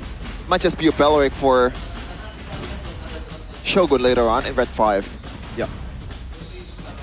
Yeah, Eudora still a good stopper as well, up against the Fanny, but super vulnerable. Selena does come through the Barats as well. But the Lilia does make a lot of sense to match to clear the Selena. I think and XP have the first. Safety. The XP? Yeah. I don't know why. Belleric still there. Yep. Belleric up against the Barats. What do you see of, what do you make of this matchup, Chef? It's mostly just gonna be a non-late. By the way, sorry to cut you off. Mathilda can still go mid, especially after we saw Dalvin. Yep. But they're a bit lacking in magic damage. though. And I don't know if you want to go for that route, especially against heroes like Barats. I guess, obviously, Barats is not really the main guy that you want to take out. Okay. Let's see, last 2 picks. It is the Claude for the Brody matchup. They take the Minotaur away as well. Valentina mid is also an option. That was what I'm about to bring out, because if they pick out the mid laner in red 4, then they close out their Valentina possibility in red 5. Yeah. Because there's still 2 picks on the board for Onyx. If Mathilda goes mid, then the Belleric goes roam. I think it's Belleric XP, Mathilda roam, and a Valentina mid here. I think. Alice for the XP if they lack magic damage, but I don't know. Up against the Fanny, it's still pretty okay against the Barats in that XP lane. But might just be a Eudora here, to be honest. But I think I prefer the Valentina. Yeah. Just for the ceiling. With the Bravesman as well, a bit safer against the Fanny. If you don't get that lockdown, they go Lilia. Oh, that was the other option I was talking about. So, yeah, Lilia to shred down the Minotaur and the Barats, that front line, relying on the others to execute. Not bad at all. So super safe. Well, the Barats Fanny is in the hands of Onyx. Super strong heroes currently in this meta, and even Fanny. For the longest time, this game has seen the Herrera as well in the hands of Nile. What do you think, Sheffin? Who do you have? I feel like I prefer BTR by just a smidge, because there are more ways to roam. I feel like it's a bit more flexible, it's a bit more unpredictable, more than Onyx. We're gonna get through the Mathilda healing as well. What about you, Mirko? You know me, man. You know me. Need I ask you? What about you, man? Well, I love both drafts. I think it's both, right? You can always love both. Boring. Choose a team, bro. Let's go, Onyx. Nah, I'm kidding. Well, counter index and lineup rating favors Bigatron, that counter index by 0.1, but we do see that the draft index has proven to be wrong, especially earlier today where Dewa was able to rack up an 8.2 draft index, lineup rating, and here we go. The most coveted matchup so far in the opening weeks of MPL ID Season 18. Onyx against Bigatron. Will Onyx be able to start their defense and beat their kryptonite? Oh, they know. Rematch at the grand finals. Onyx starting things out strong with Sans on the Selena. Instant prio. Over in the jungle, Kyrie clearing it out so quickly. Okay, I thought Finns better get a single trap for himself, and Onyx set up a trap there, but looks like talent prediction is gonna come up really, really soon. What is that emoji? The goat! All of them are goats. Who's the goat? All of them. All of them. Okay, all right, all right. Now, I want to talk about the Fanny of Kyrie, though. I believe until the end of the season of Season 17, Kyrie's Fanny still stands at a 100% win rate. Oh. So that would be a streak breaker here for BTR if they actually manage to topple down the Sky King itself. You see the combo, by the way, of the Minotaur and the Selena together. You get the knock-up and you get the instant Abyssal Arrow landing, so the trades are just good. And Man up top, though, already showing why the Brody is such a menace in this meta. Kelra. Whoa, with a jump in forward. I don't know about this. Eman still has regen, right? He gets a stun as well, wins out the trade, and Eman very, very healthy. Yep. That lane matchup we have seen for the longest time has always been won by Eman, the laning king. Oy. As far as the gold lane goes, but Sans eats up a lot of magic damage there from the Lilia. Yep. Even Nile sent over. Remember, no purple buff for Kyrie in the upcoming neutral objective. He did blitz it earlier, so it is going to be coming up quick now, but Nile's going to walk up. Able to get the immobilization. Double time on Sans. It's a flicker out, but Nile secures the kill with the retribution. That's first blood to Bigatron. Oh man, that was potential of Hirara, ladies and gentlemen. Sans thought that he gets more than enough room to get away with this Selena, especially with an extra dash as well, but it does not matter. The chase is crazy. No retribution, no problem. Great Wrath of the Dryad zones them away, and Bigatron stay disciplined. They do not go for unnecessary brawls. Defensive Wrath of the Dryad from Shogun, but it seems like Bigatron have a lot of ways to stay healthy with the Guiding Wind. Whoa, double taunt. Now that, immobilizing an untargetable, the retribution from Kai, but the circling eagle follows him through all the way, even through the cables. Shogun still able to survive. That's an arrow taken away by Moreno, and Shogun gets out the safety now as that's the black shoes, and Nile claims a double. Sans can only just watch as his friends die in front of him. Bigatron by Vitality again, showing why they are their kryptonite. Onyx lost in the first skirmishes. But memory might be popped. As Aman BMI's to safety. My oh my, 4-0 for Bigatron by Vitality, Chefin. Yeah, it's crazy because BTR, this might be the best start to a game in Season 18 overall. In terms of economy, and look at how much game time has elapsed. Only 3 minutes, 2K. Onyx, they're trying to make up the loss in the turtle pit, knowing that Nile does not have the retribution with a retri steal towards the purple buff. But you gotta realize, Sans, as the Selena, if he does not land the arrow, there is literally zero use for the Selena, so it's not like the usual mid laner that you play with. There are a lot of ways to actually be safe from that arrow. Upon impact, you're always going to have that Mathilda behind you to hitchhike and ride with the Guiding Wind. Look when Eagle catches Kyrie back in the previous fight. So Onyx now losing tempo, and Bigatron are the ones trying to invade this jungle because Kyrie's going to need this purple buff. Nile has Sky Piercer available. Yeah, Abyssal Arrow, Shogun walking up as well. Ludpi, small Dino Man, trying to get the big guy stacks. The taunt, able to go in. Retribution, still good for Kai. Able to secure his purple buff. Now, both junglers, no retribution. Dude, I love this game. I love this game. Look at the XP. Like, all the XPs are not even clearing their lane. It don't matter. It does not matter. They want tempo in the mid lane. They know that the jungle is the one they play for. That's the main character right there in the current meta. Unless you have a Brody, I guess, right? Because early on, you're also going to be playing with a Brody. That's why they're just going to trade this. Onyx sending 3 members over to neutral objective. The others go straight into the bottom lane. They know they don't have the early game to match this kind of tempo of Bigatron. So they just go for a trade. Yep, Kyrie's even counter-jungling, getting that lizard camp. Possibly farm up a bunch for himself. Dude, Eman got everything. Turret gold. Ludpi's gonna get dived under the turret here, it seems like. They go for the pick. Finn is still there with the Guiding Wind. Abyssal Arrows right there as well, but Eman should be able to find it now as he's gonna get clapped. Boom! A knock-up and the first kill on the board for Onyx. A little bit of a disrespectful move by Eman. Yeah. Good CC layering there. From the chomp into the arrow, and they're able to get him down, even if the Mathilda Guiding Wind was there. So, but it still shows how safe Eman can always be. Kyrie gets this turret. That is an amazing, more than great punish from Kyrie. That is the most important turret, auto turret in the game. And that should give a lot more room to Sans and Gibo to roam around the map, especially as a Selena. That's what you want in this mid game. Look at the lead, it's completely gone. They're invading. But because they revealed themselves in the mid lane, now it's going to be very tough. The purple buff taken by Nile. Even with an early retry, it is no problem. Again, like if you have a Selena, you don't really do anything in that kind of situation. There's really nothing that you can offer. Well played, Calra. You have to win the river, you have to win the mid battle before you're really useful in that. Oh man, 1K gold lead though. Good recovery from Onyx. Very good. Someone else looking for a trade as well. Down bottom farms up those minions. Even if this turret's still empowered with the shield, it's not going to get taken down easily. But Kyrie gets a purple buff for himself. I believe that was from Nile's jungle. So good pathing, good counter jungling as well from Onyx. Just trying to secure all the win cons for this Fanny to function.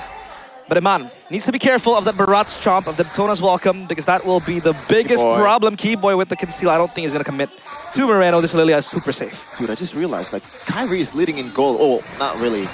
Until... that bit, 100. You know, now he leads. Even Stevens. 2 turtles, 3 kills for Nile. Kyrie has not amassed a single kill. That's just Kyrie things for you, man. Yeah. Man's still kind of good at video games. Kind of. Touch some grass as well. Ooh, Shogun's making Ludpi try to touch grass right now with the roots. Good taunt. Now a start on the neutral objective as Nile clears out of the bottom lane. Abyssal Arrow doesn't land. Moreno's trying to chunk the Barats down, and Ludpi will be taking that damage. Has the healing of the Minotaur. Is able to poke. Oh, now he's giving the all-in over to the back line. Eman able to flicker out the safety now, but the Abyssal Arrow doesn't land as Eman gets the shot on Kai for now. It's now walking up. Oh, way too aggressive, Sans.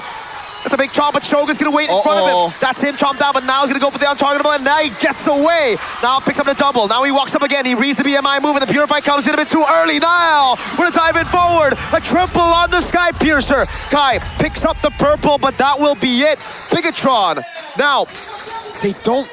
Are they gonna go neutral objective? They are, okay. I thought they were gonna go and cycle the Lord, let it respawn. I thought. But I thought that was a supposed to be good engage coming in from Onyx with the Mino and Fury. But still caught off guard with the players of Onyx. And even Sans with the positioning, well, he got caught. And Bigatron by Vitality now. Spoils of war in their hands. Even a malefic gun for Eman after the Hep to see. So he can hit from afar. And Onyx, how do they recover? Yeah, don't think they want to go for this one. Gee. Oh, Dino. Circling Eagle. Okay, that would have been a bit too crazy. Yeah, really good guiding win, man. This is why I said BTR's draft is better than Onyx, because there are more ways to roam. Look at that turtle fight earlier. You know, Keyboy engages. Look at how many peels that BTR has, the guiding winds, the amount of Purify, the untargetable from Niall. Then all of a sudden, Shogun just strikes back, re-engage as a Belleric.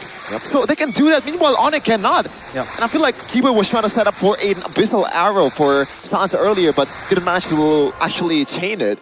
And that is why I think BTR was able to win the team fight earlier. But I was surprised by Onyx, or especially Lutpi, to still go for the chomp despite knowing that they're on a losing position. Moreno's James Bond, 007 right now for the Lilia. But there are multiple ways for Bigatron by Vitality to really bring this Belleric up front. With the guiding win again, the re-engage has been very solid from them as Coach CW looks from afar, hoping for a turnaround from Onyx. Oh, they take it. It's Finn who secures it, gets a guiding win for Shogun to escape as well. Kyrie is still keeping up with Niall. It's insane. How is this possible? I guess it's like the waves, but still though. This is impressive. Obviously, it's his Kyrie, man. Just Kyrie things. Generational talent. And it's 1.6k gold, quote-unquote, only. Yep. For BTR. Elite MLTV. Counter jungling as well, just getting all the creeps. And the camps, the beetle, possibly that golem. But 8 seconds to the Lord as Bigatron tries to reassign the lanes down bottom. It's going to crash onto Onyx before it gets stalled. Now, Bigatron by Vitality. Will they be the ones to pull the trigger as Onyx sets up the traps via Sans? And so far, Bigatron are able to eat those traps up. Good arrow to Eman, but nothing to follow up. Fortunately, people were too far away and they have a guiding win still. Now Sans looking at the angle, able to go for the Abyssal Arrow again. Almost catches him on. Now it's Finn. Kind of angry about the situation. The bottom lane, I wonder how it's looking. The arrow again doesn't land. BTR still playing this game, but the top lane is looking good for Onyx. Yep. So even Stevens down bottom as well, but Bigatron by Vitality playing up as 5. Kyrie's just gonna hide in the shadows, and he knows he doesn't want to be the one to start the Lord. Good arrow to Eman. Very good arrow. Almost catches Eman in the missiles. There in the mid lane, it's gonna be Kelra clearing it out. Holy Shield still ready. The tier 2 as well. Bigatron will try to go for the gamble instead of clearing out the mid lane. Now as Kyrie walks Shogun trying to bait out the Black Shogun! Rather than try it. Over on 2. Now it's giving the retreat over from Niall to secure it as Keyboy. Can't do anything. Torn apart memory. Wasn't in range at the time. Now the circling eagle, the re-engage from Finn. He goes over the knock up on 2. Now able to get the immobilization. Now, but he doesn't get knocked up. Kelra just with a bit of poke. Lord over to the side of Bigatron. Clean from Bigatron by Vitality. Yeah, beautifully played. And the amount of arrows that Sans landed is actually quite low than I expected, knowing full well that Sans's position is probably the best in terms of like dealing the arrows there. Literally 5 members are lined up for BTR in that position, but he managed to only land 2. Onyx though, now they're in the back foot. This is not made for the composition. They're not expecting to be in this kind of position, bro. Yep. To defend it, it's going to be quite hard for Onyx. Only 1v1 down below. Possibly, but down 1v1. Kyrie against Niall. It's very tough to get a 1v1 here, right? Like, oh, I thought that was going to land on Eman. Yikes. He's able to get away, but Onyx have dealt with it well. Goes in for the chomp, but it's only onto the Belleric. Now he flickers it forward. The Blazing Direct comes in from Kelra, but Eman's going to go for the 3 hits again. And Shogun's going to take it low, but Eman is still able to survive with the guiding win, and Eman gets a torn apart memory as Niall wipes them back all the way. Sans gets the arrow, but Lutpi, he's alone. Dino now extinct. Moreno takes him out. Mass extinction from the red robots, and Onyx lose 3. I thought that was going to be a carry from Kelra. as Kyrie runs away. The Claude hits like a truck already, but there is no angle for him to go in. Sans almost gets eaten up. And now it's just going to be Kyrie and Sans defending. 2 seconds for Keyboy. Big arrow lands finally on Nile, but there is no follow-up. Eman will just be able to go for the turret there. The far lane, he goes for the stun as well. That's the guiding wind to bring him back as Keyboy walks up with the stun. He gets it. Oh, just out of range. Moreno was able to purify out of the way, and I think Keyboy kind of botched the flicker. Yeah. What? Yeah. I think there's a bit of hesitation with Keyboy. Should I go in or should I not? Because flickered after the knockup. Yep. Yes, Okay. the third one. That's why the flicker right now is on a cooldown. But what an engage coming in for BTR, or re-engage actually. Onyx though, that was so close in that purple buff earlier, but just the optimization as well from especially Eman. I like this, the respect that is given towards Onyx. If it's a normal team, he probably wouldn't have bought the Rose Gold Meteor, but this is a special case. Tough boots, Rose Gold, and also Wind of Nature as well. Double. That's literally all utility for Eman. This is not the usual Eman that we see. And even then, he's doing that much damage. Like earlier, torn apart memory on Kelra. And that's probably why Keyboy was hesitating a lot of times, because there's too much layers that you have to uncover. You have the Minotaur, you have the Mathilda guiding wind as well. How the hell do you want to get Brody? There's no targets. Even the Lilia has Purify and Black Shoes. On top of that, a guiding wind. Double safety. You can never be too safe. At times, Kyrie recalls safely. But yeah, Kyrie also picks up the Brute Force Breastplate as to not really get CC'd in that extra tad bit of defense. But Onyx now, how do they want to contest this? Because so far, Bigatron are layering the front to back very well. Arrow. Down to the back with the arrow. Kelra comes close as well. Lord taking down half HP. Yep, Kyrie's gonna be looking for the play right now, but the Retribution's clean for Nile. Shogun, Wrath of the Dryad, Lutfi is all alone. Now taken out again, Nile. An absolute monster on this Hirara. The Sky Piercer stacks. You're gonna feed him another. Never mind. Eman takes the kill. He wants it a little bit. Ooh, away from the arrow. Purple, but oi, oi, oi. He's very aggressive. He's very hungry as well. 8-0-3. This Hirara is going on an absolute rampage. Kyrie, it's gonna be okay.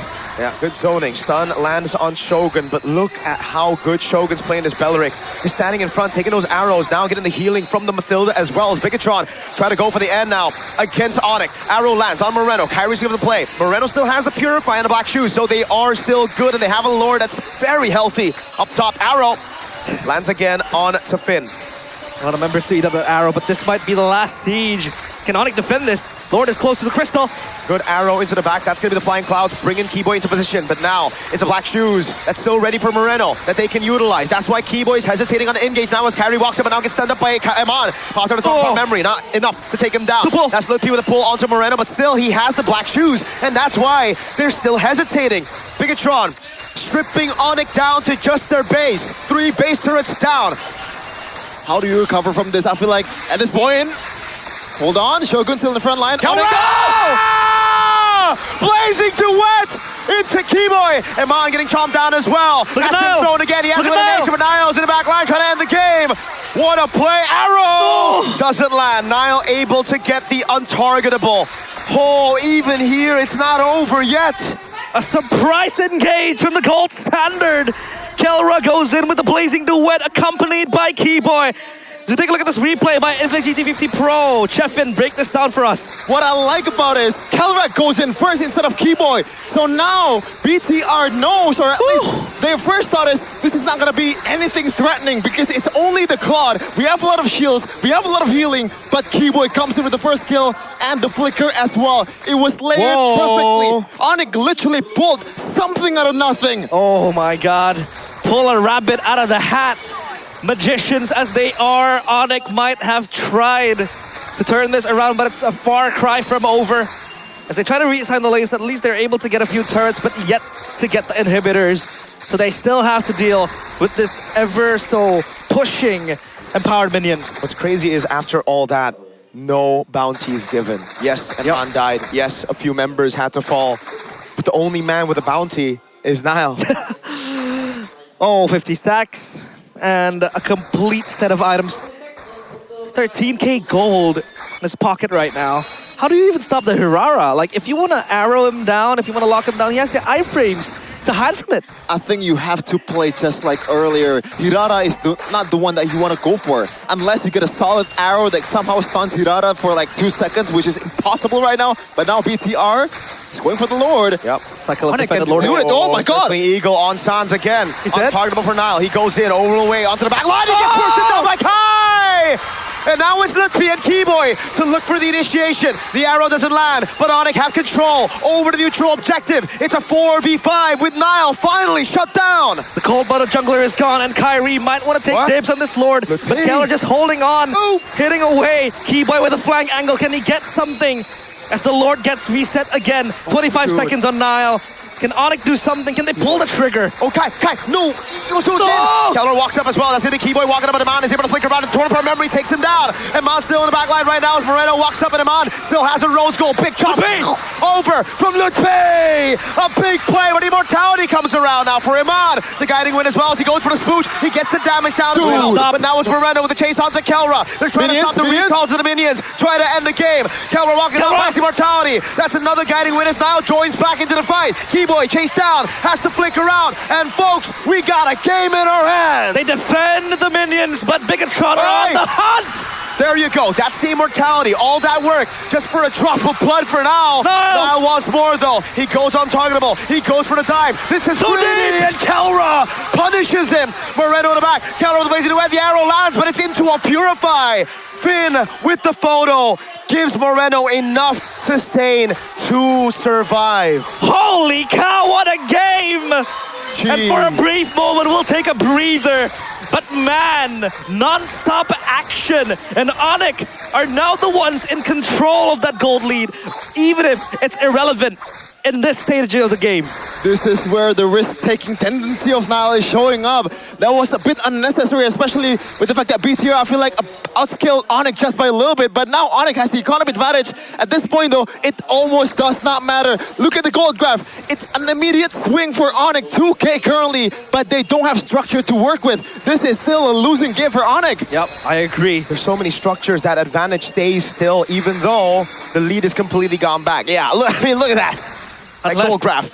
Unless a steal happens from Kyrie, which I think as of now looks unlikely. Ooh, Nile. So aggressive, looking for the picks. And so far this Claude, very online in the late game. This is where it thrives again. The arrow lands. Good way to zone out. Kyrie's working up top. Looking to open up the turret. But this Lord, they can dance to Kelra. Oof. That was very risky. Kyrie's up top. Oh my god. Kyrie wants to go for the end, I believe. The Abyssal arrow lands again, but Shogun's able to tank it up. Now the chop. Oh, he lands it on Iman. He's, oh no! He throws it the wrong way. Iman's able to go for the nature. Now he kites back again. Oh, Iman surviving again, but it's on the all-in as Kyrie rejoins the skirmish. Nile finds a shutdown. Now Moreno with the chases. Now walks up again. Able to find the Sky Piercer for Kelra. But the Immortality, it don't matter. Nile gets a double. Lutfi gets taunted. The whole team corrals over as Kyrie tries to look for the angles to go in, but now gets a triple in the end. And now it's the KK, Kyrie Keyboy against 4 members of Bigatron. Is it over? Can they defend this? The minions are coming in. Kai with the cables again, able to defend for now, but a mini wave comes in around again. Oh my god! The Crystal! From BTR's Moreno, and they go straight for the base. It's a kill! It's another! It's Bigatron securing game 1. What a game! God damn, that was hot! Bigatron almost looked like they lost the lead that they have. Onyx once again showing their class on how they're supposed to hold a losing game. But Bigatron by Vitality were too far ahead. Game 1 secured in their hands. And that's how you play MLBB, folks.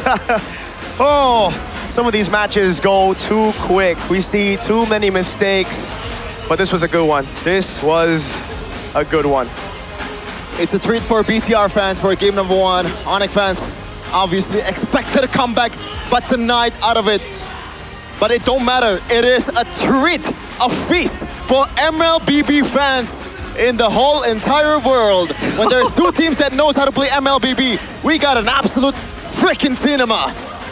Man, it's insane. The back and forth sequence. That was hype. A few mistakes as well done that kind of adds the flavor to it. You can see Nile's killer instinct on what it means to just be trigger happy when the late game goes. But look at this flicker from Eman. He gets taken down, yes, but he bought a lot of time for Nile to come sweeping in, getting Kelra with the kill. Immortality, he did bot, but it's all over. And for a Fanny, man, there's so much you can do. Yes, you can go and cable in around, but the energy just runs low. And it can't clear the wave as effective as, say, a Lilia, or when a marksman stays there. But man, Bigatron by Vitality, what a game! What a game. Oh my god. Hey. Yes, sir! Yes, sir! Can we have another team that plays like this, bro? We do have just one. We got Navirsanal, remember, with their defense. Oh my Well, Geek Fam Lord. defends bases pretty well. Why are you looking at me? I mean, I'm talking about the Natan defense, you know? Back when Chidera was still playing. Damn. No, that was Chidera, was it? Right? It was, season 13. Yeah. I'm not a Madrid fan, brother. I'm not bringing old UCLs. Man, come on. I'm just trying to say that Geek Fam used to have, you know, strong base defenses. Why are we talking about Geek Fam? There are bigger fishes to fry, Mr. Colorcaster. Hey, I'm a Geek Fam fan, okay? But I love good MLBB. Yeah, we all love a good MLBB. And Onyx also shown that they can defend their own base pretty well. Yeah. But they did not get a single inhibitor, did they? No, unfortunately not. Even Up top, Kyrie was working on it, but he tried, yeah. Oh man, pulled but that out. was a really good try though from Onyx. Yeah, Before very the good. Kelra and also Keyboy engage, I was gonna say that there is absolutely no way is Onyx winning this because they got outscaled. Yeah. You know? But somehow they pulled something out of nothing. That blazing duet, that was bold. That was just balls of steel that you could pull.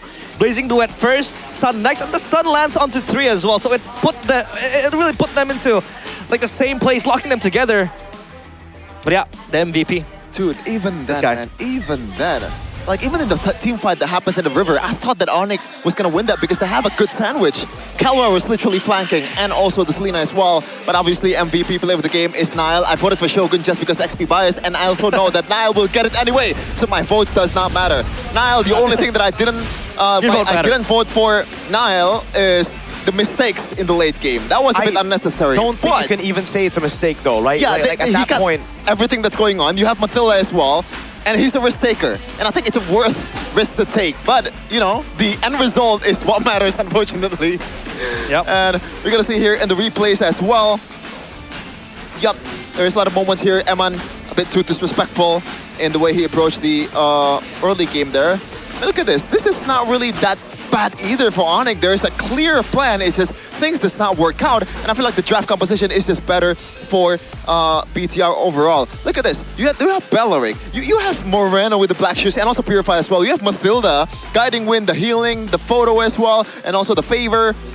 Like, there's a lot of things that can literally pull you out of the hell, like the pits of hell for BTR's member, especially Eman. So it does not matter how good Onyx and Gage are, or maybe it matters at the end of the game. At the end of the game, but for other teams out there, I don't think they could pull off an almost comeback here. So gotta give more props towards Onyx. But BTR though, all the way until the late game, they played a really clean game. Almost, I think I can't recall a good trade for Onyx, at least in the early game to mid game.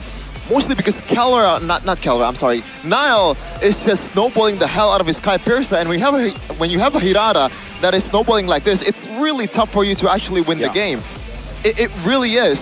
Onyx did a lot of times, you know, you ask the question, realize, how do they approach this? I said, you have to ignore the Hirata. You know? You have to get Eman first, you have to get the other members first, but we're gonna see until the late game, like the final skirmish, on what's the problem is mostly. Here it is. This is the quote-unquote mistake coming from Nile. Sans was... You cannot even blame Sans for quote-unquote overextending because there is a Mathilda, there is a Hirata which has unlimited dash, you know, at the end. But somehow Keyboy was quick on the uptake, Kyrie as well. Beautiful cover. And this is, I believe, no, this is not the last skirmish, or is it? We'll see though. No, it is not. This is where the turn one happened for Onyx. Just, again, everyone did their job properly. Even Keyboy just now was positioning here, knowing full well that Onyx gonna hold the position right over here. And Keyboy's, I guess, like, appearance was literally a surprise for BTR. Can't really do anything about that. And unfortunately, there's nothing to convert on for Onyx at the end of the day. And this is another mistake coming in from Nile. And that's why, like, I vote for Shogun, man. Oh, this is the final skirmish. So they go all in for Eman. The Wind of Natures, the Atom Swabs and everything. The Rose Gold Meteor exhausted. Yes, you get Eman, you get one member of BTR. It's a man advantage, but all the resources are gone, especially Lutfi. This is the only thing that Lutfi is good for is his ultimate, unfortunately, as a Barat. Now, you gotta deal with the 4 of them, which has continuous utility, continuous resources, and also continuous damage, especially for Nael. Yeah. Like, this guy is literally unstoppable. You cannot do anything about him, even if you solve the Eman problem.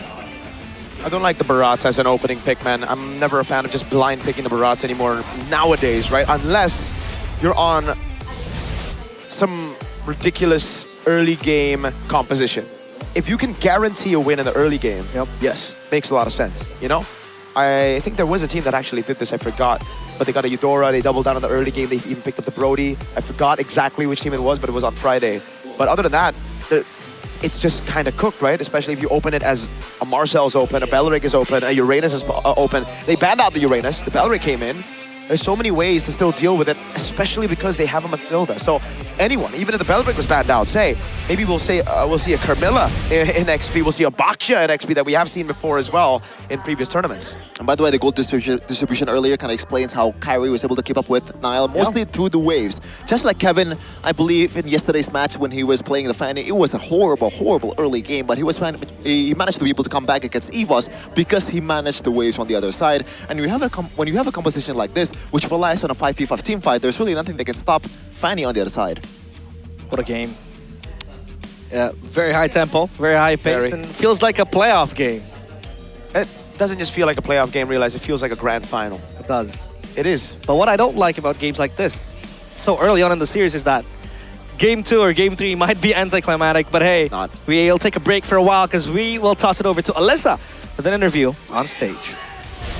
Alisa, dan tentunya hari ini Alisa bersama dengan para pentolan dari BG Troopers kali ya kita ngomongnya ya. Sudah bersama di sini ada Kak Davon, Kak Fandi dan juga Bang Robi Vancoro. Mana nih BG Troopers suaranya nih? Ini nih ya, kalau season lalu nih kehadiran Bang Robi nih kayak yang paling ditunggu-tunggu nih selalu di MPL Arena ya. Tapi sebelum ke situ Alisa pengen tanya dulu gimana kabarnya nih Bang Robi? Kabarnya udah jauh membaik kok aja kabarnya. Jauh membaik ya, alhamdulillah semoga sehat selalu ya tentunya. Dan nanti bisa kembali fully recovered nih. Karena kita pengen menunggu juga nih cosplay-cosplay dari Bang Robi nih sebenarnya ya. Hari ini menjadi diri sendiri aja. Jadi diri sendiri dulu. Jadi diri sendiri dulu ya.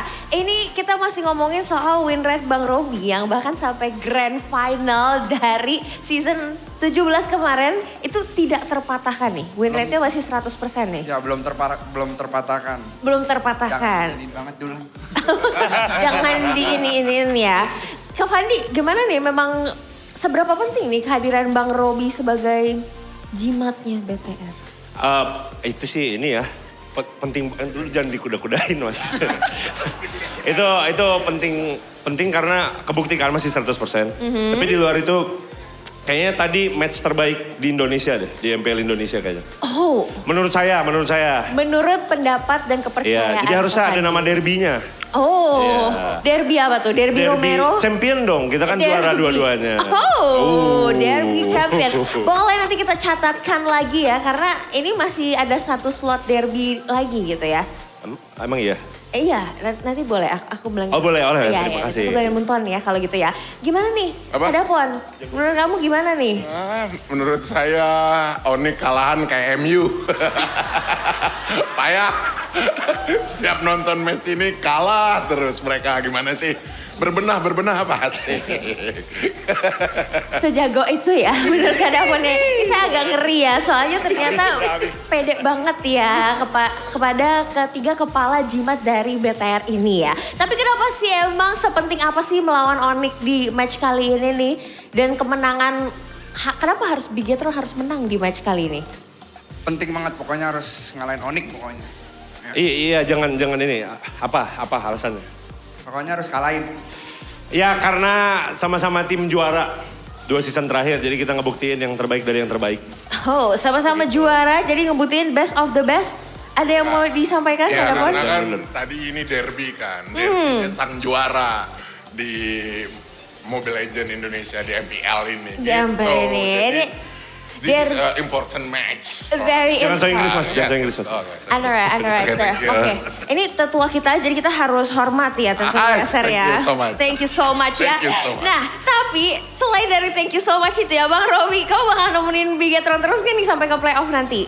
Wajib dong, wajib. Pokoknya selagi Nael main dan rekan-rekan timnya selalu datang nanti. Selalu datang ya. Kan Nenek lagi jago banget pakai Hirara. Bisa nggak nanti cosplay jadi Hirara? Bisa banget, bisa nanti. Bisa Ntar tergantung banget. Naelnya aja nanti. Ada yang mau disampaikan nggak nih? Kan mereka semua udah siap nih di sini ya. Silakan nih, Bang Robi. Shogun jangan tegang ya. Shogun jangan tegang ya. Tegang terus dia. Tegang. Sampai sekarang masih tegang sih ya. Kebetulan dari sorot kamera pun. Dapon ada yang mau disampaikan nggak nih? Bang Shogun olahraga bang, deg-degan mulu dia, heart rate-nya tinggi banget, tapi dia paling gacor. Paling gacor ya? Paling gacornya kalau nggak ada dia berantakan pertahanan. Luar biasa sekali ya Bang ya Shogun. Sayang sekali dia tidak mendengar, nanti semoga dia menonton replay kita ya. Amin. Bang Robi terakhir, nanti kalau misalkan Bigetron masuk M Series, bakal datang juga nggak dukung? Bakal dong datang, pokoknya wajib datang. Pokoknya wajib datang ya, dimanapun kotanya, dimanapun negaranya, dukung terus BTR. Dukung, yay! Thank you so much Kak Fandi. Ada yang mau disampaikan terakhir nih? Juara lagi kali ya season ini. Oh, juara lagi to kali ya back. seasonnya. Back to back. Kita akan lihat dulu di match kali ini menang nggak ya melawan Onyx. Dan apakah win rate dari Bang Robi Pancoro tidak terpatahkan lagi di season kali ini. So, we'll see. Dan kita akan lihat di game berikutnya. See you!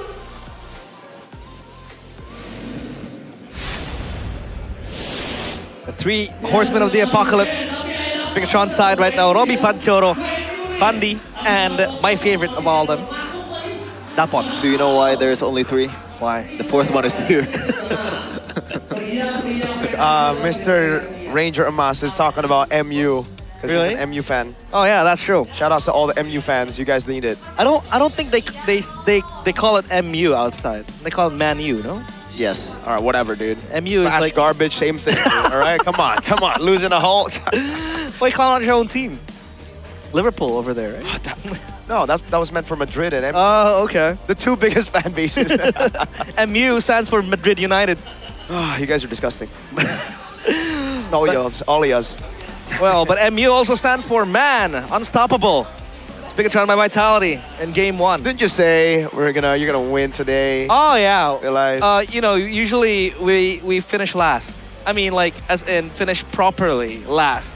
We're gonna wait until the end of the season. Number 1 regular season and then losing in the grand final. Like I agree. Like you. I won last. Oh no, you didn't even reach the grand finals when you finished first place in the playoffs. Because we don't need to. We need to chill, give other teams the chance like TL, Onyx, upper brackets. But no, you see what happened, Yeah. In both tournaments, international and domestic, Understandable, but hey, still have 2 more potential games. Now both of us have trophies in the Velodrome, but a team went 3rd place in the Velodrome 3 times. I know of that specific team. A team that also sent home my team in bundle. But at least for now, it's Game 2, Expanding Rivers, Onyx against Bigetron by Vitality. Where will Onyx be? Will they reset again? Will they be on blue side again? Yes, they will. Paquito ban again. And Bigetron, they can still go for a ton of bans here. The Melissa still available. Navaria if they want to stop it. Freya, they will go for the same bans again. Onyx though, what will they take down from the list? Just want to tell you guys the only game that BTR dropped was against Geek Fam. That's true. Respect. I agree. Geek Fam are better. If Bigetron actually wins 2-0, then it's official that Onyx is worse than Geek Fam. Even though... Factually. I agree. Numbers-wise. De facto, on paper, statistics. But the thing is, especially with this matchup, I think these two don't care about what's written on paper, man. Yep. It's all Atlanta Dawn. That's what they care about. The Navaria ban again. If we are going to repeat the same thing that happened, they will ban out the Melissa here. And then they would let open again the Fanny or the Hirara. It's all about the same cycle again. Atlas, if you want to take out like the same thing, yep, they will ban the Melissa. So now what do Onyx ban out? What do they want to champion here in this first phase? I think not the Atlas. Dude, are they just gonna go for the same exact bands? Barata This is the same exact bands. Seems like it. The last time Niall was played by Onyx was that he was put in the XP lane playing the Badang, and it was also the same way. Banning and picking the same heroes all over again. Hirara? Oh no. No, not yet. I thought I heard Hirara's sound. Oh, you know. What does Zara say when she gets picked up? I forgot actually, but it sounds pretty hot. Wow. I don't know what she sounds like because I play on Japanese voice pack. So, you know. Ooh, all right. I'm actually rocking with that. What was the ban earlier for Onyx? Earlier on for Onyx? Wait. Can't quite remember. Okay. So this looks like maybe Onyx trying to go for Valen first pick into an Atlas, maybe? Whoa. Oh, I think it was Atlas on Onyx side. Are you sure that Atlas gonna be let go? Like, this is a hero that's been banned most of the time by literally any teams. I mean, you are on red side for Bigatron, right? So I think you can leave it open. You can take it for yourself as well. And you put Onyx on the hot seat. Yeah. Because if Onyx go Valen first pick, I don't think like they will care too much, you know?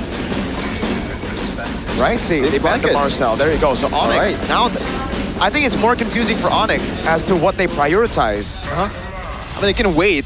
They go Atlas first pick. Atlas. Okay. So Valen, comfort. Valen can. Oh, I don't know if it can be red 3 though, because Onyx might actually deny it, but that in itself might also bite Onyx the back later if there's no ultimate that's available. But I think Valentina should be here. Yeah, Valentina, Hirara, I think. Or no. Oh, Uranus. Just go your own game. Yeah, Uranus. Do they even go Hirara? Do they even go Valentina? That's the thing. Now I'm confused myself. Bigatron have always kind of done this season. They always just go for their own style of MLBB. Yeah?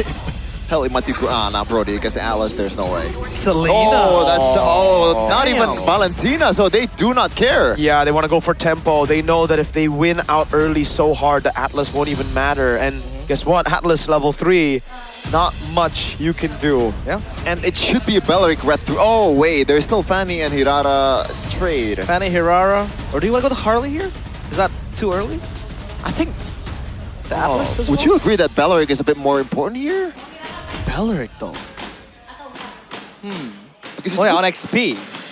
For BT... Oh, yeah. The Flex is gone, though. Flex is gone because the Atlas is there. The Uranus as well picked up.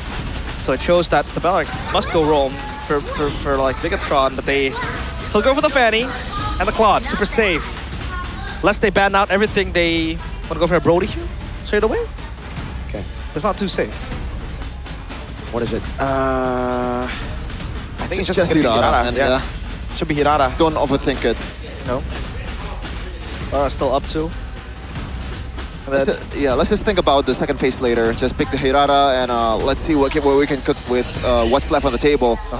But I don't think some of the heroes that's prio is going to be available, especially with that Belleric. Oh my god, I saw chat. Someone said Atlas XP, haha. Is this a possible flex? Yeah, Stanford played it yesterday. Yeah, he did. He played it. Last week. Wait, was it last week or day one? I think it was last week. Yes. Day one, right? This week, day one.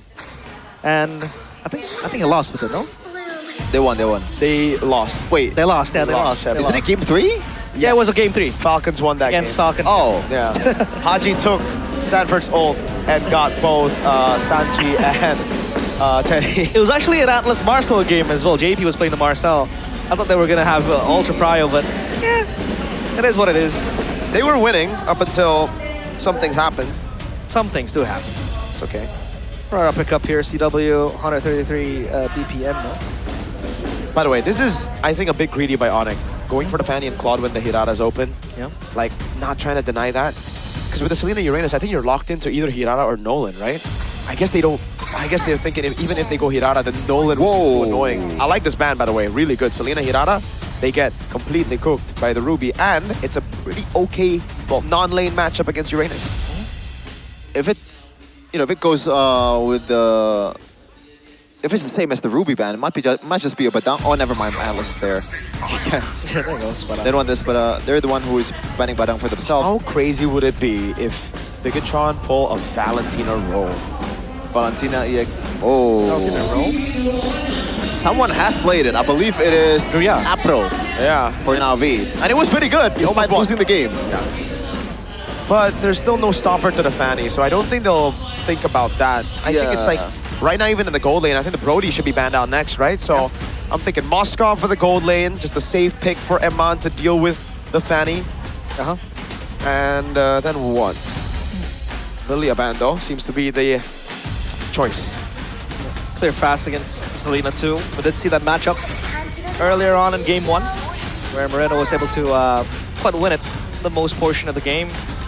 Now one last ban, I believe, should be attributed to the marksman. The Moskov is super safe, super good against the Fanny as well. The Brody kind of have that second skill to stop the Fanny's advance. So yeah, it's pick your poison type of deal for Onyx. Gold lane is tricky. Because so far, the only clear option is the Moskov. If it got banned, what else is on the table? I love the Moskov more. Yeah, there's really no one that's solid that can rock a Purify as well against an Atlas. Exactly. The best you can do is probably a Bruno or... And they kind of have that side lane matchup as well with the Fanny. Oh! They got the glue, so... That is very fascinating. Isn't the glue a way to deal with the Herrera? Yeah, but they can't pick it up themselves. They're already locked into an Atlas. Oh yeah, XP glue isn't viable as well. Oh. That feels like a bit more forced. Because now the Brody's open, and I think for Bigatron, they're completely okay doubling down on early game. Because I'm guessing for Onyx, they're trying to think outside of the box, or trying to think within the box, because like Atlas does well against the Brody, but then yeah, then you just go for the Moskov here. It's another stopper to the Fanny. We called it earlier. I thought it was going to be banned out, either this or the Brody. 71% win rate, by the way, 7 times picked. Yeah. So this Moskov is rocking a solid win rate, just like mine. And now Keyboy and Kelra. Is it enough, Moskov, to deal with the Fanny? Do they leave it at that and just go for a tempo roamer? Because I honestly feel it's a Cho. Cho, yeah. I was thinking the same thing. A Cho would be a good answer as well against the Atlas. You have anti-CC. And a Fanny as well, lockdown. Get away, yep. And early game, you clear. So with that in mind, like what's going to be the option here for... XP Atlas? Esmeralda, they got to try to match that. Oh, they go Dairoth Eudora. They try to burst. Okay. The Dairoth is a very good matchup, yes, against the Uranus. But, having said that, do you go for something else? What if this is Rafaela then? Yeah, Rafaela. I was thinking the same thing. Healing, you know, can kind of stop the burst. Because the Cho can get caught. I think it's too greedy to go Rafaela though. Right? Florin. No, I'm kidding. I think it should still just be Cho. Yeah, it should just still be the Cho. Fast clear with the Selena. You can deal with the Atlas. You can kick the Fanny away. You have ways to dodge the Eudora stun. Just gotta time it perfectly with the Shanpu. But yeah, it's up to Coach K-Dot on what to call. Oh, what about Kaja, guys? No, I think it's gotta be Cho, bro. It's Cho. Should just be Cho. The normal answer is Cho. Battle Kaja. I mean, against the Fanny Claw, Dairoth is very, very good. Sure. Okay. I guess they don't expect Finn to be able to tank up a lot of damage if he's on a Cho. Kacha is a bit more tanky. Yeah, and also this follow-up is a lot more guaranteed. If you land an arrow, boom. That's true. It's gonna be a member smashed, pulverized. It's like the EWC, you know, what's it called? The key grinder. Yeah, I guess. So what they called? Key crusher. Key crusher. Key grinder. There is a grinder. A key grinder. Oh yeah, for the final part, right? Where you grind all the keys together. Yeah. All right. Well, Chevin, what do you think about the drafts? Onyx drafts feels a bit risky, but you know, considering it's Onyx, I can see them pulling it off. But I feel like it's a bit more stable on BTR side. I think both are equally risky, man. Well, Mirko, are you gonna expect another high-tempo game? Oh, that's for sure. That's the guarantee. Well, let's see. Will this be another 2-0 for Bigatron by Vitality? As they take a walk in the park, Onyx, Awakening, queued up to stop their Kryptonites from once again subjugating them. And this is game 2, Onyx against Bigatron by Vitality. Here we go. Will it be another win for Bigatron? Can they push their winning streak against Onyx even further with a statement victory, 2-0? Or will Onyx push it all the way to game 3? Ooh, Kelra is on a flicker. I mean, I guess it's confident. He's confident that he can evade all the arrows away, especially once you get to the late game. Once it's easier for you to keep the stacks. it should be A-okay for Kelra, but definitely something that BTR can abuse here, despite the lack of CC. So yeah, so far nothing's happening. Both teams, just in terms of tempo, they are definitely looking for it, but nothing's forced out just yet. Even Sans, the one that gets taken down quite early in game number 1, is playing a bit more conservatively now. Oh, Kelra. There's a lot more still matchup up top. That's why I said it's very risky. You do win lane, but that's in pro play, it's different. It's not about winning lane, it's about... He even went Master Assassin? Okay, now that's a bit crazy. Wants to win the lane up against the Uranus, who loves to get all the tank together, but Moreno, good flicker. Yeah, flicker for flicker for both sides. Lupi expanded the flicker and Moreno as well. But Kyrie wants to go back. Oh, the stun! Mid-air, oh my god, Moreno! Reads Kai like a book. Sheesh! Reads him like a bedtime story. They go for the round 2. Oh, Lupi so low. He gets away at the end of the day. Sans walks up as well, has the ball lightning, but that's a Fanny falling early on, the Maestro. Man, oh man. That Abyssal Arrow is so clutch. Gets the Fanny mid-air, Kyrie. Does not have the purple buff now. Another arrow as well. Holy moly. Wow, wow.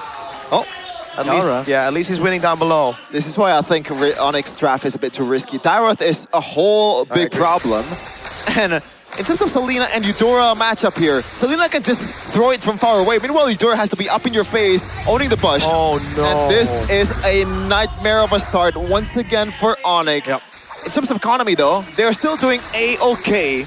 It's not worse than before, but you could argue in terms of tempo, it's worse for them right now. And Sheffin, we have to go back to game 1. Think about, okay, why was Kyrie so impressive on the Fanny? He was always still able to secure his purple buff so that he can still look for trades on the map. Now, if the purple buff gets taken this early, that's denied. Kelra is the man you need to look at right now. If you're a Sonic, this is the man you gotta pray to, the carry. Yep, you're gonna have to worship him and bank on him to carry the late game. Oh my, Not yet level 4 for Keyboy. He hasn't moved in a good second, and he's dead.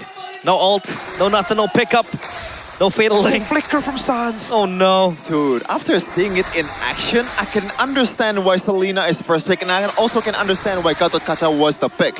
Yeah, like the Unbreakable is so telegraphed. A lot of people are just completely ignoring it, even if it lands, right? There's no damage as well, but that is a setup for a whole Abyssal Arrow to your face. Yep. It is so easy, especially against these very non-mobile heroes. Okay. Kyrie is able to steal that away at least, with the Retribution. But that means this XP crab should be free for Nile. He has Retri. He doesn't even use it. Oh, it's just a taunt. But DH is completed for Kelra. Well, Keyboy's down bottom. So yeah, they do have a lot of ways to set up the Abyssal Arrow, even with the immobilization from the Hirara. There's one way with that mini stun followed up by the arrow. So now Onyx, they don't really have much players to tank up the arrow. Maybe aside from Keyboy, right? The Deroth as well, very, very susceptible to damage, even if you kind of win lane. But the arrow again onto Keyboy. Yeah, they're just trying to bait out. I mean, at this point, he's out of the fight already. Yeah, before the turtle fight, that is already really, really good engage coming in from BTR. They don't need to force anything else. Nile took it. With the Retri? Yeah. He doesn't want to go for the turtle. He knows he just wants to take the farm away from Fanny instead. Hold on, down below might be a trap for Kelra, but no, he knows something is fishy. Yep, senses it. Doesn't smell too good, but Ludpi, the one catching dibs on the turtle. The arrow. Another pressure by Bigatron. Yeah, good zoning by Keyboy now. Spin walks up. The SOD lands as well. They're going to go for it now. It's going to be... Oh, what? The arrow lands. AOG! And a pin down for Iman as he climbs in. Oh! A big fatal links into the combo, but Iman's able to flicker around his Ludpi. Follows through with his own flicker, but in the end, it's still worth it. The Maestro is on a double. He's trying to land another arrow. Nile going up top. Gives the XP over to Shogun. Nope. He wants to dive. The arrow's ready. Now, does he land it? Moreno looking for the play. He's going to go for a point blank. Bang, boom, and that's Moreno. 5-0-1. Give him the Sky Piercer. Oh my goodness, the Selena is unstoppable. Shades of his Juicin game in that playoffs against Onyx, where he went 11-something with the Sky Piercer. Has a chastise as well. This time it's a bit different with the Selena. But you could see the setup for the arrow, not only for the setup for that arrow, but also as follow-up with the AOG. Oh no. So it's multiple damage and multiple control towards Onyx and Kyrie as well. Look. Oh man, MLBB looks so simple with BTR currently, man. Man. Okay, he gets it. Stun, Finn. Oh my my god! goodness. He finds the arrow again! Moreno! He gets a trap! The whole team collapses on Kai so that the trap could kill him! What the hell are they doing? I mean, Bigatron, like, cause what the hell? This is, like Chevin said, very simple MLB, but it's like, what? Man. I wish I was streaming. Moreno is on a different dimension. He schools Sans, teaches him how to play Selena the right way. 6-0. Far cry. A far cry to what Onyx Selena was able to bring to the table. A whole lot of misses. But BTR right now, it's not just Moreno. They're playing as a team. Even in that turtle fight earlier, I thought there was going to be a clear Onyx win. Onyx pushes the fight towards BTR, forces the turtle when Niall was not there with the retribution, but it does not matter. The arrow lands, and it makes up for everything for BTR. This guy is a beast. This team is insane. And I'm watching a really good MLBB right now. Oh, untargetable, untargetable. Hirata, yeah.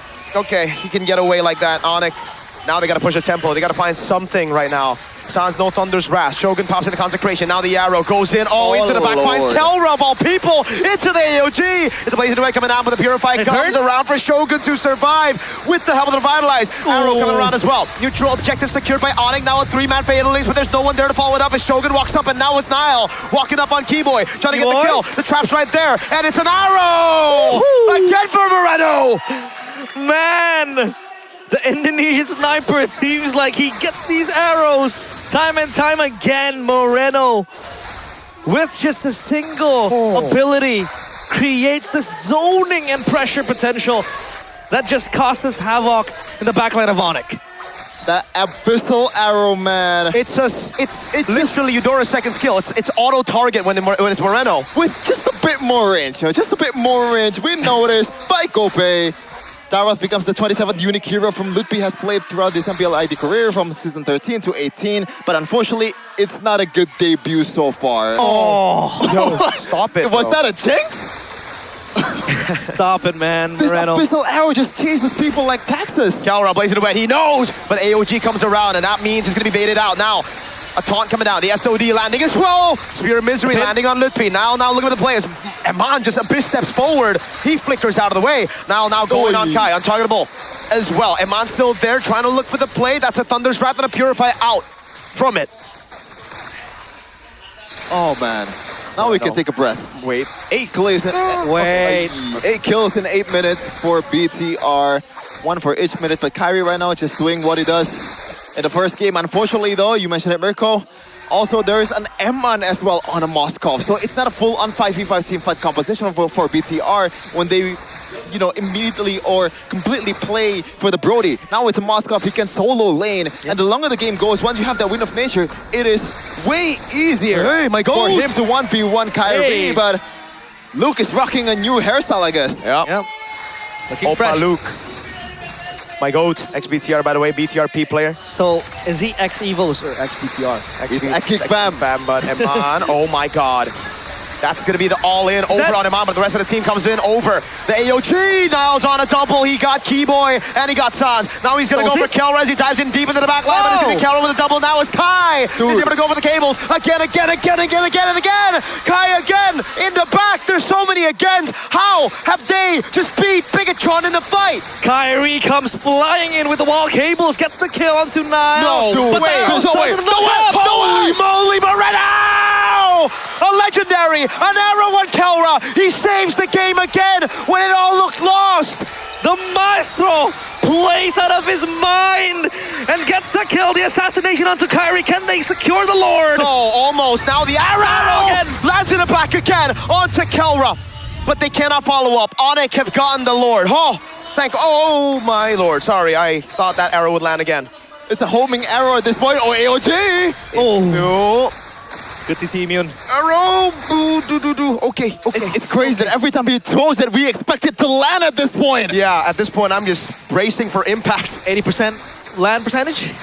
But still, you gotta give props to Onyx for, again, pulling that one out of there. I don't know, man. How the hell do they understand the wind conditions so well? They were able to find something in this really bad of a condition for the yellow porcupines. Man, that's double team as well. Look at economy. It swings towards the Lord. And yeah, only 1k gold lead, even 600 now, 900 growing slowly. Swift Trinity completed for the Moskov. At least the Moskov can scale into the late game, and then he can play the side lanes to kind of match the pressure that the Fanny will bring. But the Moskov still needs to be ultra safe. Kelra. For it to work, Keyboy might look for an assassinate, rather a setup, but no. Only a taunt to push away the turret as Kyrie works on the top side turret. It's 11 minutes and both sides still has all of their tier 2 intact. This is incredibly rare so far in MPL ID, and I would love to see it prolonged over and over again. Hell, game 3, best of 5, best of 7, grand finals, here we come. Oh, can we skip? I want a best of 7. Best of 7? Best of 9 maybe? No. Okay, that's because too much. Because will be there. What? Give me a soundboard right now. Needed the time to compete, brother. Keyboy though, going on a Chogan. Good dash. And pops the consecration as well. Finn arrow with the re-engage. Lands on Lutpi. The whole team comes in over to save him. Now it's going to be Kyrie with the cables. Again, through it all. Both teams disengage. An arrow thrown out. Okay. Yikes. By the way, that was worth it for Onyx. It was a purify. Yep. Dude, you gotta stop it, bro. You gotta stop it, man. Yeah. How is this even possible? Someone check his phone. It's Infinix GT50 Pro. It carries a map hack. I think so. Aim lock maybe, aimbot as well. And also wall hack as well. Yeah, whatever you want to call it. There you go. Keyboy gets stunned again. And the setup is just too good, right? With the Kacha as well behind. And then you have like the Harara to just follow up. But oftentimes than not, if you land the arrow to a squishy target, Moreno can just do the job alone and just deal with it. Yeah, all he has to watch is the counter damage that's mostly coming in maybe from Suns, and they have a lot of damage on it. They can just fight Moreno immediately if he goes in all alone, which is why so far Moreno has been working as a tandem, as a team. Someone has to supply the initial stuns first, or at least tank up the damage and divert the attention away from the real killer that is the Maestro Moreno. Yeah. Melvic gun, Kelra. That's big. That is big. I mean, you have that extra range to play a bit far back, but here comes the Lord. Now Kyrie close by. Bigatron forming together. That bottom side turret will be taken down by that wave pushing, and Aman has to catch it, but at least he has the SOD. Needs to land to join the team fight. Onyx are the ones to start up the Lord. Aman's rotating very slowly. Keyboy's from the back line. Opens up. Moreno gets away, but it's going to be caught in the back. Moreno flickers in into Keyboy. That's a shutdown for Sans. Now it is all open for Onyx. They have gotten the man that has been terrorizing them for the last 13 minutes. And that's a juicy bounty as well. Shogun. Oh man, you can see why Atlas is getting banned over and over again in this regular season. The gap close is insane. There is no safe push at all at this point of the game for BTR. Even though you are like 20 yards away or like 20 miles away from the Atlas, he will still catch you. Yep, and they have transformed a losing game into a potentially winnable one. They have a 2.2k gold lead in the hand. Well, Bigatron now are the ones to defend. It's a bit upsetting that Moreno was able to boss away the early game with 8 kills. But it was only him. The kills didn't really go to the Harara, the Moskov as well. I mean, the Moskov you could always hope to scale late game. But now that it's only on Moreno, when you have 5 players just jumping at you, the arrow doesn't really become that effective, and we can't really carry the games through AoE type of damage, through artillery damage. So now he has to play far back and look for potential, pickoffs. Sometimes you just have to be not careful at all. Yeah, sometimes. Don't overthink it, but yeah, he's all alone. I think that's the best play available right there, but I would just clear the lane, and obviously it ended up being a better play, but yeah. 3k gold lead for Onyx. All the tier 2s are away, but now they're knocking towards the inhibitors. Oh, look at that. Keyboy jumping to the back, just trying to get this base turret down. It's now clears out of the mid lane, but that will be a base turret for free for Onyx. Not the far lane just yet. They're trying to send their resources up top to avoid that far lane base turret take. It will be the bottom lane for Onyx. This is a bad position for Moreno right now. Expect the hours to land less from now on. It's like, for example, Moreno is throwing... Okay, my analogy is not there. But my point is, the range that he has to cover with his arrows is much bigger than previous ones. Yep. Now it's all about the clear. Oh! Thunder's Wrath almost landed on him. Keyboy walking up front. Now it's a mid lane base turret taken by Onyx. Let's give it all in. Good. Oh, Fatal Links, but it's only on to Finn. Good ball lightning to the back by Sans. Doing a good job. Holy Kelra! moly! Shredding through Finn's HP bar. He gets away barely with an AOG. Oh, that was so close, but at least the Gato Kacha has a safety net with the AOG. But yeah, I do agree, Moreno is gonna have a harder time now that the arrows, or rather now that the turrets are pushed out and Onyx has control of Bigatron's objectives and rather the jungle as well. He needs to also land these arrows to open up the bushes. That's to not only target the players of Onyx, but also open up vision, because that's the only way they kind of have, aside from Finn maybe walking into the bushes and Shogun. This arrow needs to be a scouting tool as well for Bigatron to open up the jungle. And Onyx, timers are on the lord now. Lanes are pushing slowly down bottom as well. Oh my God, they're so quick fast. to Finn. Doesn't have AOG. Eman, is stuck in the back. Finn will be the sack. Oh, the AOG was cancelled. Beautifully done. Again, 13 seconds from the Lord. Onyx, get another man in the... Oh, Ludwig's feeling it. That is not the usual Ludwig, brother. I don't see that very often. They're hyped up, dude. Hey, at this point, you get all the advantage that you can get, man, even mentally. But I don't think they will do anything towards BTR. They are both elite teams at this point. They know that those kind of recalls cannot just throw them off their tracks. But Lord now, secured by Onyx, a late SOD to potentially look for something out of nothing, but no, nothing will happen. Onyx will be the ones to hold steadfast in this game after what was a very, very disastrous early game. Even worse than game one, I would say, because Kyrie wasn't given the chance to farm a lot. Back then, in game one, he was still able to match Niall's gold. He was still able to match the farming speed. He was able to counter jungle still, but this time, he was shut down completely and a recovery was found out of nowhere. And Onyx are the ones holding their hands in the steering wheel and potentially looking for this end. But it's not done and dusted. Bigatron can still defend, especially with the Moskov late game. Feels like a bit of a deja vu, except the Moskov, I agree. This Selena comp is built to win early game. In this kind of position, BTR will feel the lack of catch. Oh, that is a good diversion. They throw the vision away, knowing full well that Vin is actually opening it. So that's a pretty high IQ play. I don't know if Onyx will read that. Oh, he will. Finn in the back. Finally found out. Bigatron now trying to go for the defense. Keyboy walking up. That's Shogun taking everything. God. Has the Purify still, or to use the Consecration. Now it's going to be Moreno with a jump on Kelra, but he's able to flicker out now with the Fatal Links. He's able to land AOG to respond it over onto his Kai is able to pick up the kill on Moreno. That Sans in the back with the electrocutions coming down as Iman is going to try to clear out the waves. Niall picking up a kill on the Rover. Sans gets a massive skill too. Kelra walks up as well. Now Niall, untargetable once, untargetable twice. Iman still clearing Sans. Ball lightning onto the mini waves now as Shogun goes for the chase. Sans still able to cat away, has the flicker, has the winner crown. Bigatron stripped down to just their base. Now ball lightning, Thunder's Wrath, Eman gets away. Well, a cycle of spells and resources spent.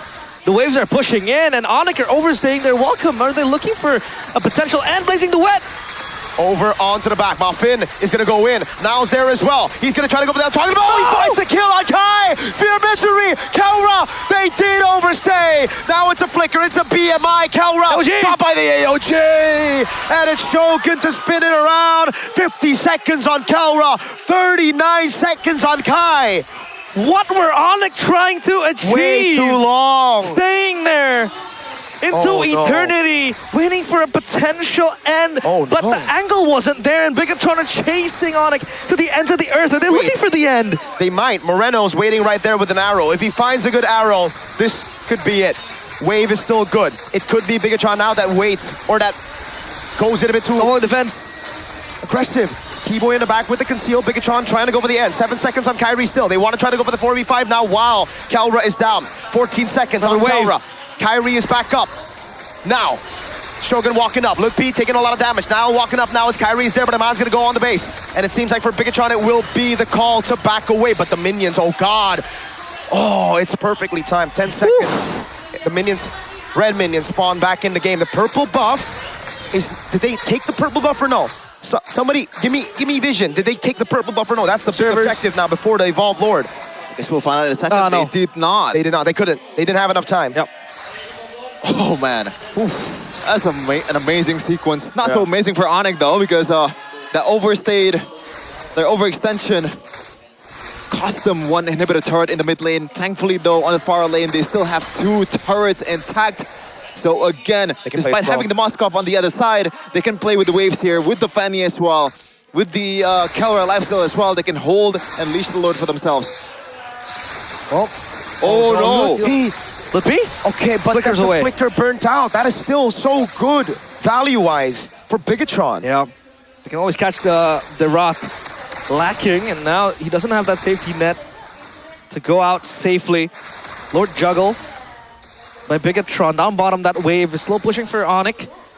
And Aman is going to be there to catch it, I believe.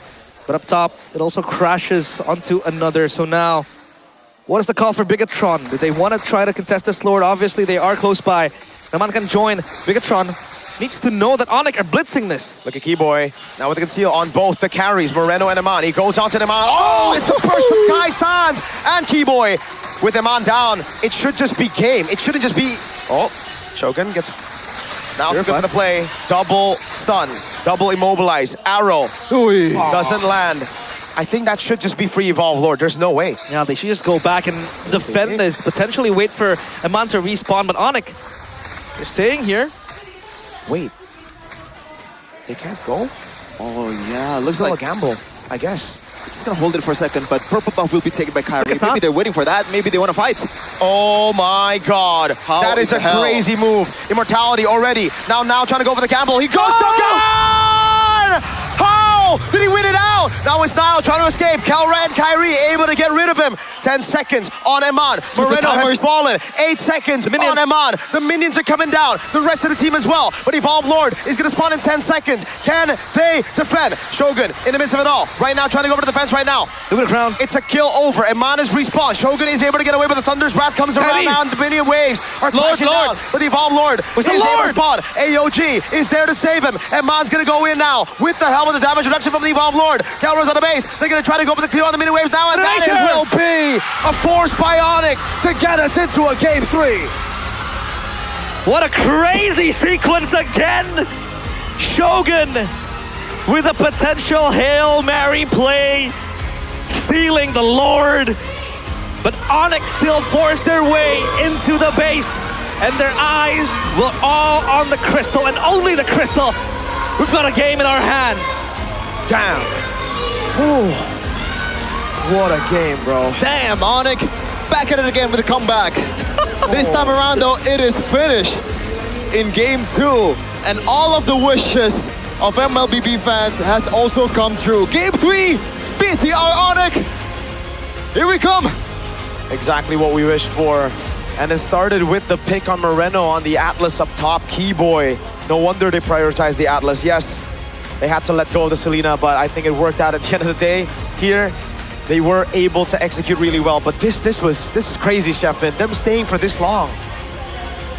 Oh, man. I feel like it's just the adrenaline, man. Look at this, bro.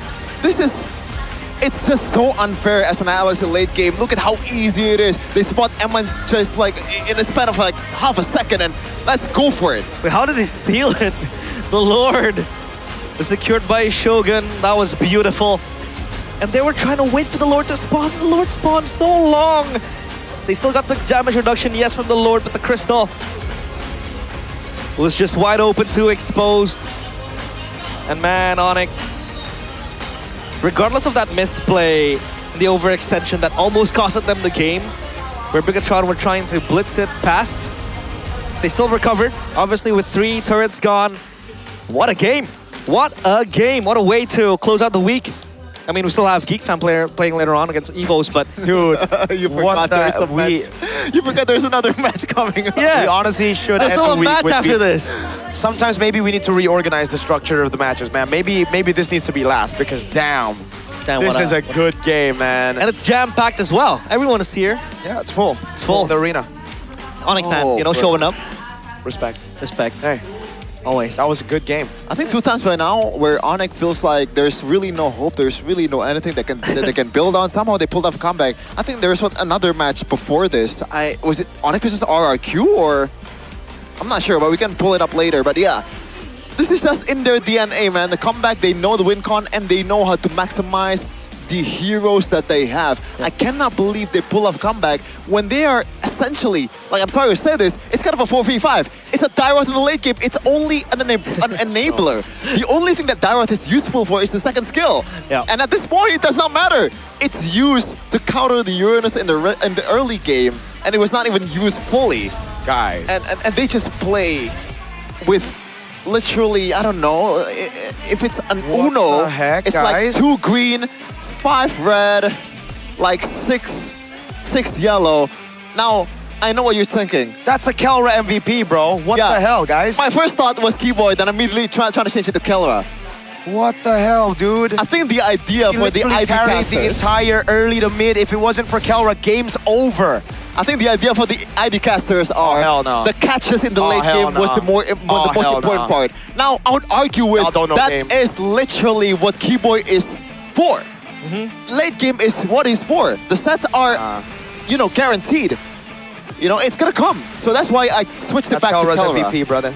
Yeah, I would agree with that. I voted for Keyboy for the fact that that game-turning event was also orchestrated by him, multiple beautiful fatal links, and just tanking there. Getting all the damage when Lukpi was obviously just being a Dairoth, right? You can't do much. But yeah, I do see an angle where Kelra needs to bring home the MVP. But yeah, it's just a back and forth game that we forget who we really need to vote for. Still, we gotta marvel at the accuracy of Moreno throughout the game. Yeah, man. But still, like, once you get to the late game, it's hard. Like, even this, Onyx was able to win this trade until Keyboy died. I think they still won that trade through, I don't know, like, just power of friendship, you know?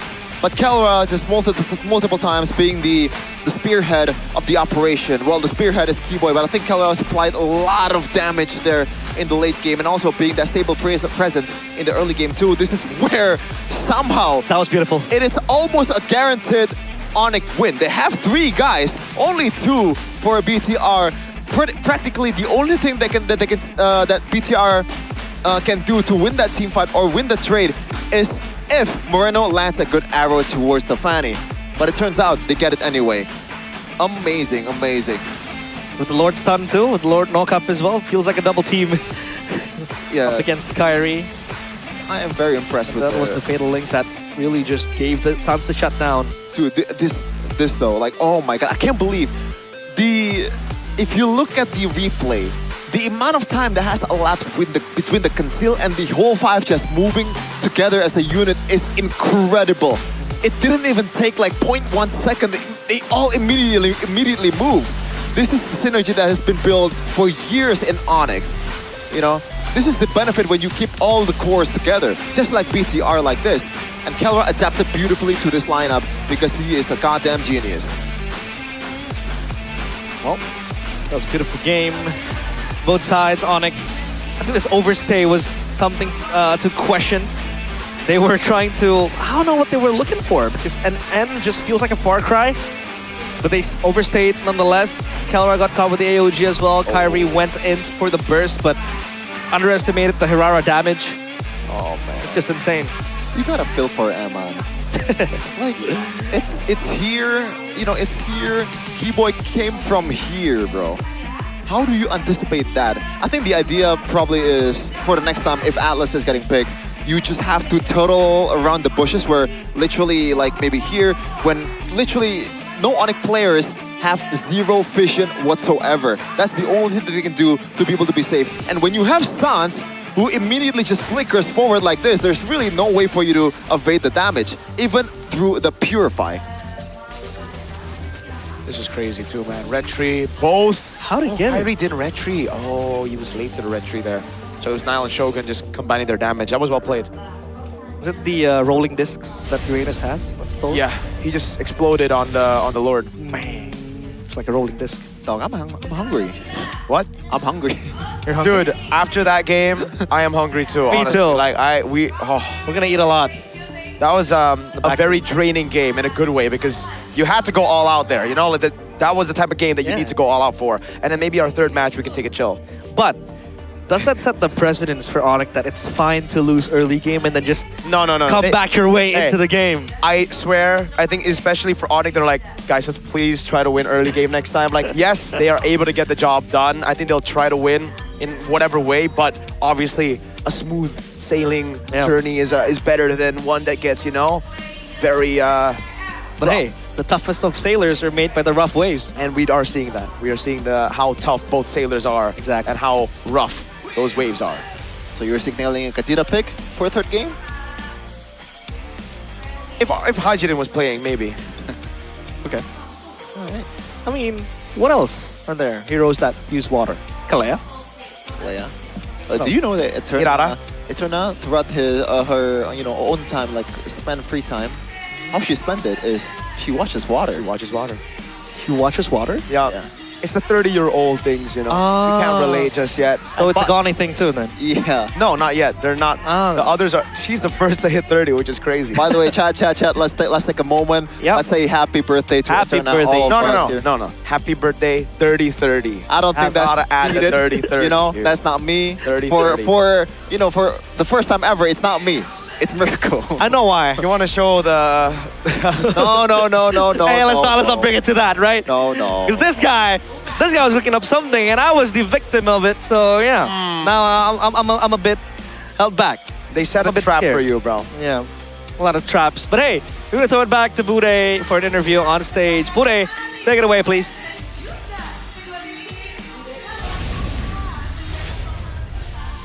Kan ada GoPay hadiah GG. Langsung sorak-sorai di sini ya. Siapkan device kalian karena kalian bisa mendapatkan saldo GoPay. Gimana caranya? Inilah dia. Untuk mendapatkannya gampang banget. Bude yakin di sini semuanya udah pada punya GoPay. Udah langsung diangkat juga. Jadi yang udah punya tenang, yang belum bisa langsung download aja. Karena nanti kalian tinggal buka kamera pada smartphone, lalu arahkan ke layar putih. Nanti akan ada QR yang muncul di sana. Setelah kalian scan, klik buka hadiah. Lalu otomatis saldo GoPay kalian akan bertambah. Auto masuk ke akun kalian. Ready super fans? Coba sekali ready? Ready? Inilah dia GoPay hadiah GG. Gercep. Ayo. Ini Retri Kairi, Retri Nanael muncul semuanya. Tunjukin ya, pamerkan, kasih tahu. Dan jangan lupa juga nanti kalian bisa screenshot, lalu upload ke sosial media, lalu tag MPL Indonesia dan juga GoPay Games. Seru banget pokoknya, pasti GG di GoPay Games. Asik. Ini setiap harinya di MPL Arena pada happy-happy bareng. Namun kalau ngebahas tentang kebahagiaan pastinya akan ada satu tim yang bisa menutup minggu kedua dengan senyuman. Akankah di sini Bigathlon by Vitality atau tim Onyx? Langsung saja masuk ke game ketiga bersama dengan para caster.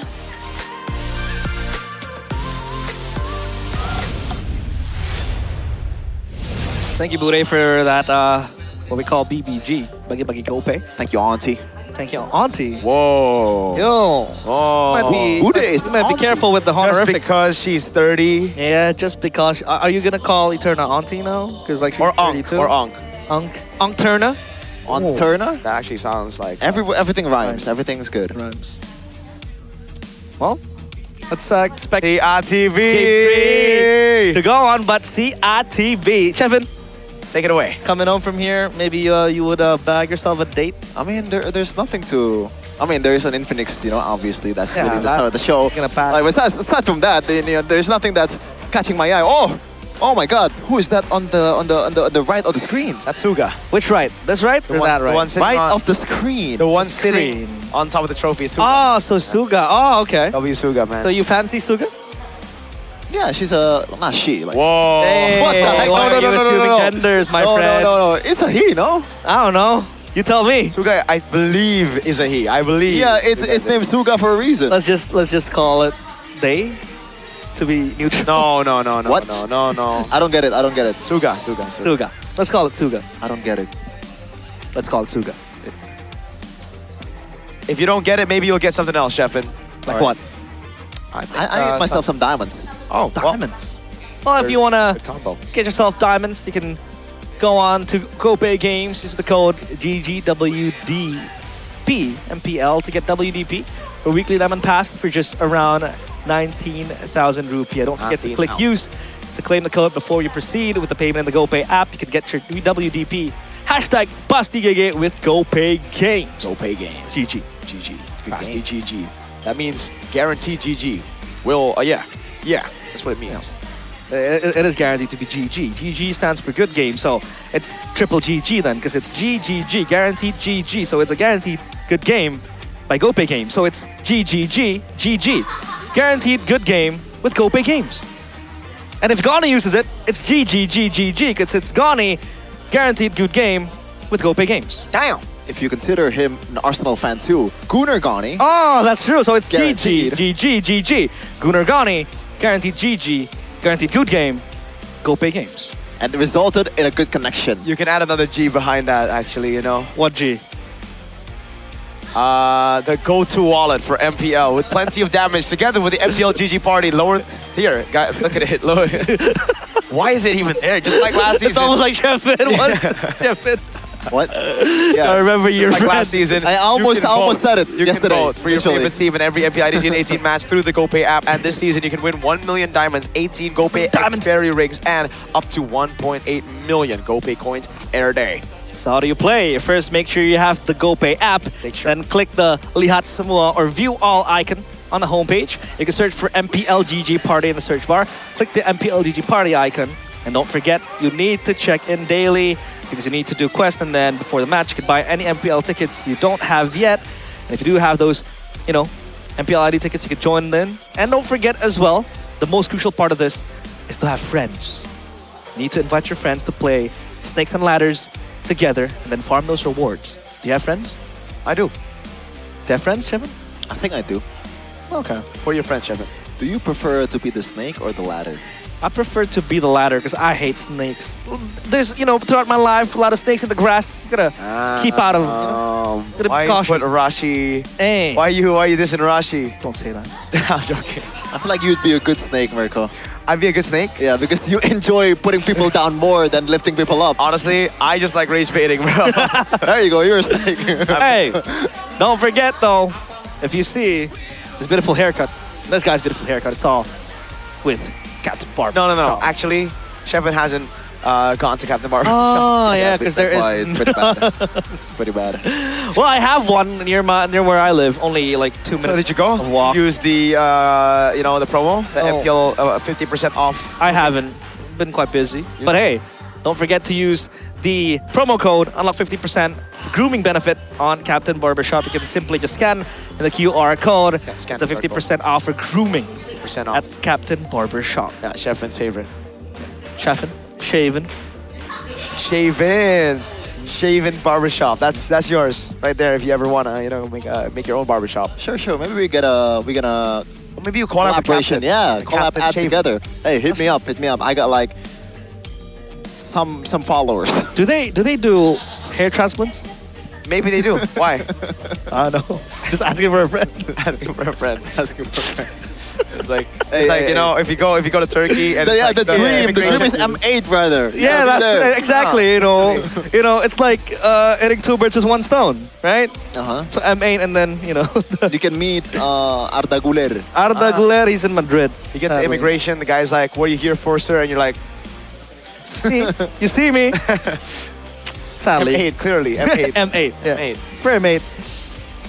But it's game 3. Someone in the chat says, "I need ID girlfriend."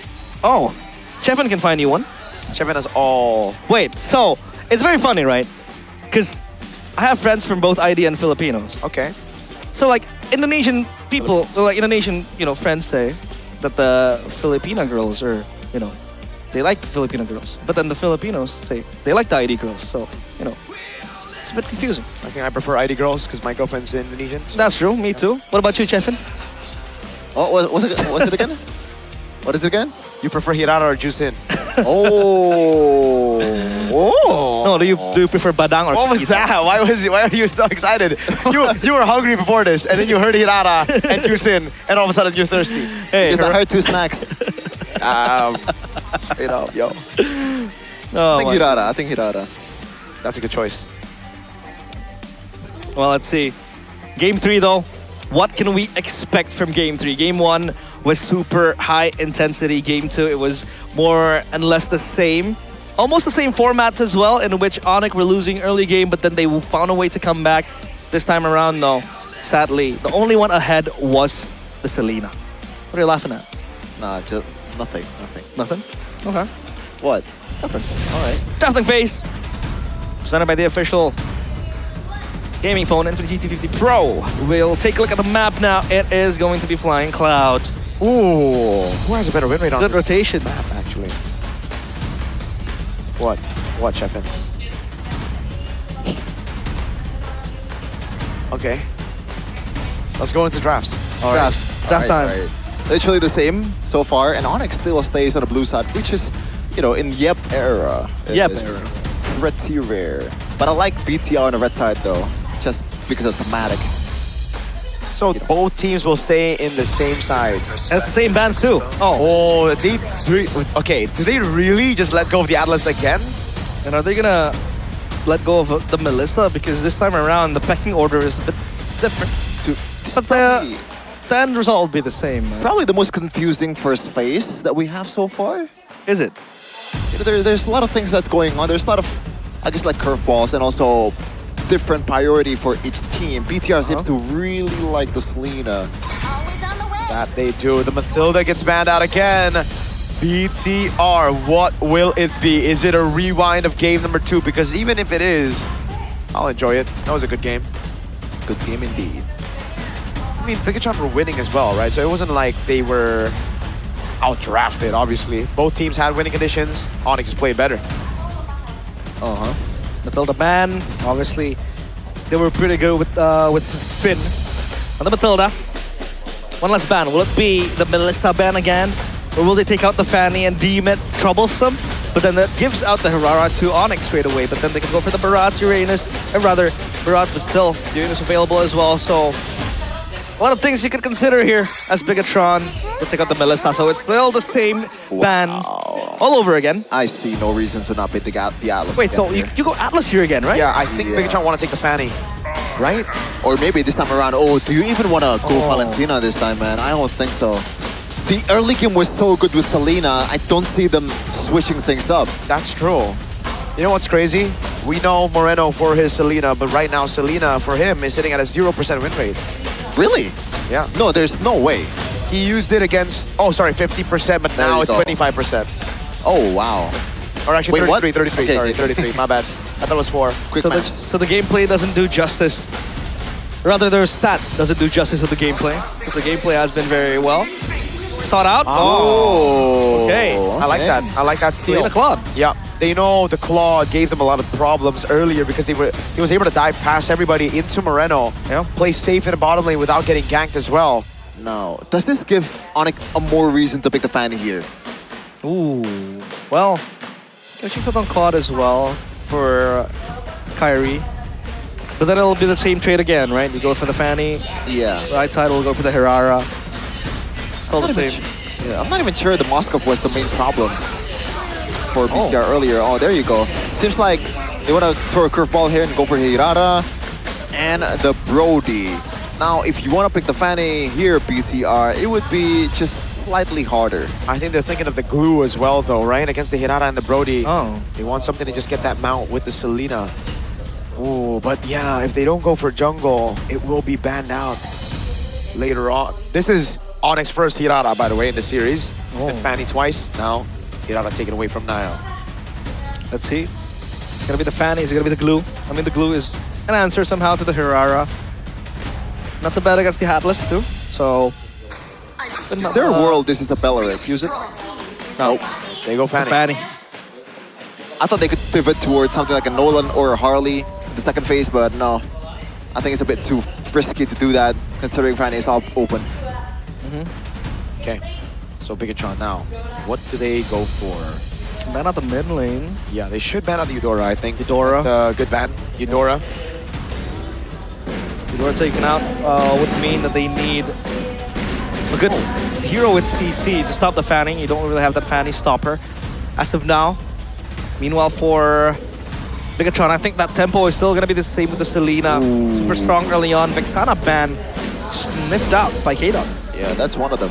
Not only Vexana is, you know, if you time it right, you could be a fanny stopper, but it also synergizes well with the Atlas as well. Blue ban. Plus, it's a peeling mage, something that a lot of mages does not offer.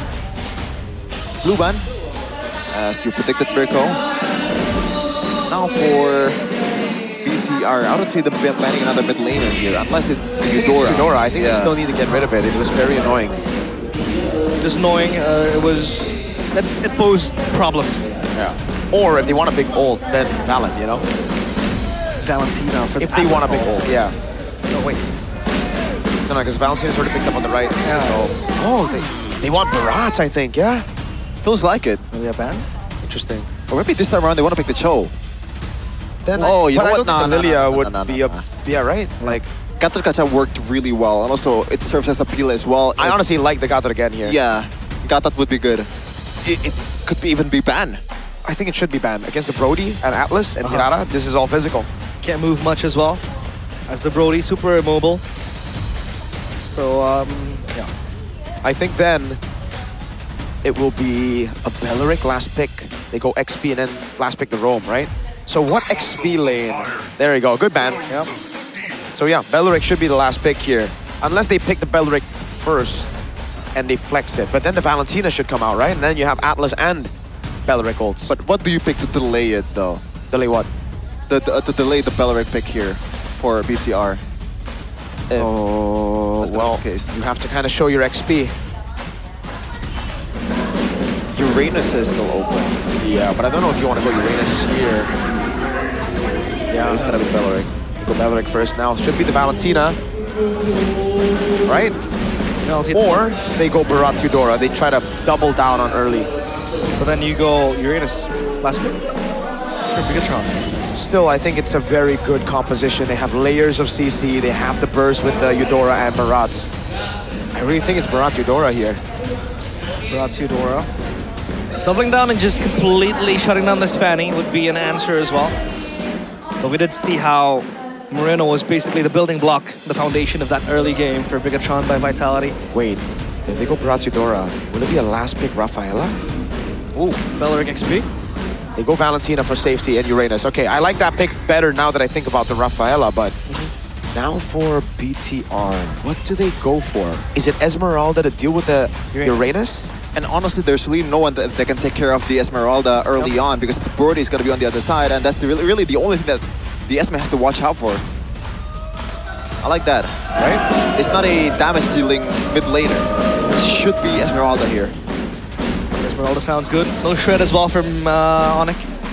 Not at least until the Brody has items. The Valentina isn't that much of a first mage too, but let's see. The Esmeralda, it's actually pretty good too. You can kind of go past the back line as well, right? Past the front line, excuse me. Catch on the Brody. Yeah, they want to go. That was a good move by Whoa! Onic. They didn't lock in the Raft. I mean, sorry, they didn't lock in what we said, Barat Eudora, because they knew of the Raft. The Raft comes out in the end, yes. And the Beleric goes XP. Rafaela Rome, okay. That was a good dodge by Onic, honestly. What do you think about this, Chefin? It feels like in the previous game it was like Mathilda and also Fanny at the same time, but it turns out Mathilda was going to mid lane. But again, like it feels counterintuitive to how they want to play. Yeah. You know? Fanny will be just by herself and Rafaela will stick with a 4. Like, I'm going for Onic, man. Just also the chase potential for the Atlas. When you're playing with the Rafaela, mostly you're gonna clump up as well. That gives a lot more room for Keyboy to work with. And looks like Draft Index also supports my theory, my statement. Yep, lineup rating 6.1 for Onic. Well, does it go down to this? Can Onic finally break free out of the subjugation that Bigatron has sent them? Multiple hurdings and multiple grand finals and multiple meetings to Onic this might be the time to end the cycle. Game 3, Onyx against Bigatron by Vitality. Here we go. We expected this, we wanted this, and we will get it. Game 3 of Bigatron versus Onyx, the rematch of the grand finals of the previous international and of MPL ID Season 17. Talk about the Rafaela pick, Chefin. What is it supposed to achieve in this composition that Bigatron is bringing? I guess it serves as, when the trades are not going right in the gold lane, when the trades are not going right in the mid lane, you can still somehow heal up and also stay in the lane as much as possible, so you don't have to worry about recalling. But more than that, you gotta watch out for those cheeky little holy baptism, man, because a lot of players has been caught off guard with that set potential, and that could be fatal in the late game, especially when you have Shogun as well.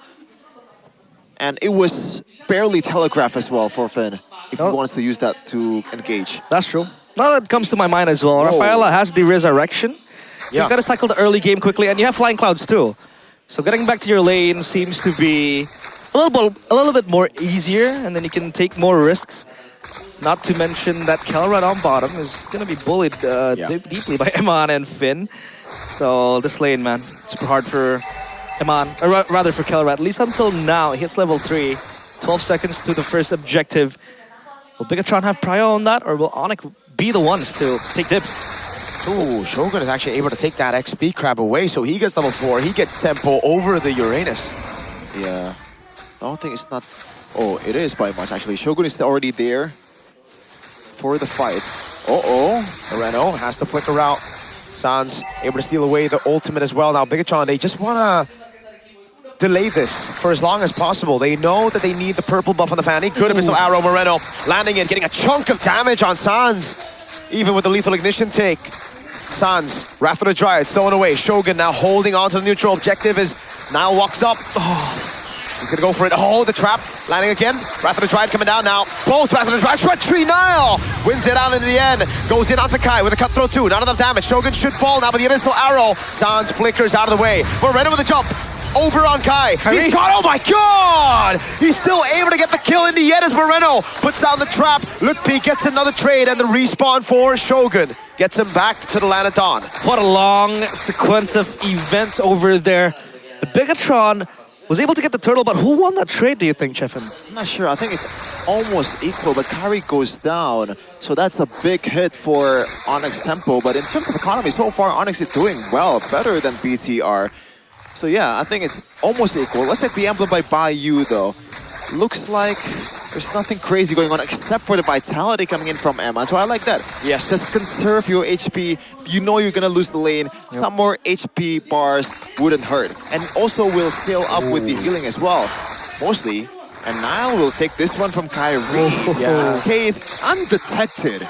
That's so good. Good invade. With the Selena, this is what you're able to do, but Bigatron just always seem to have the window. It's almost like they know where Onyx members are, because like, that's risky, dude. Walking up against an Atlas and a Valentina in mid to steal a purple.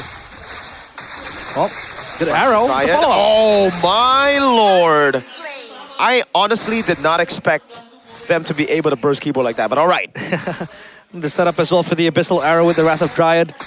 It helps a lot for Moreno, not to mention how accurate he has been with his Abyssal Arrows. Interesting placement where Finn is right now. He's listing the purple, so it looks like they're putting a lot of emphasis towards how valuable this purple right now. But Otpi though, yeah, he's dead. He has Consecration. Hold on. He's buying a lot of Purified though in the end. The chain CC is immaculate by Bigatron. Yeah, and they lose an important member for this objective take. Because Lutpi is going to be the one taking all the damage, soaking it up. A sandbag for Onyx, but at least he will respawn, and there is a flying cloud, so Onyx will still have a chance to contest this neutral objective. Moreno is flanking from behind. Oh, Shogun! With Moreno, the chain CC is activated. Oh my god! Tore apart memory lands on Moreno, but Aman's still able to get a blazing duet to get Kyrie. And that means it's Moreno and Shogun falling into the hands of Kelra as Bigatron get 2, Kyrie and Sans, but the respawn gives Shogun another shot at life. Kelra on the neutral objective, but Nile still has red tree. They were trying to go for the finish. Good fatal links from Keyboy. Nile comes in. Oh my god, now the freeze as well. The holy healing saves Nile. This should be a free neutral objective. Oh my god, Moreno! How did he land that on Kelra? When you think Onyx get a win guaranteed, Moreno says nah, and another arrow, and another dive in. Now it's Lutpi falling to Finn. Holy, you know what I want to say. A second chance at life, and they make the best out of it. A good set from Keyboy earlier on. We thought it was going to be the statement. We thought it was going to be the end of Bigatron in that contest, in that team fight. But Nile came in flying colors, steals away the turtle, and Moreno just doing his own thing, shuts down Onyx, and now they are in the back seat of this game. Dude, you can never know who's gonna win the team fight in this game, in this match, man. Onyx with a beautiful turnaround by Keyboy, but now Shogun is a bit stuck right now. I don't think they have enough damage, or do they? I think he likes it though, right? He wants to be there. The respawn is ready, I believe, as well. Kelra, question is, does he have Sky Piercer? Because these kills will start to rack up. Okay. I'm building towards it. That's to the point. And also Moreno, man, this team, it's not just about Moreno is really good at using Selena. The whole team is also really good at using how to play with Selena. So far, they've been doing a much better job than Onyx in the first game. 3K gold lead right now by BTR. Right now, a much more heavy tempo game. 13 kills in 7 minutes. That's 1 kill or 2 kills almost per minute. A bit more fun to watch for all the Brawl enjoyers out there. Oh yeah, that's for sure. Brawl server, still? Nile has been amazing. 5-0-2. The Fanny. Dude, wow. Kyrie was not able to get a kill for like the first 10 minutes of each game. Yeah, that's combined. crazy.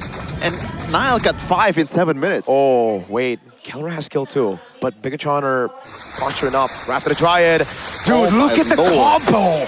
Oh my god! Keyboy just walks into Roots, an arrow, a baptism, and then he gets cut down. I'm sorry, like Moreno Selena will not see the light of day after this. I really don't think so. And now you really know why Sans had to pick it away in game 1. Yeah. Yeah, I mentioned it earlier. Oh, Nile, this might be a solo kill. Wait, still deep. No, it's not going to be a solo kill because Moreno's there as well. The stun comes around. It don't matter. It is a solo kill. Nile is feeling it on this Fanny. Man, Kelra is too far back. But from his own turret. The fact that he was there in the first place was kind of salty, though. Yeah. Like, was that a misinformation from his team? Like, that is not what Kelra usually does, but yeah, we can never know. No, I think it's just Nile playing around, cutting the corners, dude. Like, Bigatron traditionally have always done this, even in the grand finals of MPL Indonesia Season 17. Remember the Akai waiting in a bush? Yeah. It doesn't make sense for them to stay up top for so long when there's a neutral objective and they're winning.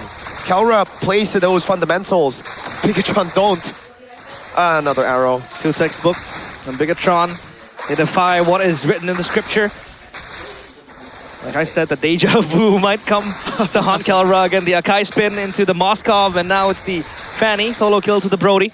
Oh my god. Nile. He's trying to bait out the skill too, because once he gets one of those CC abilities, that means it's free for even Eman, dude. Yeah. Oh, hey, maybe it's also deja vu realized to game number 2 where Onyx came back out of nothing. This time around though, there's no Fanny. There's no Claude. They're losing all 3 early games. Hey, I mean, this technically was you can a win never somehow. know with this team, okay? You can never know. This team came back down from 16K gold lead. That's true. Oh, wow. No. He's going to get it? No. Nah, absolutely not. There's no way. Kyrie's too patient for that to happen. He's not going to hit it anyways, and he gets the orange buff. Nile. Always looking for an assassination. Sans is very squishy, so is Kelra, so you can pick your own target. But Kyrie needs this purple buff. I'll steal it up. Only trying to get that boost from the jungle. Other than that, it's nothing but a purple buff for Kyrie. It's unequal. The fact that BTR can look for opportunities over and over again while still stay in bushes. Meanwhile, Onyx cannot. They have to commit on a full-on Fatal Links combo with the whole team and also Weather Dryad. And chances are, it's hard to happen, especially with the amount of Purify and also counter engage from BTR's side. So Onyx has to think twice or maybe thrice to make an engage while BTR Ooga Booga Arrow land. The Haas Claws as well next for Kelra, looking for that sustain and going for that crit build. The Lord spawns up top. That wave is going to crash into the turret, so Bigatron, they have prior on that, but Kyrie will be the one to answer that. And if Kyrie shows, I think Bigatron might want to try to burst out the Lord. Oh yeah. And he does show. So Bigatron, all eyes on the prize. Will Onyx let this go? Pushing for a team fight. Won't. They're just going to go on Look P. Baiting out. Oh, the all-in! Shogun found Sans again. It's almost like Shogun knows his moves. Oh, it's so beautiful, Shogun. My God, brother, you are ridiculous. Sublime. Sublime usage of the Belric. Shogun, man. Might be immobilized here. Another dive. On the key boy. It's only to bait out those resources for Nile to possibly get an assassination. They don't burn any of those CC tools. Damn. Look at those arrows, Chefin. Let's play Shogun just a little bit here. Yeah, you need Kin to. is amazing on setters. Some other EXPs out there are amazing at tanky heroes. Shogun Lutpi is amazing at damage dealing EXPs. Shogun covers all of them. My guy. This is the step towards the world level player of this guy, man. It's all about Shogun. Shogun. You know, good He's XP laner. his favorite player, you know? Yeah. Because he's very school, apparently, according to Coed. I don't know Very, what that very means. schooled. I don't know what that means. I don't know. He can do English interviews. Oh, you're right. We should get Shogun. Yeah, he holds up pretty well with that interview with Rose. MSC. Oh. And yeah, he's got a very deep voice. Very deep. Very soothing as well. Hey, my name's I mean, great XP laners have their names with S in the front. So who knows? Yep. Like Circo. Circo? Circo. Realize as well, you know, somehow. Low's coming up, Low's coming up. They are going for the siege right now, but it just seems like Onyx are the passenger here. They cannot move around. The arrow lands on Keyboy, and that means there's not any setting potential. Rather than Triad from Shogun. Sans gets caught again. Eman pops in the blazing duet, gets away. And now it's slow. Oh, they paid everything for Nile. The stun comes around. Kelra saved it all the way. And guess what? Even if they got Shogun or one member there, Finn could just go and say, nah, fam, he's back. And now this game feels like a slow burn for Onyx. Oh, the arrow! Moreno! Oh! Again, the torn apart memory, Nile? though, was able to find two. Fanny going way too deep. Now Finn with the respawn. Sans getting caught by the taunt as that's Eman in the mid lane, picking up the base turret. So there are some shutdowns. There is a way. Onyx, a breath of fresh air. There is something. And also the intelligence of Finn reviving Nile instead of Moreno, because Nile can catch up to the team fight quite easily. Didn't do any conversion though immediately, but at least he got the purple buff of Kyrie. BTR, just immaculate. Okay, Nile, don't do it again. That was pretty sussy, brother. With Moreno as well. Could have been legit. Could have been probably an angle if one of them didn't die. I don't think so, but I think they would have guaranteed a base turret down below. That's for sure. That was deep to the fountain. But at least, I think Nile knows, you know, that Finn is always up and ready with the resurrection. So they always have that chance to cycle team fights again after a dead hero. How long is the cooldown? Always have the resurrection. How long is the cooldown of the resurrection at this point of the game? None of us play Raphael. My girlfriend plays a good Rafaela. Maybe Should, oh, Malfic gun. That's big. Yeah. That's a whole item ahead of Kelra, by the way. Yep. Shout out to the itemization for the whole team though. A lot of brute force breastplates from BTR side. Hold on. Lord should be. Wait. Keyboy with the jump. They're gonna reset it. Lane cleared out. They are trying to reset it. The arrow doesn't land. Moreno's gonna be all in there, but now it's gonna be Sans. Oh, baited again, brother. And the arrow. Okay, so Sans now no Wrath of the Dryad. That is free. And the minion waves in the mid lane will crash into the base. Say goodbye to this Lord. That was beautiful by Nile. Mind games. All about the mind games. And man, it was a psychological battle. Sans apparently lost it. Yeah, Nile saying no. What about wait?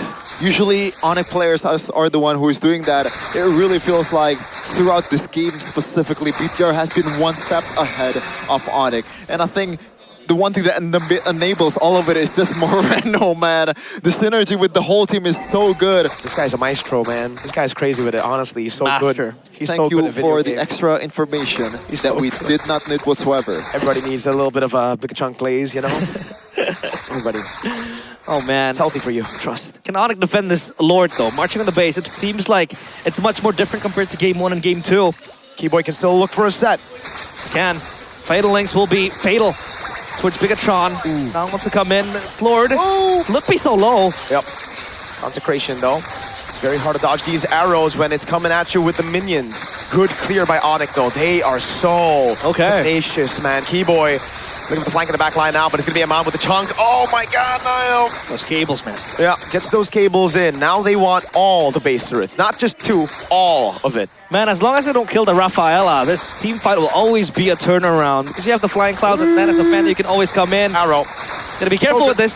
Does he get the taunt? They want to go for this turret. And Mana's Melfic gun. Arrow! Lands the Holy Baptism. They go on. Look, yes, Consecration and a Purify. He gets away. That BMI, little Dexter, is going ham on the turret. They could have killed Lutpi, by the way. They choose not to because they know Lutpi is not important in this game. Not important enough for big resources. Yeah. Just a Purify, though. That's worth it, too. They are going to stay at it. They have a Holy Healing. They got a Revive. Round 2. And it's 70 seconds for the Lord to spawn in. So that's the base turret taken down already. Shogun with the taunt, but it is cancelled out. Arrow lands on a no Purify. Look, Shogun! Wrath of the Giant and the Flicker. Now Sans maybe looking for his own. Shogun caught in the fatal links. The arrow comes around again. Is able to find into the mid lane. Lutpi. A taunt lands on Nile with the Wrath of the Giant, but he's able to bind Immortality in time. Now it's a Holy Baptism catches him. Nile gets away. No torn apart memory. Now it's a stun onto the Blazing Duet of Iman. And the arrow doesn't land on anybody. It's a taunt, bringing him back. Keyboy taken low. Flickers out of the way as Kelra puts the damage down, and now it's Finn who needs to run. Sans with the chase. The Holy Healing already. The Rose Gold Meteor as well. Good BMI to get away from the immobilize of Kai. And the arrow to stay. That's enough. Oh, what a turn around for Onyx there, but they couldn't really get anything from it. They were chasing down Bigatron by Vitality. Lutpi was the sole member that was taken down by Bigatron by Vitality. At least for now, Onyx can farm out the waves and clear the lanes. There's really no urgency so far for BTR to do anything that's rash. No more risk-taking approach here, Niall, because that was almost the start of the comeback of Onyx in game number 1. Now he's on a Fanny. Should be able to take care of the long lanes much easier than Onyx, especially with the fact that tier 2 is still available for BTR with the amount of conflict they have to be. I don't think he can kill him, right? Hey, Niall, that's kind of crazy, yo. Retribution as well. Hey, that's 30 seconds now that he can't go for the Lord. Yep, that's a reset again. The arrow really lands on Kelra. Niall's up top, but he can always join the team fight early, and he can push the lane out to make things worse. God. Shogun gets taunted, though, by the Wrath of the Drive. The Wrath of the Drive from Shogun doesn't land in the back line. It's a Blazing Duet. No, wait, sorry. Fatal Links, and now the Blazing Duet. There you go. And Mon with the shred on Keyboy. Kyrie trying his best to get on Moreno, but now it's Keyboy who falls, and it's Kai who's left all alone. Moreno is dashing away from these shots. Now the follow-up from Finn. Rose Gold Meteor, there already. The arrow doesn't land, but Bigatron, no. With that kill on Keyboy, it is a free evolved Lord. It must be so exhausting to be an Onyx player in this state of the game where everyone can just dodge your damage. And even Iman doesn't die, spends the Blazing Duet, just staying for this orange buff, but this Lord will just be let go, relinquished. It's hard, man. It's understandable for Onyx to hesitate and also botch these engages because I feel like they're not only looking for a needle in a hay, they're looking for an atom in a hay. Okay, that's impossible, brother. Is it really that impossible? A neutron. Okay. I'm just trying to be hyperbolic, but you guys are ruining it. No, we need to question everything here on the English desk, all right? We're pessimists. Philosophy. And we don't like each other. Let's see. This one final siege might close the game. Hey, boy. The arrow lands again, but the Purify's right there. Lutpi able to survive, but he has no consecration. Perfect match from Keyboy. Clearing it. Oh, the arrow lands it back onto the Brody. Now it's going to be Niall with a jump in. The Wrath of the Giant from Shogun. And it's Mo with the Blazing Duet. Moreno lands the arrow. How are they that good? God, Bigatron with a 2-1 win over Onyx. Simply impeccable. Simply too clean and too strong. And once again, Bigatron stand tall as the kryptonite of Onyx. Up in the skies, it slowly shatters. Bigatron are here to defend their throne. Shout out to the late Stacy King. Bigatron by Vitality is too big, too strong, too fast, too good. There is absolutely nothing that Onyx can do in that game. At this point, at least right now, they're actually the kings out of all so-called kings of MPL ID. Man. It's very insane how Nile is able to just end everything as the fan. He got a lot of tempo, he got a lot of lead as well. And that was paired with Moreno, who kept on, you know, hitting the arrows and everything in between. Shogun also played a massive game with the Beleric. And they were trying to look for this Hail Mary set with the Fatal Links, but nothing was able to shut down the backline of Bigatron. And this Rafaela just made things worse with the respawn and all that. But let's see. Up on the stage is Bigatron by Vitality with the players. And also Bude in the review. Bigatron by Vitality. Bigatron Mereka by masih Vitality. menunjukkan kegagahannya. 2-1 sempat ada momen 2-1. mendebarkan, namun untuk Bigatron That was a tough seperti yang Moreno point bilang a couple ya. of times. Fresh start season baru. Fresh start this Dan season. gimana? What do you Fresh think? juga nih hasilnya untuk kalian. Soal Seems to be fresh this result time around pasti senang lah, kita menang 2-1, cuma rasanya ini kayak We won grand 2-1. final kepagian aja sih. I like it. Kayak gamenya seru banget jujur lah, dari game 1, 2, 3. Jadi We were very, rasanya very kayak, happy with all of the kita games. Game sama-sama 1, 2, 3, all very contender entertaining. terkuat aja sih yang aku rasa. Jadi ini bisa dibilang, tadi sih ada yang bilang, Cadera bilangnya derby final boss. Oh siapa itu yang bilang? Cadera tadi. Bisa dong. Mungkin ya. Karena Cadera mungkin says it could be a buat 2-0. sampai detik ini What do you aku think? ngerasanya Yeah. kita berdua sama-sama kuat banget lah. Sama-sama saling ngejar aja sih. Iya, saling mengejar We dan can keep on chasing resultnya each juga other, so yeah, 2-1 tadi we're sampai late both very game good. menangnya. Dan kalau You won boleh that game, dikasih it had nama, to go Moreno all the bisa way to late kasih game? nama gak sih? You wanna give a Pertemuan name? Bigatron dan Onyx, ada nama Bigatron and spesial Onyx. nggak? Is there a special Kalau name dari Moreno. that you want to Oke, mention? mikir dulu nggak apa-apa. Kita akan You can ke think about Eman. it. Oke, pikir. Mikir dulu ya, mikir dulu. Eman, Halo. Eman, menang lagi. you won again, Eman. Hoki Bude. Lucky, we got lucky, Tapi Bude. kita lihat pertemuanmu kembali. Ini masih loh, Eman anti Kelra.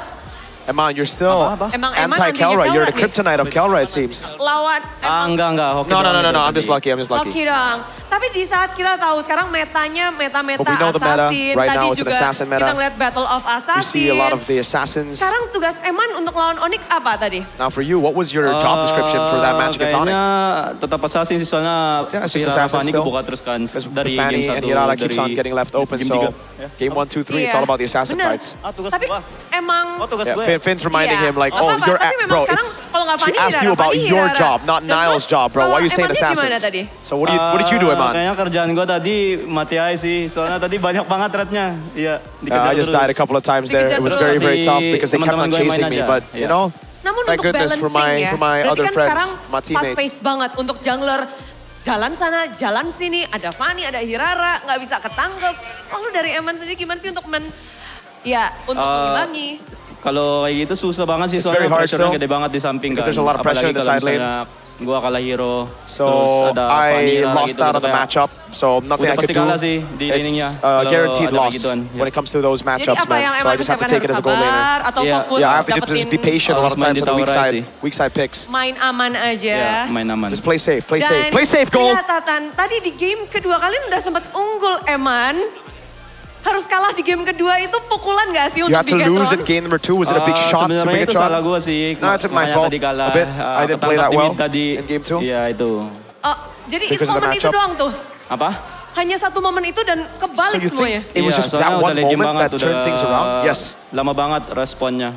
We took too long to respond to a lot of the plays in game 2. Aman, tetap sportif sih mereka teman-teman gue. Yeah, but my Tetap team still suportif dan supports me, you mereka know, even bisa after I make bounce back mistakes. juga. Dan kalau ngeliat dari Finn. Lawan Onyx lagi loh. Against Onyx Ini udah again. minggu kedua langsung ketemu mereka. Apa This yang is kamu the langsung second time pikirkan tadi or second week that you meet them again. You've met them a bermain? couple of times. What did you have prepared before the match? kecepatan sih. Grand Final kecepatan. This is the- Pressure-nya juga seperti Grand An Final early kah grand hari ini? finals is what Finn says. Ya lumayan. Lumayan. The pressure felt Dan like a grand bagaimana final too. kalian bisa menghadapinya dan How memenangkannya pula, Did you Vin? beat Onyx this time? kita udah sering lawan dia kan, jadi kayak We're used kita to going udah up against them. kebaca gameplay dia lah. So we know how to Lumayan udah read their kebaca sih gameplay. gameplaynya. Jadi membaca gameplay Onyx itu jadi salah satu kunci We've read kemenangan their gameplay kalian. quite well. Iya.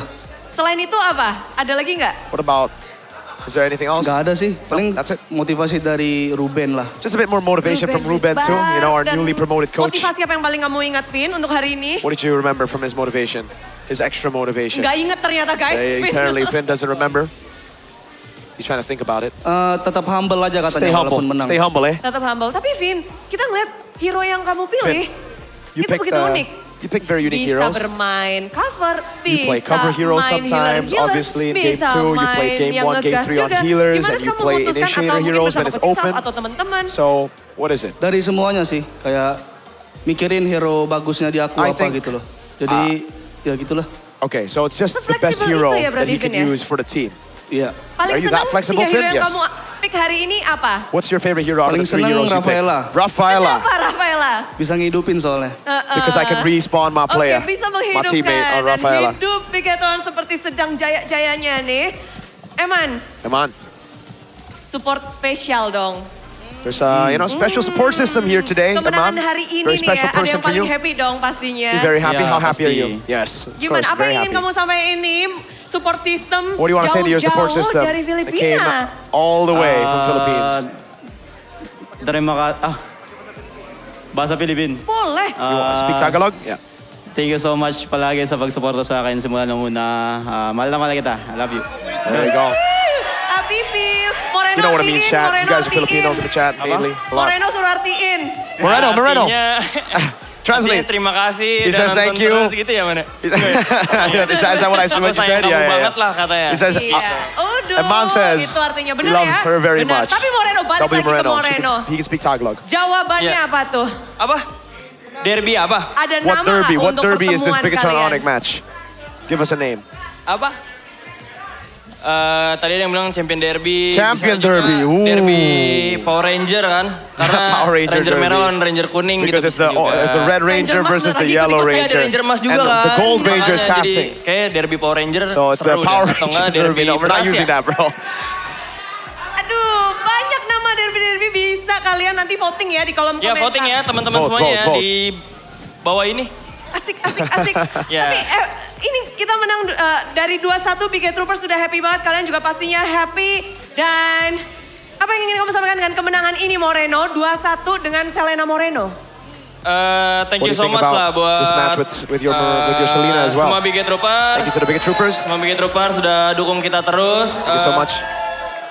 Ingat aja ini cuma maraton remember, lah. Jadi it's a kayak marathon, perjalanan not a masih sprint, panjang, masih so sampai there's week still a 9, masih ada long way to playoff go. juga di Don't Surabaya. Jadi get too tolong tetap dukung confident. kita terus Just aja keep on sih. supporting us. Tiap minggunya. Terima kasih. Dukungan memang terus mengalir. Ada Bang Obi juga bersama dengan Biget Troopers. Langsung saja berpesta di minggu kedua itu Bigetron. Give it up for Bigatron by Vitality. Vitality. My goat, by the way.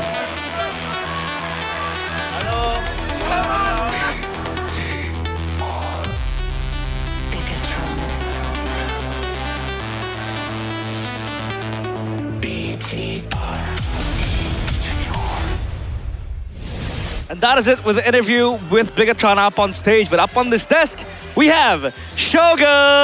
How you doing? I'm doing good. So we had a question earlier on, what derby should it be called? I don't think it should be called a derby. They always beat us. You know, Bigatron always wins, so how Not is it a derby? always, bro. Not always. There was a time where it Lately. wasn't, right? Lately. I'm a Sonic, so, you know. It's okay. It's balanced. Get that. You're my goat. You Yeah. know. We know this. All right, Shogun, first Hey. question. Why and how are you the kryptonite of Onyx? It seems like every time Onyx meets you, they just don't know what to do or they don't know how to beat you. I just don't really know about it, but just what you call this? Like, focus on ourselves. That's all. Don't overthink too much. Don't overthink to the enemies. Just play like a boss. Damn, I like that. Like Coach Panda said, it's on my mind every time. That's all. Play like a boss. That's how you do it, bro. I want to ask you about the Selena Moreno though. Like, how does it feel like as a team when Selena locked by Moreno? Like, is the whole team just says, oh, we got this in the bag, or like, oh, this is gonna be so easy, or something like that? Because he never misses his arrows, man. not just not the easy game, but like he is a beast, right? When using Selena, yes, we just support him and just convince him to pick use Selena. Like it's good, whether it's not good in this game, but he's still using Selena like that. Okay, so even if it's not good, you guys still force him to play Selena. Because, not forcing, but it's a good pick. But there's another good pick. But it's good. Selena. Okay, there you go. So you prefer Selena still over the other picks, man. That was an incredible game 3. I think for us here on the desk, we want to ask what was the most difficult thing that you had to pass in the series, because game 2, it was, Onyx winning, comeback, and game 1, game 3 was also late game victories for you. I think in game 2 we didn't maximize our early pressure, right? So because of our tempo is loosened up, so Oni came to farm and Oni came to like maximize our fault also in the objective team fight. So they're good at doing that, because we cannot do something like mistakes so much. I cannot. Just cannot. Almost a comeback again, game 3, but at least you were able to get the job done. Player of the match, though, by Infinity50 Pro, it is Nael. Obviously, you've seen the votes. But game 1 with the Hirara, 14 kills. Game 2, it was a bit shaky for him. Game 3, 10 kills with the Fanny. What can you say about Nael and how he's able to recover from almost, a losable game, especially in game 2 and game 3? Nothing I can say so much about him. Like, he's so good when using assassins. So he deserved it. The player of the match. Okay. Just everybody in my team is deserved. Yeah. I don't you know. as well. You as well. I voted for you. Four of them is very amazing. Oh. Hey, this guy's so humble. Yeah, super humble that's king. Maybe that's why you're co-ed's favorite. You know that, right? he told me in a podcast. But to follow up on the assassin meta, now you're unfortunately put into like really boring picks, quote unquote. I mean, compared to the previous meta where you were on Arlet, on Sora. Now you have to play Beleric, Uranus, and it's Beleric and Uranus, the only 2 heroes you played in the series. What do you think about that? It's okay. We just want to win. It's the best pick for the meta right now. So I'm not thinking about that too much, like the highlights or nothing. I just want to just let my friends play like that. Okay. Just take the damage. How do you adapt to tanks after playing carries for so long? Because I think a lot of players struggle with that, right? When they're playing carries, when they play tanks, they don't do too well. Yeah. But you play really well on everything. There's so much trial errors in this game.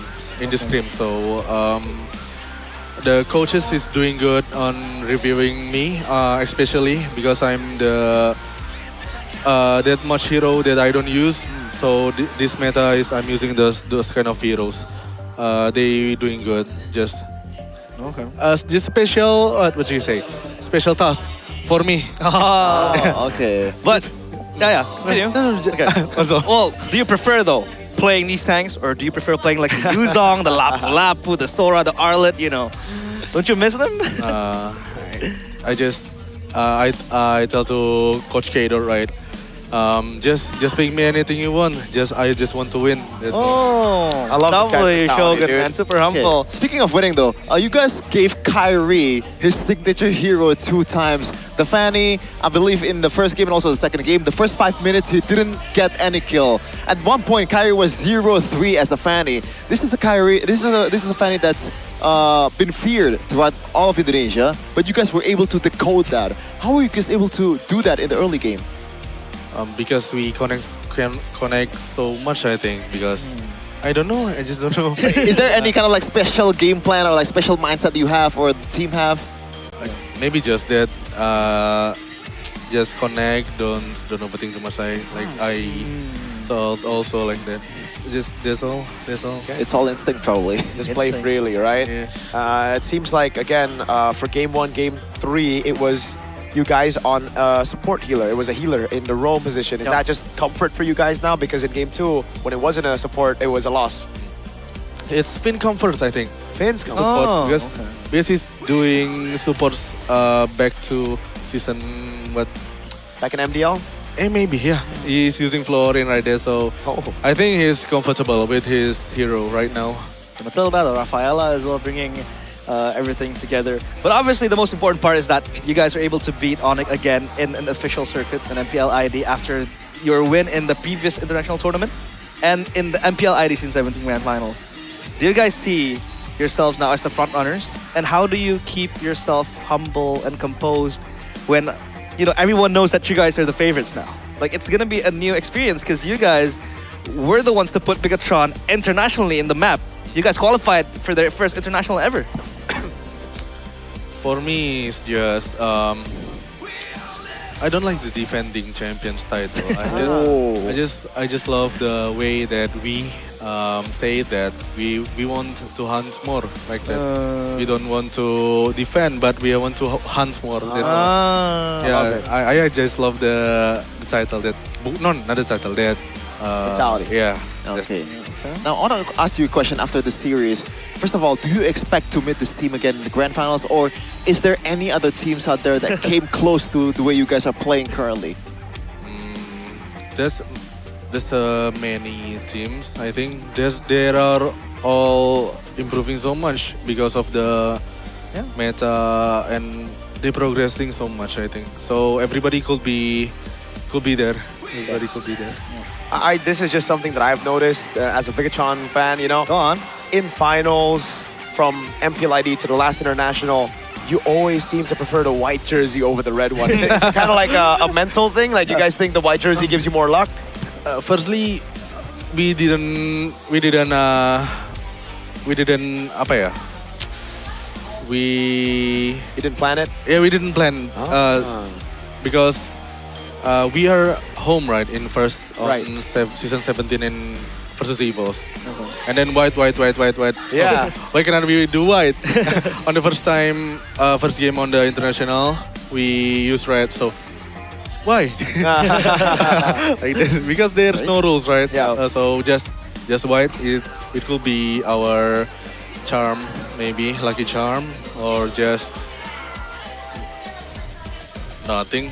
Yeah. Or just nothing. Could be nothing. Could be nothing. Could just be, you know, superstitious. Yeah. But obviously, the last question, Shogun. We had an interview with Chidera earlier on, but just quickly, yes or no? Do you think this is the final boss derby? Onyx and Bigatron? I don't. No, he doesn't know. But hey, we'll close it out with Shogun. Thank you so much, Shogun. We'll see you after this because we have Geek Fam against Evos after this. Stay tuned in MPL ID Season 18.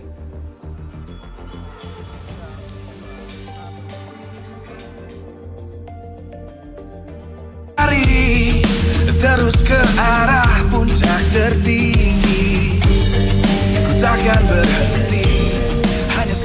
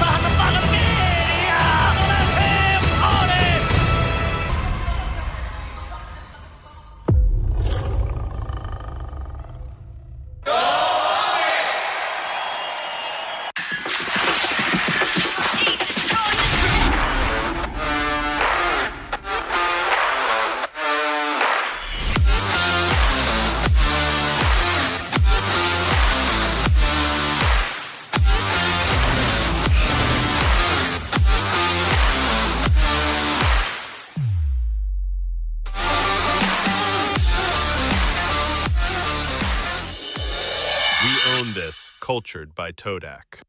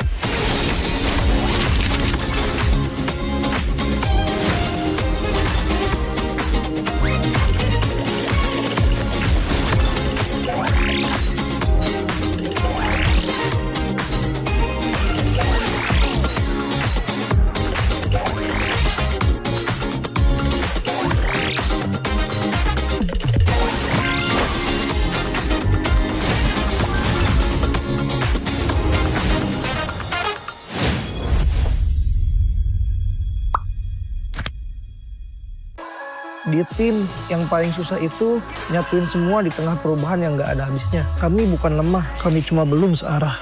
Menang atau kalah itu biasa, tapi ingat satu hal, kita itu keluarga. Waktunya konsisten saling percaya. Sejak kapan Navari jadi CEO? Hah? Lalu diam, Ming. Mending lihat ini. Yang ini murahnya beneran. Bantu kita naik level barengan.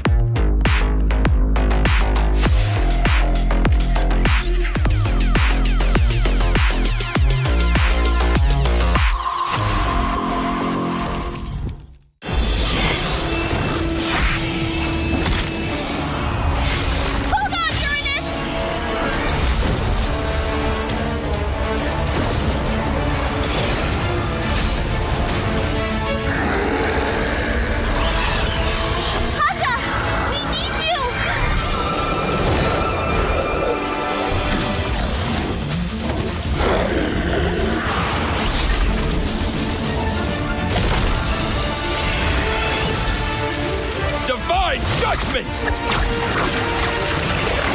Witness the power of pure lightning!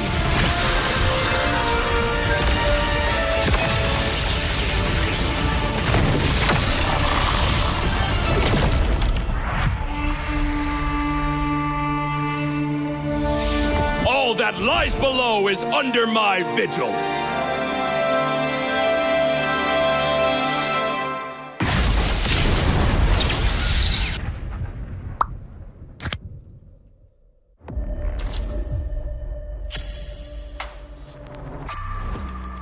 Semua perjalanan mempunyai cerita.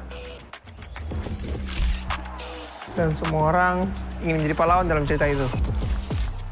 Menjadi seorang pahlawan bukan hanya sekedar menang perang, namun mampu mencari modal untuk berperang. Oke. Hanya modal gold.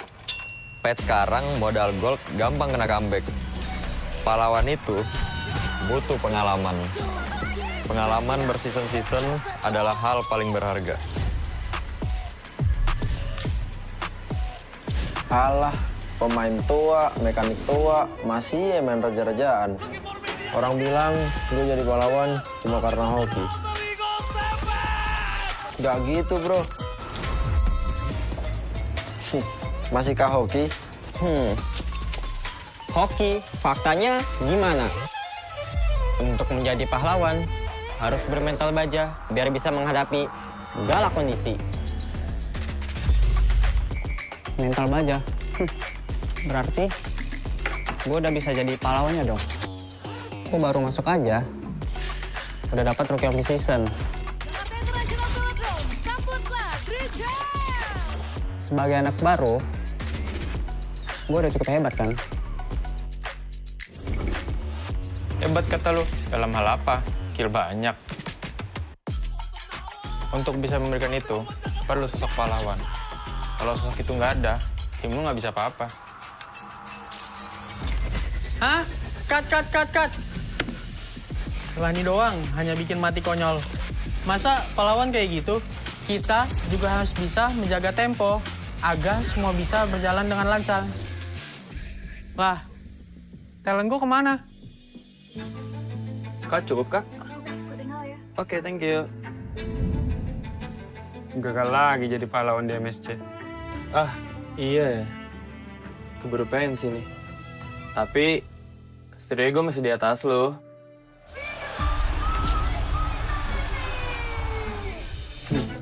Oke doang lo itu mah. Season ini, nggak akan semudah itu. Yo, mulai syuting. Nih, baca dulu. Loh, kok lu jadi Estrada, Man? Magang, Mor. Wih, serius kita bakal main di sini? Yes, approve. Kalau emang di sini, akan lebih pantas buat ngebuktiin siapa pahlawannya.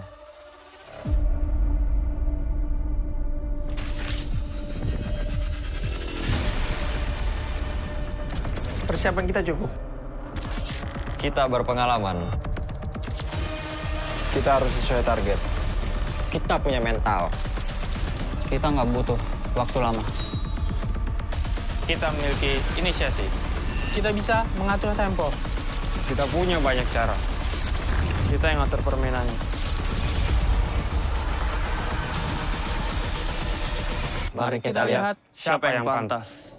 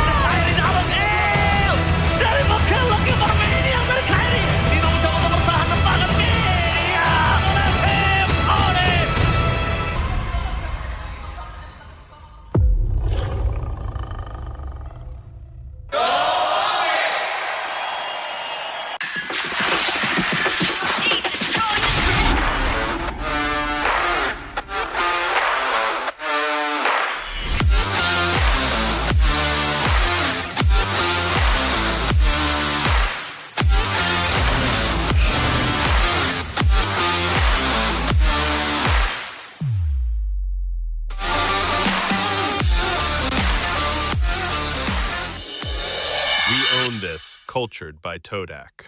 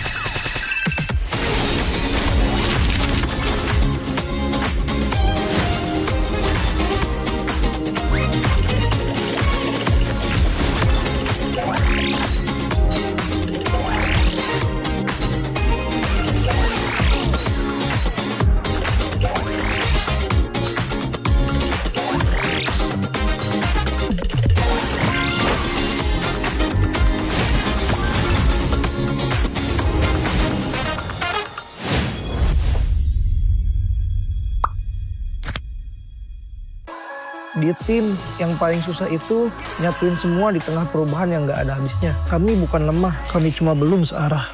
Menang atau kalah itu biasa, tapi ingat satu hal, kita itu keluarga. Waktunya konsisten saling percaya. Sejak kapan Navari jadi CEO? Hah? Lalu diam, Ming. Mending lihat ini. Yang ini murahnya beneran. Bantu kita naik level barengan.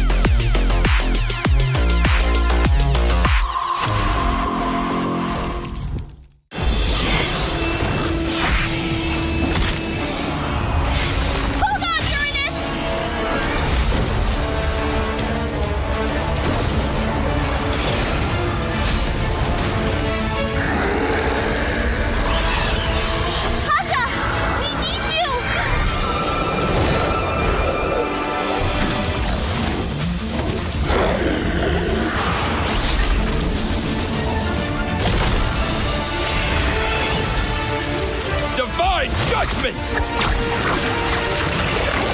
Witness the power of pure lightning!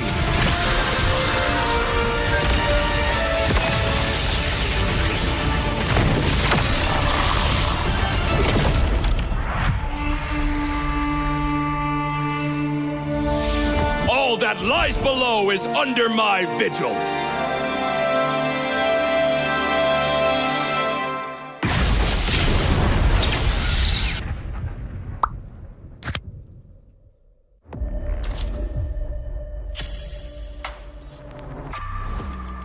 Semua perjalanan mempunyai cerita. Dan semua orang ingin menjadi pahlawan dalam cerita itu. Menjadi seorang pahlawan bukan hanya sekedar menang perang, namun mampu mencari modal untuk berperang. Oke. Hanya modal gold. Patch sekarang modal gold gampang kena comeback. Pahlawan itu butuh pengalaman. Pengalaman berseason-season adalah hal paling berharga. Alah, pemain tua, mekanik tua, masih main raja-rajaan. Orang bilang gue jadi pahlawan cuma karena hoki. Gak gitu, bro. Masihkah hoki? Hoki, faktanya gimana? Untuk menjadi pahlawan, harus bermental baja biar bisa menghadapi segala kondisi. Mental baja? Berarti gue udah bisa jadi pahlawannya dong. Gue baru masuk aja, udah dapat Rookie of the Season. Sebagai anak baru, gue udah cukup hebat kan? Hebat kata lu, dalam hal apa? Kill banyak. Untuk bisa memberikan itu, perlu sosok pahlawan. Kalau sosok itu nggak ada, tim lu nggak bisa apa-apa. Hah? Cut! Rani doang, hanya bikin mati konyol.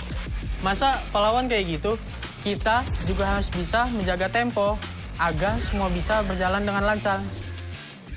Lah, talent gue kemana? Kak, cukup kak? Oke, thank you. Gagal lagi jadi pahlawan di MSC. Ah, iya ya. Keburu pensi nih. Tapi, setidaknya gue masih di atas lo.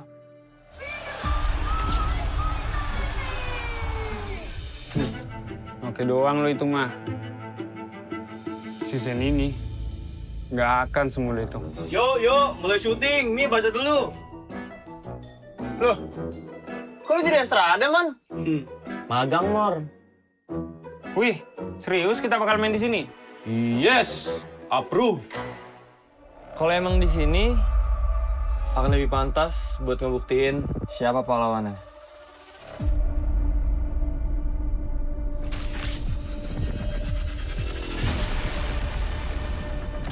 Persiapan kita cukup. Kita berpengalaman. Kita harus sesuai target. Kita punya mental. Kita nggak butuh waktu lama. Kita memiliki inisiasi. Kita bisa mengatur tempo. Kita punya banyak cara. Kita yang ngatur permainannya. Mari kita lihat siapa yang pantas.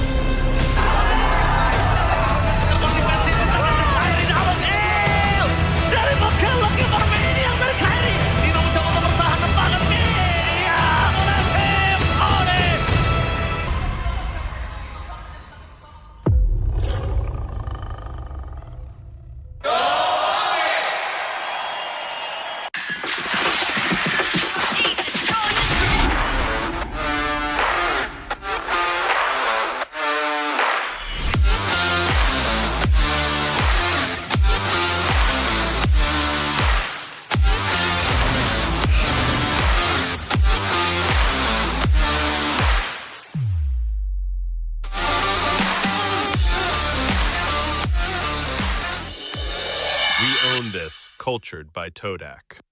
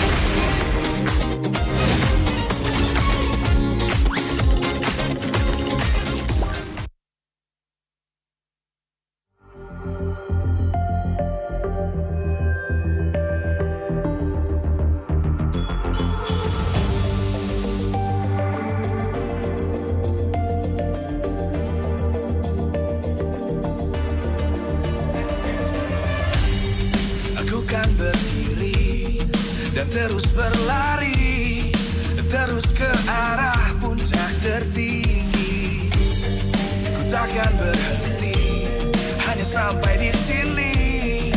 Kemenangan abadi menanti. You know we won't miss if we unite our focus. And if you haven't noticed, we all live. Nyalakan apimu, hadapi semua tantangan, hadang semua serangan, jatuh bukan halangan. Bakar semangatmu, janganlah engkau menyerah. Kita akan buat sejarah. We all this, we won't miss. We all this, we won't miss. Saatnya beraksi, jalani ambisi. Aku kan menyawakan hari ini. You know we won't miss if we unite our focus. And if you haven't noticed, we all live. Nyalakan apimu, hadapi semua tantangan, hadang semua serangan, jatuh bukan halangan. Bakar semangatmu, janganlah engkau menyerah.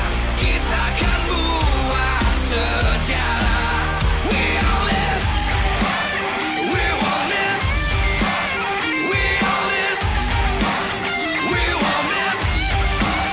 We all this.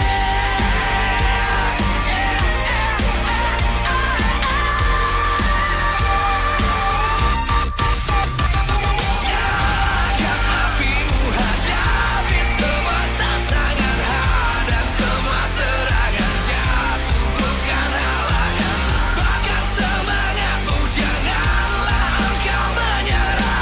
Kita akan buat sejarah. We all this.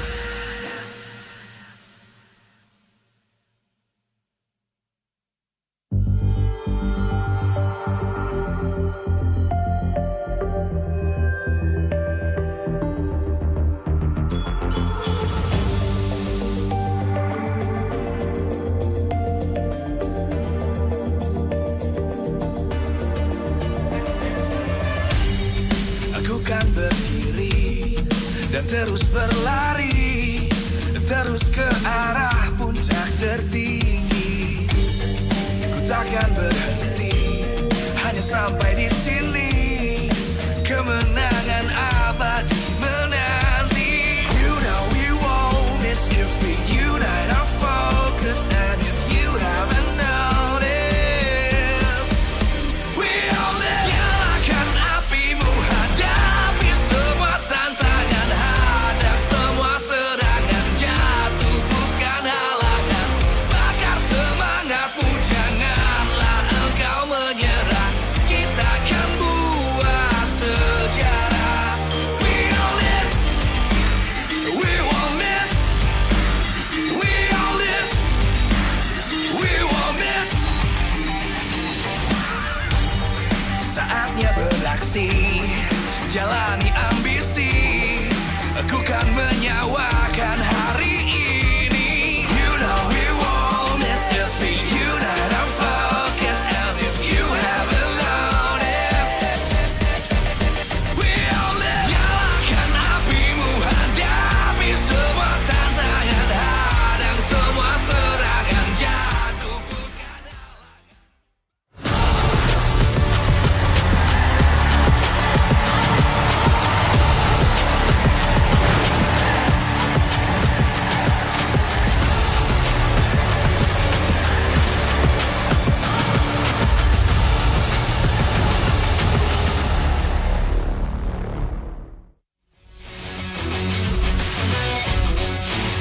live from MPL Arena, Jakarta.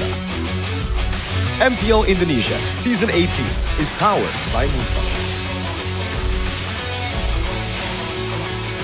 Supported by Esports Federation of Indonesia. Presented by official gaming phone, Infinix. Official e-wallet, GoPay. Official gaming chair, Toda. Partner in esports, Aqua, Telkomsel, By You, IndyHome. Good time, so good. We own this.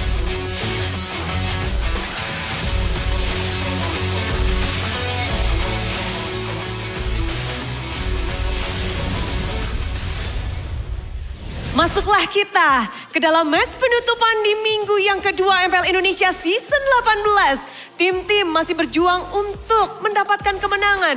Khususnya kedua tim yang akan menutup match kita. Di mana akan ada Geek Fam yang sedang mencari kemenangan match point pertama mereka. Sementara dari EVOS pun mereka memang memulai liga ini dengan penuh perkasa. 2-0 mereka dapatkan, tapi setelahnya mereka harus terpuruk dan mendapatkan posisi yang di ambang batas. Posisi ke-6 bukan menjadi tempat yang ingin mereka tempati. Formula baru masih ada racikan yang harus mereka matangkan. Dan mengingat kematangan dari kedua tim ini, semuanya jadi bertanya-tanya bagaimana mereka akan menjawab satu sama lain.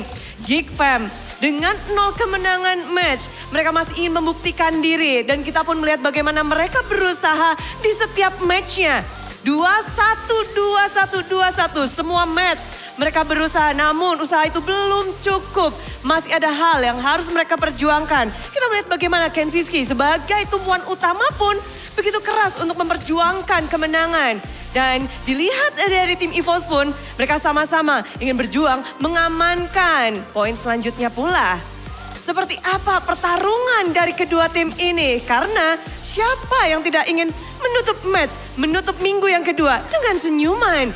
Akankah Geek Fam bisa mendapatkan match perdana mereka untuk kemenangan perdana ini? Dan apakah EVOS bisa bangkit kembali? Mari kita sambut match penutupan di minggu yang kedua MPL Indonesia Season 18. We own this.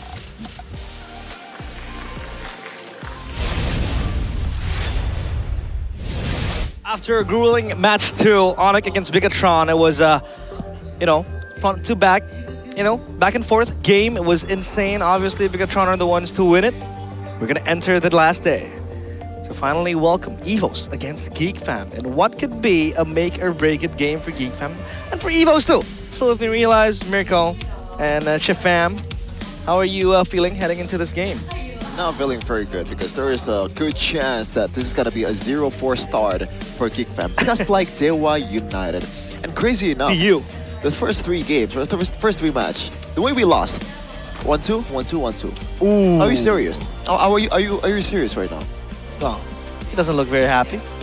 Okay, I just want to tell you guys back at home who are watching this after that banger, BTR Onyx, you guys right here, I want you guys to bring it all the way down, right? Because do not expect that level of execution or drafts here. We're gonna see my GOAT Aldo versus my GOAT Airpong. A lot of respect there, but they're both very low on morale. So again, they're fighting at the lower half of the standings right now. So obviously, gonna be very different. Honest voting by Infinix GT50 Pro. What does Geek need to do to win against EVOS? A, play more calculated. B, limit Albert's farming space. Or C, win the gold lane matchup. Personally, I think all of these options are way too general, but C seems to be a promising approach because Adelan hasn't been performing to his best. What do you think, Chef? I would go with option D and drink more coffee. What the hell is this morale, bro? Look at this. I mean, from the looks of it. I literally told you that the morale was low, bro. Chevin, cut them some slack. It's like the last match of today. It's 8 in the evening. Whoa. Okay. What you saw? No. So let's actually talk about the audience topic forwarding by Infinix GT50 Pro. Okay. I gotta pull it up again in the VOD to see what was actually the options there because I missed it out completely. I believe A was play more calculatively. Yeah. And I think I agree with that, especially with the way they use this Barats, man. Because these two teams, you know, they have something in common. They are Barats-centric. Oh, Barat-centric. Yeah. That is actually true. Both force Barats and both are... They have a thing for Barats, okay? They love dinosaurs. Unfortunately, though, Marcel's Barats so far has been very, very questionable. Meanwhile, Randy's Barats, despite the losses that EVOS has experienced, has been a bit more calculative, just like option A earlier. But throughout all of that downfall, throughout all of that negativity... Negativity. Okay. What? Yeah, go on. What's so funny? Okay. Oh. There is a silver lining. That is Kanziski. This guy is not the guy that I expect to be popping off out of all the Geek Fam players this season to start the season. Especially with how well Nazara and Marcel was playing in the playoffs, you know, in the second half of the season. I thought they were going to be the stars, but now it's Kanziski. #1 in total kills. Well, maybe they play more games. No. #1 in kill per game. So it's an average per game. So he is, by numbers, the most lethal marksman out there. Hey. Unfortunately, that lethality does not translate to wins. It's insane. Like, Kanziski has always been the consistent, I'd say, puzzle piece of Geek Fam. It's been very, very solid all throughout. Just take a look at this big test we have by our official gaming phone. The GT Pro buy in the home by Talcum Stall. A lot of buys over there, but no buys for Kanziski because so far, he's been doing well. Yeah, a lot of highs from him, saying hi to his Golian counterparts. But in front of him stands Erlan. And I would say, Mirko, as much as you glaze him, as much as I glaze him too, I thought it was going to be so promising. This season has not been the best start for him. Listen, Eman did win his first season in MPL. It took him a while. So in 13, he joined first place regular season, lost. 14, 15, 16, 14 all passed by, lost. 17, bang. 18, 19, 20, bang. So what I'm saying is Erlan needs to wait for the Bigatron reign to be over. Okay. Yeah. I thought you would say that Erlan needs to wait for Bigatron to call him so they can start winning. He's my boy, but Eman's my goat. There are levels to this game, Erlan. Alright, let's take a look at this gameplay. And Geek Fam is showing levels to BTR early on how the game should be played. Let me have my moment. Let me have my moment. Go on, go on. No one's stopping you. So, yeah, despite the win against BTR, you might think, oh, they defeated the #1 team in MPL currently. But no, this is a 22-minute game with a completely winning draft against a Cho Gold, against an Avaria like this. So it should be much easier for Geek Fam, but somehow, some way, the calculation or the execution was so bad, and the game prolongs to 22 minutes. And throughout all that, we said earlier, Kanziski has been pretty good. This throughout play against Andoryu, I thought this was the moment where Geek Fam is supposed to secure the first victory in the season until we might see the moment after this. Oh, never mind. Thank you, production, for not showing me that. Marcel throws a Belleric, a full HP Belleric towards his own team and expended the flicker with that. Okay, so now we've made the consensus that both XP laners aren't performing to their best. Do you think it's because of the shift of the meta? Because back then, Randy and Marcel are well known for, you know, the carry XPs, the Lapus, and all that. Do you think it's the failure of adjustment from both XP laners? I think Randy actually adjusted decent enough on the Barats. I haven't seen, maybe I forgot the matches that Randy was playing. Maybe that's a bad thing too. You know, the fact that I didn't really see him. But for Marcel especially, we call him Lethal L for a reason. Yep. He is lethal on this damage, dealing XP. For example, Pakito, you know, are a lot. Sora. If you play around it, Sora. Lapu Lapu. It's not really meta anymore. So now you gotta find another way to actually win on the game.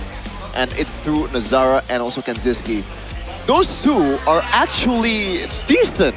They're very good, bro. Especially Kanziski. Nazara, the Lord Steals and all that. He's good. He was really good. So I don't really get what is wrong with Geek Fam aside from the draft has been, I'm sorry, Airpong, you're my boy, but I don't know. I agree. I agree with you. I think the drafts have been very lackluster, and it's been the same for our boy Aldo. Aldo, come on, man. Lock in. As we welcome the 5 Tigers that will take on the stage Randy, Albert, Riza, Mueza, and Erlan. With G on W sent down to MDL, it's Riza's time to shine. Here we go. The White Tigers of MPL ID reformed, refined. Now with the new lineup, back at it again. Will they be able to get a win? Putting them at 2-2. This is EVOS. New ammunition has been deployed for the White Tigers with the same pillars. Mueza and also Riza, the two-mid duo with Albert as the star of the show. Meanwhile for Geek Fam, Still the same 5 players again. But will they be able to tackle their problems that have been looming past them at the start of the season? Marcel, Nazara, Aboy, Audi, TZ, and Kenziski ready to take on the White Tigers. There's been a system breach. The man who's been standing up tall even when the team has fallen, Kenziski. Can he carry the team back to their glory days, back to their winning ways? Audi, TZ, Aboy, Marcel, and Nazara, the two promising talents here to back him up. This is Geek Fam. third place once again in the Velodrome for the third time. A lot of people, a lot of other teams might celebrate that, but Geek Fam, it has to stop. It has to stop. The standard is not like this. Yes, the war crime general is no longer here, but still, you gotta do it somehow, some way, man. The way they're playing, it will stop, but it will not be a top 3 finish. They might stop. They might end up 6. Who knows? Or 7. Yeah. Or 7. Or 8. 8-2. Or 9. One thing Geek Fam has over the coaching staff of EVOS, though, they got more inches. Yep. So, I mean, technically, Aldo has more inches. If you don't just count vertical. Oh, okay. I thought you were gonna keep it subtle, but all right. All right. Listen, all right. he's our boy. That's the only guy we can actually like kind of diss. That's true. Because there's like, that's our boy. That's true. We have extra points with him because he can't be like, I hate you. We can, but like we're cool. You know. I've seen it firsthand too. Yeah. He's been. You've seen it firsthand. What do you mean? Yeah, without all the clothes. Hey. Oh, wait. What was supposed to mean, Jevin? I was gonna say fabrics, but fabrics. What the heck? That's the way to focus, but honestly voting in the GT50 Pro results okay, that's a blunder. It's B, limit Albert's farming space as the most voted option. But how do you even limit his farming space, right? So winning the tempo, winning the mid-prio. Getting a better matchup in the jungle too. And that is hard at this point. You gotta consider that Albert can also play the Fanny as well. And that's also a tempo hero. Currently, the Hirara and Paquito is topping the chart in terms of the jungle, but other heroes out there can still keep up with momentum in terms of just farming. Hell, Nolan and Yeast and Chin can actually keep up with Hirara and Paquito if you want to play it a bit slow.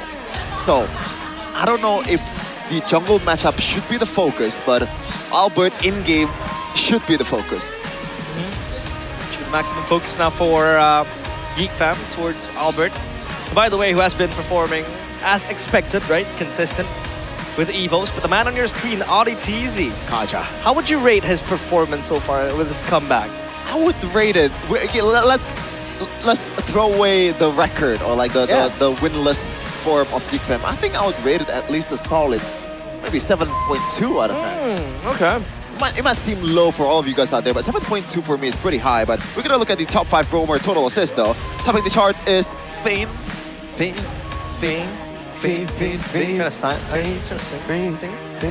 A man. A man. A fleet. A fleet. What else? A trick. How do you remember that? I watched it twice. Shout outs to he doesn't need a shout out, never mind. He should be shouting us out. Yeah, that's true. Okay, by the way, 4th and 5th was Audi TZ and also Moiza, so that's really why the statistics was brought up, because those two are, in terms of statistics, is pretty decent. But we're gonna take a look at the keys to victory though by Infinix GT50 Pro for Geek Fam. The mid-trio plays aggressively to limit Albert's movement. I would agree with that. And through RTTZ's very heavy tempo movement with the chips, with the Kaja, and with all the heroes that he played, especially the pickoffs, I think that should be feasible, especially with the form that Moiza currently has.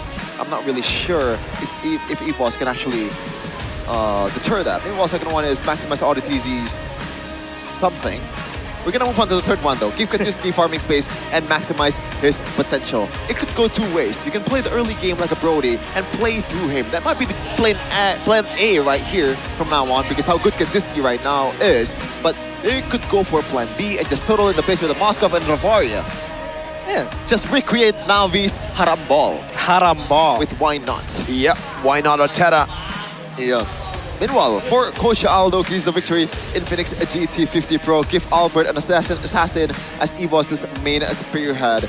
Especially those Paquito and also Hirara. Albert has been very, very good at it.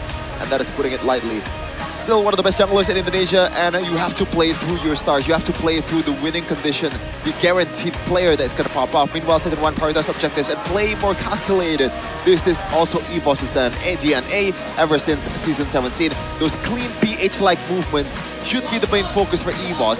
You can play a bit more fast with the tempo, but still, you gotta secure the objectives. Be wary of Coach Airpong's cheese drafts. Unfortunately, though, the cheese drafts are cheesing Geek from themselves.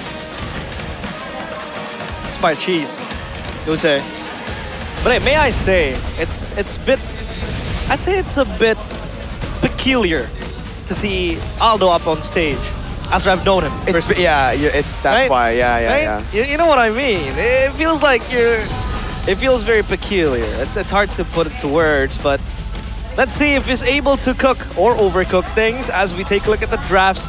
Dangerous Grass will be the shifting map in Phoenix GT50 Pro. Let's bring you this draft Novaria Paquito ban. Almost similar to what Onyx brought upon against Bigatron by Vitality in the second game. Freya chip ban. This chip is a respect towards the cheese that Geek Fam could bring. You know, the Masha chip combo that they were able to bring in that game. I think it was against Bigatron by Vitality too. So pure respect out of Aldo. Yeah, you don't want to meet any of those kind of crazy cheese strats. The glue gets banned out there, setting up for a Hirara first pick here. Will Evo sense it, or will they let it go? Because still, Atlas is available, the Marcel as well, if they want to go that route. Yeah, I think you should have to ban it, right? Especially with Paquito gone, unless they are very confident in their Fanny. They are not Bigatron, they're not Onyx, but I think Albert is good enough to play the Fanny. But is the team comfortable enough to play through the Fanny? That's a whole different question. Individually, I think he's fine, but yeah, that's different. Well, he has been very great with the Fanny. And EVOS, what will they choose? They ban out the Atlas, so it's going to be the same matchup again. You take Hirara, I take Fanny, vice versa.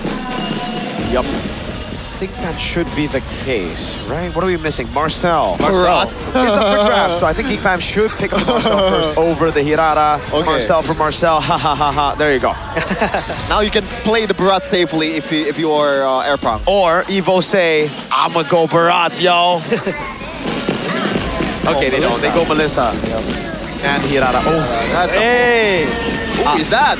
I am a fan of Evo's already, man. These are my two favorite heroes. Oh, it's Nevin, yeah. She's a Geek Fam fan now. Wait, I thought she was an Evo's fan. She's a plastic fan. She is a plastic fan. She went from Evo's to Geek Fam just because her boyfriend is part of Geek Fam. Yeah. Hey, we will take as many fan applications as we can. I remember that one time. You remember that one time in playoffs? What? Where we had to hype up the crowd. Yes. Now you have three, Shepin, not three members. You have Shepin. three. You have three. Once a geek, always a fan. Once a geek, always a fan. Come on, Jeff. To relive that experience, dude. That was fun, right? That was fun. Well, it's fun when I did it, but when I watch it again, it's not so fun. Okay, your Uranus, anti-Barats, I'd say a preemptive as well to a possible Barats EVOS wants to bring.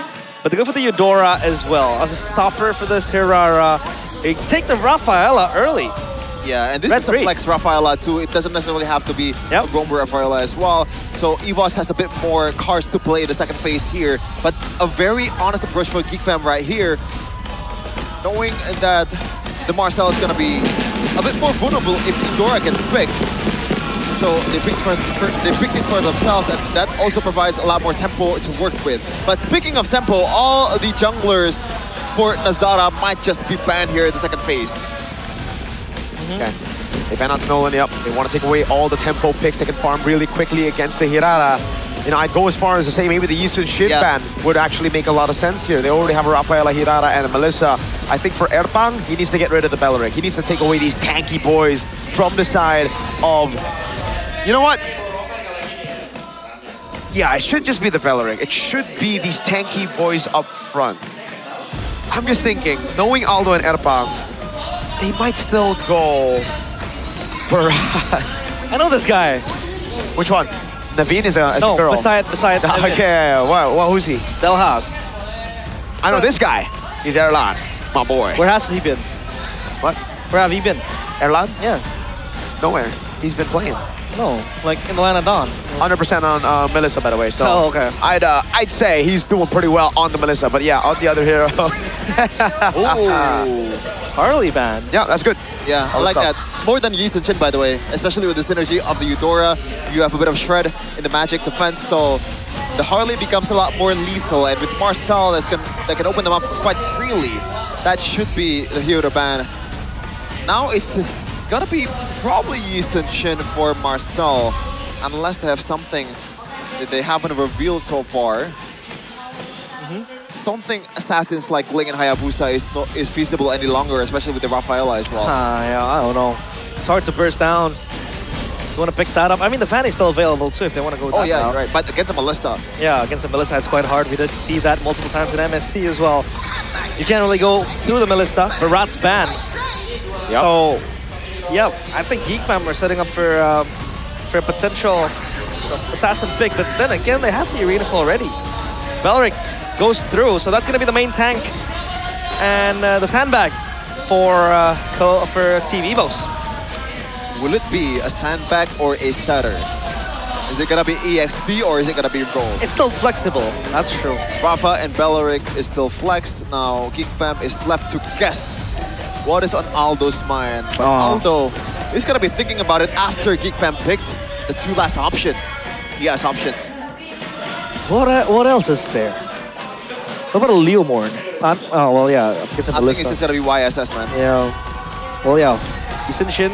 YSS. Makes the most sense. And Claude. Yeah. Has to be YSS and Claude. Very boring last two picks. Claude, super safe. You know, it's a safe lane against the Melissa. They do get... Oh, wait. All right. Bursted out, but the Fanny ends up being picked up by Nazara. Okay. What do you think about this? Up against the Belleric, up against the Melissa. I don't think it'll have a good time. There's some lockdowns. Well, there's really no lockdowns like a proper stun lockdown, but still, it's a CC that you have to watch out for, especially that Red of the Dryad because it's an AoE. Now for Aldo, they need some magic damage. Never mind. Beautiful, beautiful. Oh my god, that is beautiful. Never mind. Really good pick. All right. So it's gonna be Rafaela mid. They're gonna beef up their composition. They think that there's nothing you can do. There's nothing that Geek Fam can do if we are tanky enough to deter all these engages. Let's see. I mean, the Ruby will be a bit of a problem for the Fanny, but the Marcel is also going to be very obnoxious to deal with. Running up the drafts, what do you prefer, Chevin? Evos for me. Let's Evo. go Geek Fam. Let's go Geek Fam.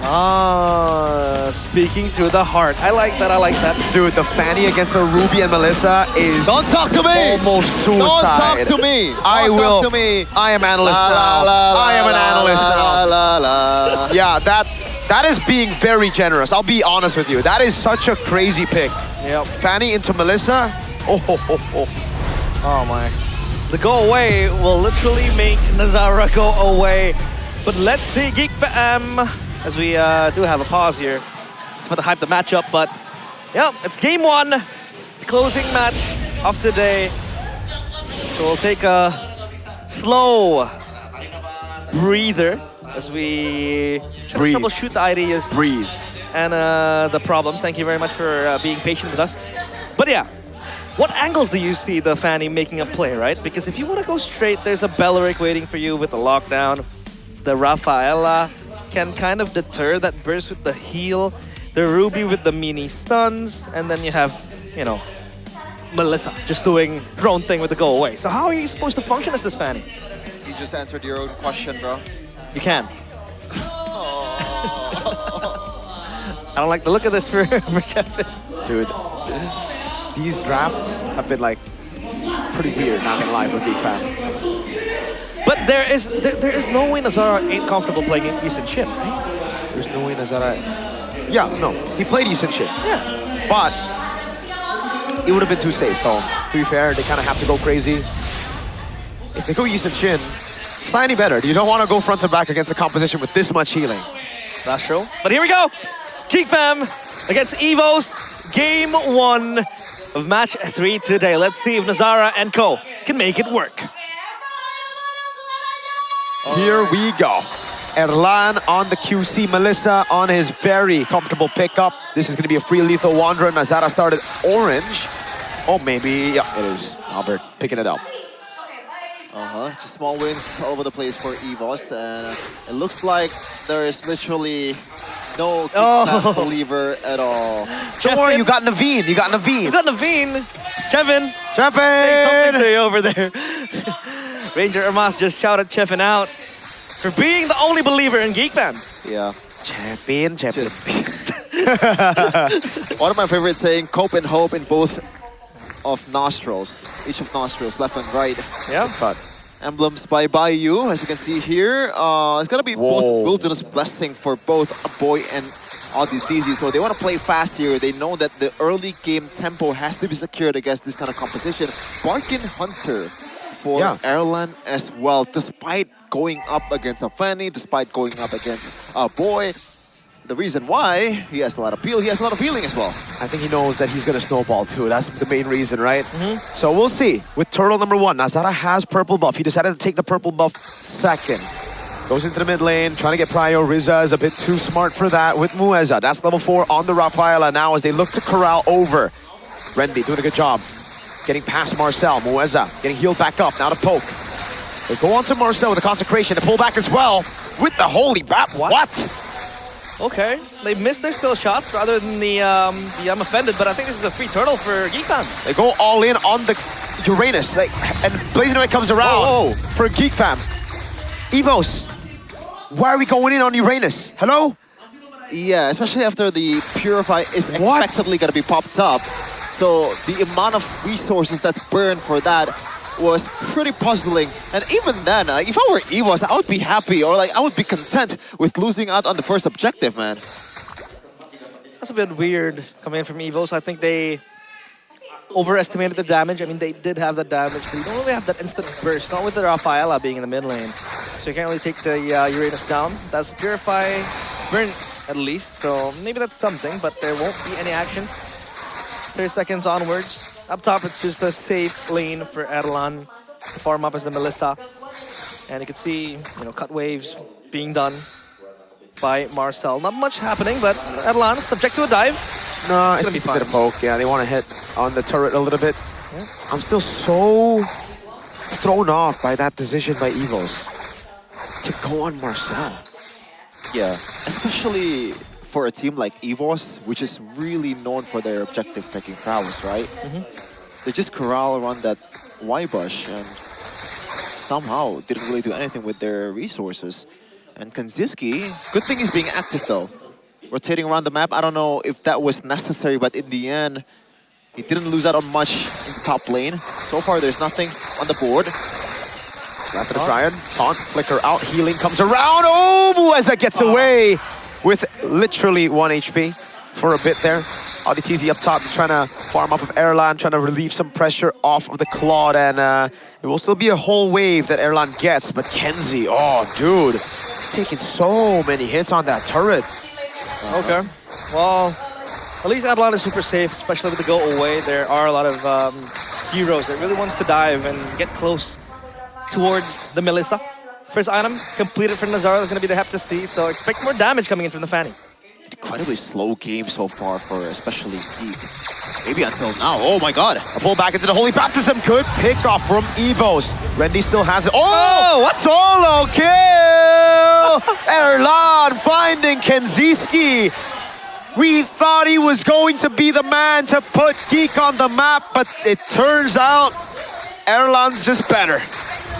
How We need a replay. did that happen? And I want to check the item too, because usually in this kind of matchup, you build a warrior boots, and that usually means that it's mostly just gonna be a bit of trade here and there. There's no like actual kill pressure from both marksmen, man. Well, I want to see the item. Kenziski does have the warrior boots. Oh, he does? And he has also completed DHS.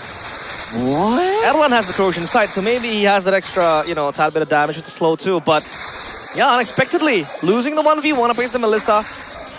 Let's see if this is gonna cost even bigger damage, because now Erlan has a pathway to just push out the waves towards the topside turret. This might be a dive on towards Marcel. Holy Baptism misses. Yep. By the way, that was before that was a massive miscalculation by a boy.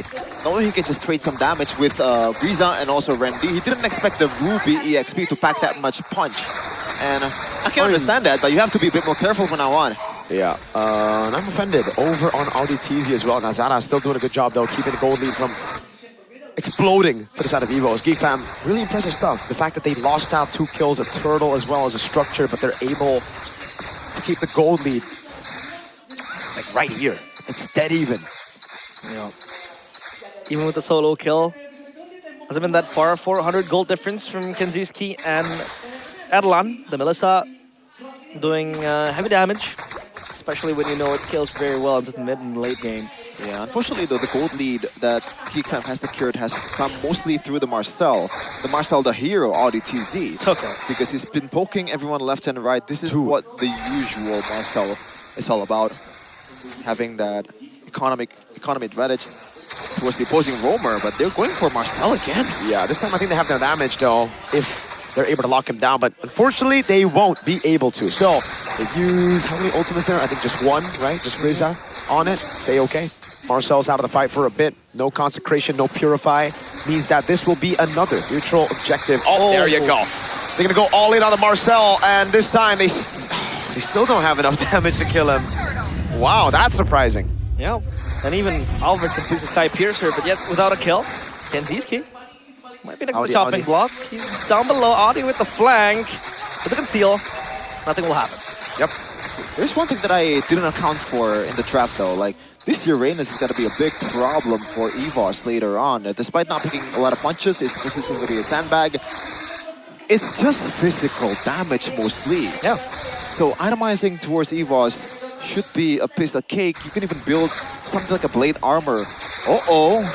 Boom, bang. Oh, golden hour on the purify. Wait! Oh my god! They used the blazing web. They used everything, but the Thunderous Wrath was used too early by a boy. He saw the golden hour and he used the ult, so it don't hit. Yeah. Oh. Supposed to stack, but it did not. So a missed opportunity for Geek Fam and our Evos get out unscathed. Yeah, Nazara's I think so, yeah, it's actually an opportunity for Geekfam right now. Nazara is doing the Kevin, doing the Kyrie earlier.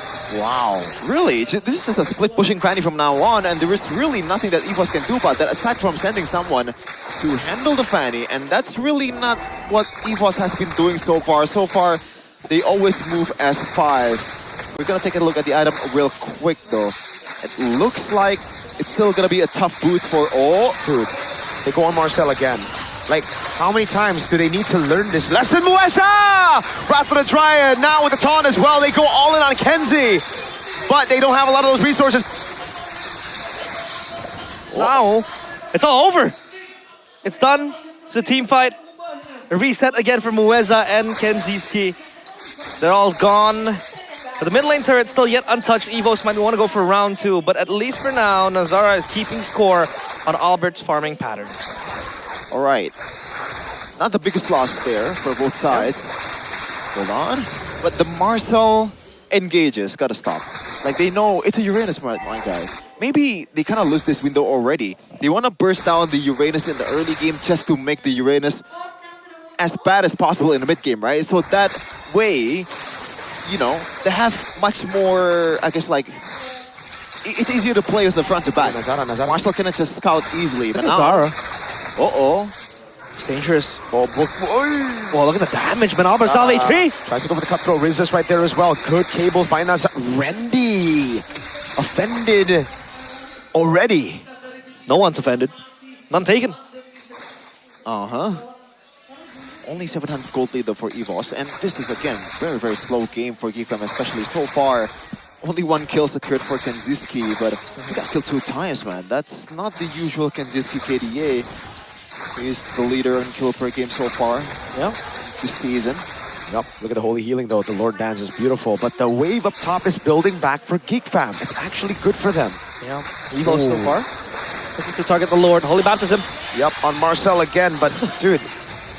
It's a Uranus. Okay, retry. At least it's still going to be Albert there, Muez with the last Giant and a flicker. Finds everybody now with Erlan going for the shots. Marcel will finally die. And it's to Riza. Albert now with a jump on Audi TZ. And he finds it as well. Big win for Evos. Sky Piercer's stack as well for Albert. That's going to be him at least getting 2 kills. The turret will be next to the chopping block. The Lord spawns down bottom. Geek Fam, I think they can still defend this mid-wave before it crashes into the holy defense. Nazara? Yeah, Nazara earlier was super late in the 50-50, man. Oh, hold on a second. Oh, Riza is able to get away. Erlan pops in to go away. Nazara, he still manages to get out. Dude, Nazara against a Ruby and a Melissa is still playing so well. Yep. Wow. He doesn't need to commit to these skirmishes. Doesn't need to commit to where Randy or even Mueza is. He can just run away, work on the side lanes, farm a bit of the camps, counter jungle, and keep tabs on what Albert's able to achieve. But the Lord down bottom will need some clearing. And it will be the Holy Shield to proc first. That's going to be the Lord already down. Randy, again with I'm Offended. This time they have enough damage to take the Marcel down. Or take Marcel on the Uranus down. Sorry, Albert in the back. A boy with a flicker out. Where's it going to be taken? Oh! Nazara! With the cables again. And unfortunately for Kenzie, he won't be able to out-damage the Holy Healing. Oh, Rizzo with the respawn. Nazara knows that there is no go-away. But there is still Randy who's keeping Erlan safe. Yeah. Randy's going to be staying with those 3 for a while from now on, because at this point the winning condition is Erlan. You don't even have to keep tabs on Albert. Yes, he got killed earlier, but he is not the main carry right now. Albert has to function individually from now on, and Erlan has to be the guy that is protected. Oh, Albert knows. Albert Rabob. He's going to be able to run away. That's Nazara, at least. But this Melissa becomes a problem now, and they need to address it. The only ones who can really access the backline would be the Claude, with the Fanny too, but the go away will always be so vital in just alleviating the pressure, the kill threat towards the Melissa. Has the Malefic gun completed too, so that's extra range to hit the muddles. And let's see, last item should be the Win in Nature for this Melissa.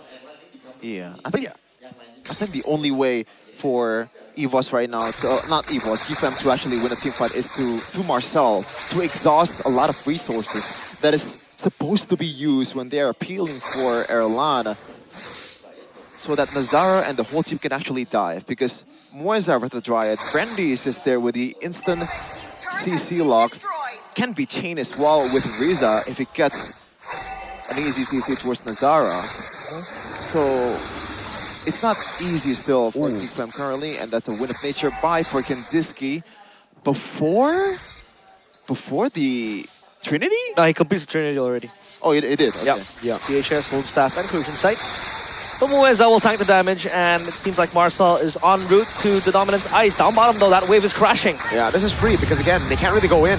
Pops to go away, Rapid Drive taunts him all up now with the golden hour, but he's gonna get taken out before he can do anything about it. Now the cables into the back, but the go-aways right there, and you cannot penetrate. Oh, Randy! And I'm offended Erlan with the flicker in forward. Albert gets the double. It is a win. Oh, whoa. Kenzie with the BMI back. Now it's a hunting game. I think Albert just wants to delay the recall, because if he's able to, never mind. Kenzie gets to recall. Lord not spawned in just yet, but Evos will knock on this base turn in the mid lane.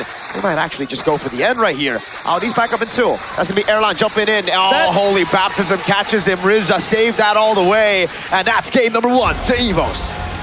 A simple finish to a simple game. Evos takes game 1, Geek Fam botch at team fight in the Lord pit. And now they're on the back foot. Oh man, and you could say as well, the golden hour was actually killing Nazar instead of helping him. Yep, freezing Nazar in place, and that gives a lot of time, a solid 3 seconds for Randy to actually prepare for the Don't Run Wolf King. And the guy that is supposedly carrying Geek Fam, or supposed to carry Geek Fam in that moment, the Fanny, was bitten by his own team. Oh man, what? That was a solo kill, okay. Was Kanziski wasn't level 4 before that? Guess not. Oh yeah, it wasn't. He popped the Blazing Duet after. Yeah, he's trying to secure the card, I think, then Blazing Duet back right after, but still. Big mess up, and this is the winning moment. Yep. I don't know, for me it's like, yo, he does well on the Fanny, but I gotta say, dude, what are you thinking? It's a Melissa. Even Kyrie, even Onyx, dude, Onyx ban the Melissa when they're setting up for a Fanny. That's Kyrie. That's Onyx. And I feel like the Airpa, the Fanny comp is not really supported as well the as nail in the coffin was the Ruby. Bang. Yep. Yeah, at that point it doesn't matter if they don't have magic damage, right? Because if they have everything. Enough HP to work with. It does not matter. Once you go in, you gotta get CC locked, and you have enough damage to burst down at least a Fanny. Marcel is just, hey, we can address Marcel later on. If the Fanny just messed up one time, then it's really hard for you to actually win the game at that point. Yep. Well, I'll give you guys time to vote for your MVPs, but that was it was a slow game, but we finally saw, you know, the extent to the damage that they have caused. It feels like they're shooting themselves in the leg, right? With that Fanny pick up against Can I vote for Aldo as my MVP? What about Erpang? Oh, maybe even more so. Honestly, there's no more like benefit of the doubt for me. These are horrible drafts. Well, yeah, a bit of a question mark there. I mean, earlier on, I thought they weren't gonna be able to really burst down the Uranus with the lack of magic damage, but then it became irrelevant because then we just focus on the carries, we can just focus on the Fanny.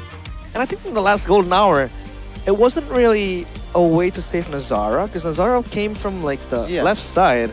I thought they were gonna, you know, abruptly fight to that golden hour, but then Nazara just came flying in, got stuck in the golden hour. I don't know if it's a miscommunication or what, but it looked like, to me at least, that was a good golden hour, but then Nazara just came in, dead, gone. Even if the golden hour is good, I don't think they have enough damage, they have enough resources to actually punish everyone on EVOS' team, not even a single one of them. The MVP player of the match, or player of the game, is going to be Randy with this Ruby, a last pick that turned out beautifully, turned out really good. Probably the most important pick that EVOS had, well, maybe aside from Ballista, in this game. And we can see throughout the game, even here, very early in the game, just punishing a boy, and a boy is a hero that relies on Snowball, and you get obviously another kill in the top lane, but we don't talk about that. Kanziski, what a mess up. Moisa here, I think it's a bit of an error, taking a lot of too much turret hits, but at the end, it's still a-okay for EVOS either way, because there is no way Nazara can punish. Here, again, I think Nazara is just a little bit too late. I think that's a clear mistake from Nazara too, with the calculation, but what can he do? You can't really expect Nazara to come in and retrieve the goddamn Lord with just a single Fanny. Yes, Niall did that earlier in the previous match, but chances are it's not gonna happen.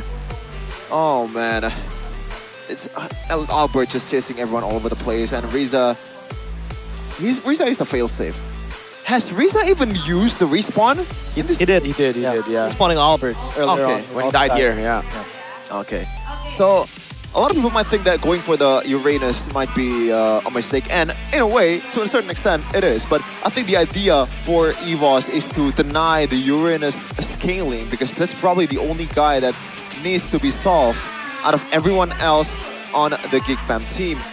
Yes, they can just CC. They can just CC the Fanny. They can just catch the Eudora, and Kanziski will not be able to deal enough damage. But for Marcel as a Uranus, you know, this is the guy that supposedly exhausts all the resources away from EVOS. But that way, I feel the plan to just burst down the Uranus is really not that bad. And this is the last mistake that they did. Moisa with a solid old golden hour, catching 4. And what's the meme again? The saxophone that's playing louder and louder? What's that? What do you know? Do you not know that? Nope. Which one? Okay. Not a saxophone memes, I know. Okay, there you go. Now this is the loudest the saxophone is played. And Wendy again with a beautiful catch. Without any wave clear, without the blazing duet, Kenziski will not be able to clear the lane here, and it's all done and dusted. That was pretty quick. It doesn't feel like 14 minutes, to be honest. It's much faster. Was that Nazara not able to maneuver out of like the impending cable because he was cabling in full speed? I think it didn't have reaction time to kind of like shift his course. Might be the case, but Trajectory, because like the golden hour was like on the tip of that. It was so close, so I don't think he had any. I don't think he intendedly wanted to dive to the golden hour. Even if it did, there was like the shield coming in from the Marcel from Auditizi to reset the stun, but you get caught into like 4 players. It's not a fun time. Might be the case, but we can only guess. Yes, it takes a bit more time for the neurons to transfer. Neurons. Okay. To transfer all the thoughts towards your hand, you know, to actually... Dude, I swear, man, I'm not even joking. You sound so dead every time Geek Fam plays. Like, you sound like you're done with life, dude. I'm not even joking. Whenever Geek Fam plays. When you're casting Geek Fam games, I mean. It sounds like you're just there. You know, like, you are there, but your soul isn't. You know what I'm saying? You something station? Oh, okay, I'm not doing it on purpose, actually. That was no, I know, but it's just funny. It's funny. It's like, damn. Well, we're gonna pray for better times, Chevin. Yeah. Just like that time where you hyped up the Geek Fam crowd. Yeah. Let it all work out. It only works out if you're gonna end second in the league. Sends it to the Budapest sky. Sends it to the Velodrome stand. Oh my god, the 2 Geek Fam fans at the Velodrome stand. Dude. Make like your hairline and back up. Oh, okay, wait, I'll take over. You can recover from that. Rich Guy was Albert. Wingman is Erlan. Erlan doing a lot of good stuff here, Marcel. I honestly think though, Geek Fam, Marcel, Nazara, just play for them, dude, at this point. Can we get like some good drafts for Marcel and Nazara? Let's like stop whatever we're doing right now.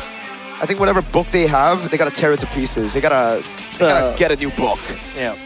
Because God, these are some crazy picks. Like, who was thinking? I hope they win. I hope Geek Fam reverse sweeps Evos so that we have Airbach here to answer for his crimes, or to blame someone else. Say like, oh, Nazara's told me to pick it. You know, kind of deal. You know what I mean? Yeah. It's like they need to be studied, man. They need to be investigated. Some of these players or coaches. Could be a public hearing.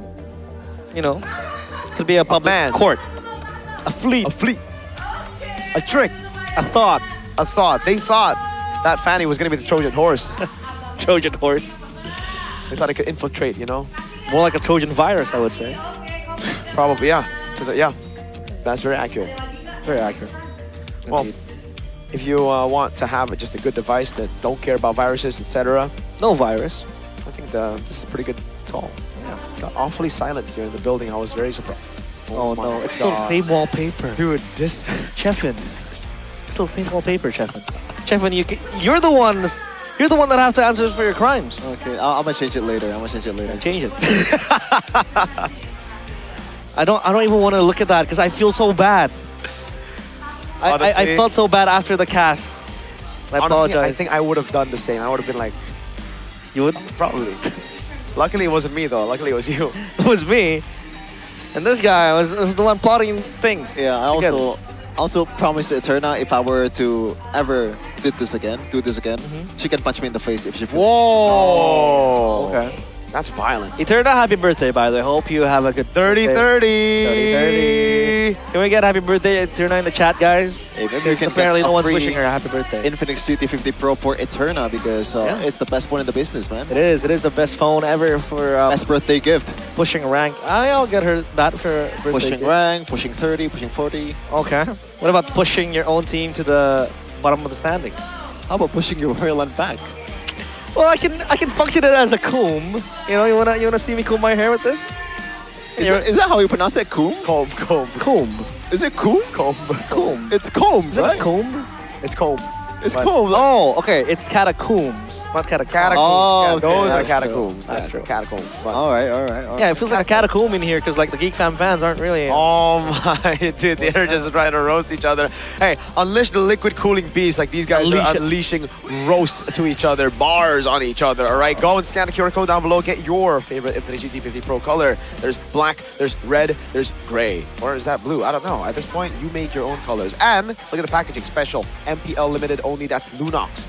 Who doesn't want to have a Lunox, bro? And look at the accessories you have. A Lunox. Yeah, look, there's a Lunox. Okay. MPL Lunox. MPL Lunox. You need this to push your rank even further. If you want to be immortal like me, you know, you need this. These guys ain't immortal yet. I mean, come on. Bro, really?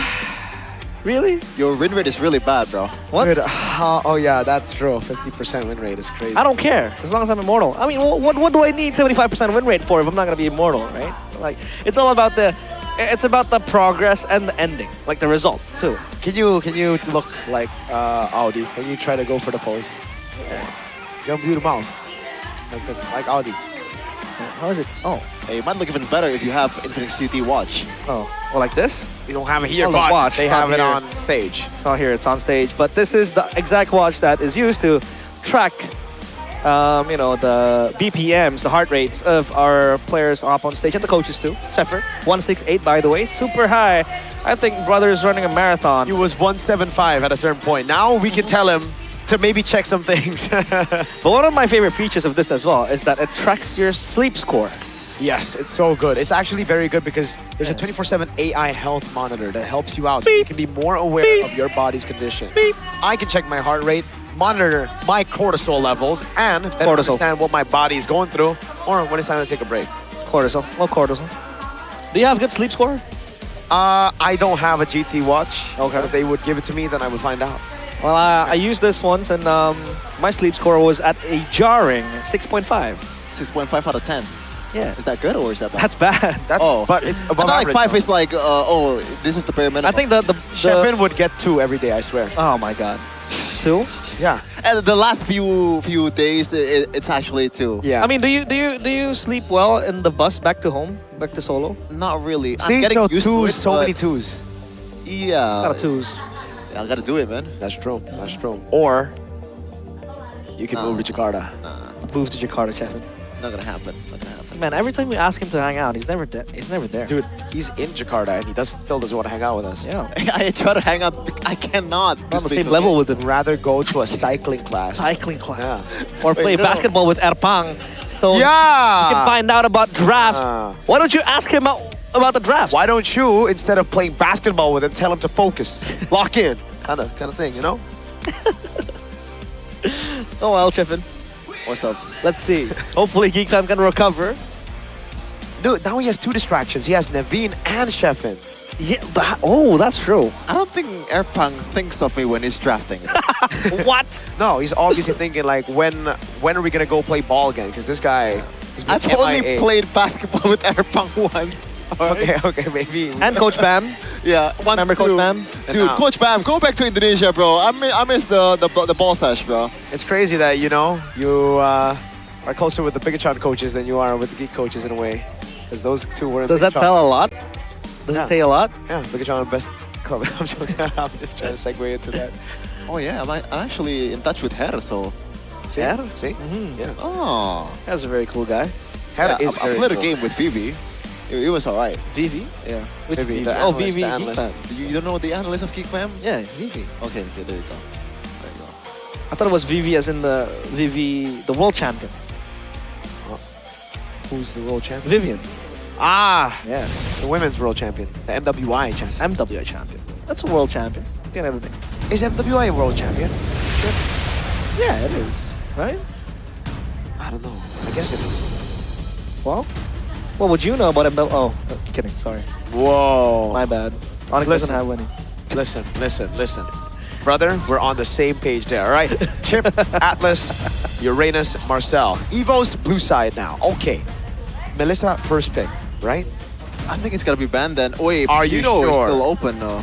Dude, I still think Melissa first pick. Even, yeah, they banned Nova. They want first pick Melissa. Ban the ban Melissa Melissa, here. let go of the Hirata and Big Barats probably. That's what's gonna happen for Geek Fam. Or at least should happen. What else is left open? Fanny.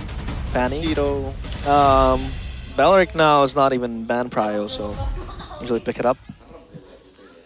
But yeah, I agree. Take out the Melissa. It has posed too much of a problem.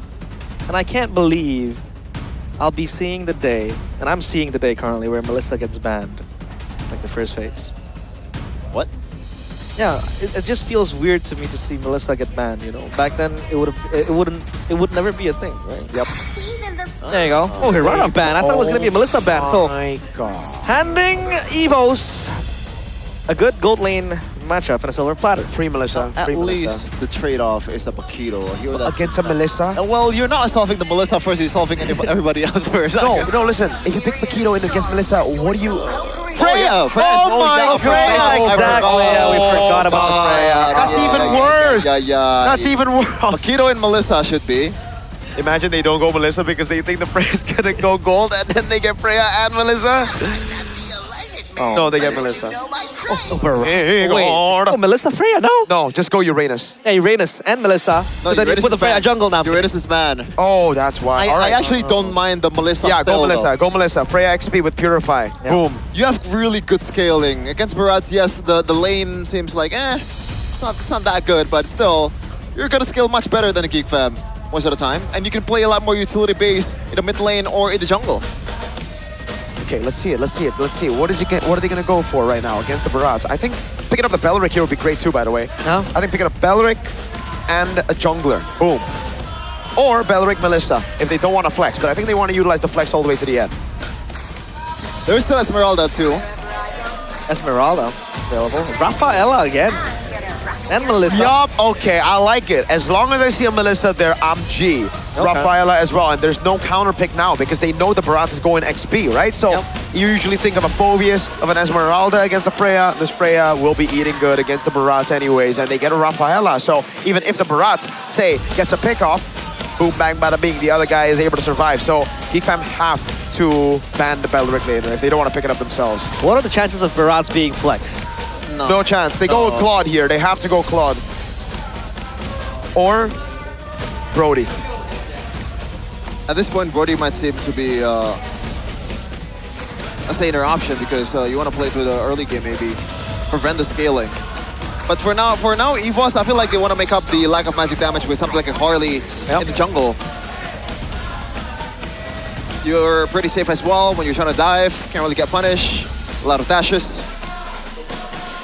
But then you lack tanks. Well, let's say we're going to end out the first phase, which is quite okay. Up against the Melissa in the gold lane. Glue ban. So as to not really, disrupt the Paquito. To go all out. Kaja, respected by Evos with that ban. What else do they want to take out here? The Rafaela still functions as a flex. But, given the fact that they don't really have enough bodies to kind of tank up the damage, I don't think this Rafaela is going to go roam. Yeah. It's mostly going to go mid. Even if the flex potential is still there, unless they pull out something crazy. But, yeah, the Belric ban makes the Belric sense. ban. One less ban here for Evos.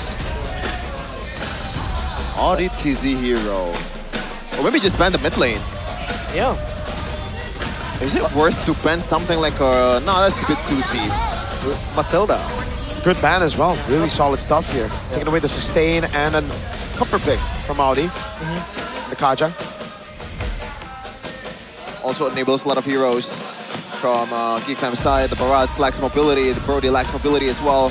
Matilda should be something that can be picked to solve all that problems. Now red for Coach Erpang. Still lacking the mid lane and also the roamer. Okay, so Nevin did the pose, the tiger pose. The tiger pose. So is she still at heart an Evos fan, right?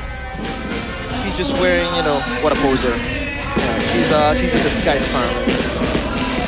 Maybe we should ask her to channel her energy to Geek Fam. I wonder what mid laner. They have to go Lilia. Yeah. Selena. A boy Selena? I'm looking at you, Sheffin. They want to play with the tempo, man. That's probably the only thing that they want to do.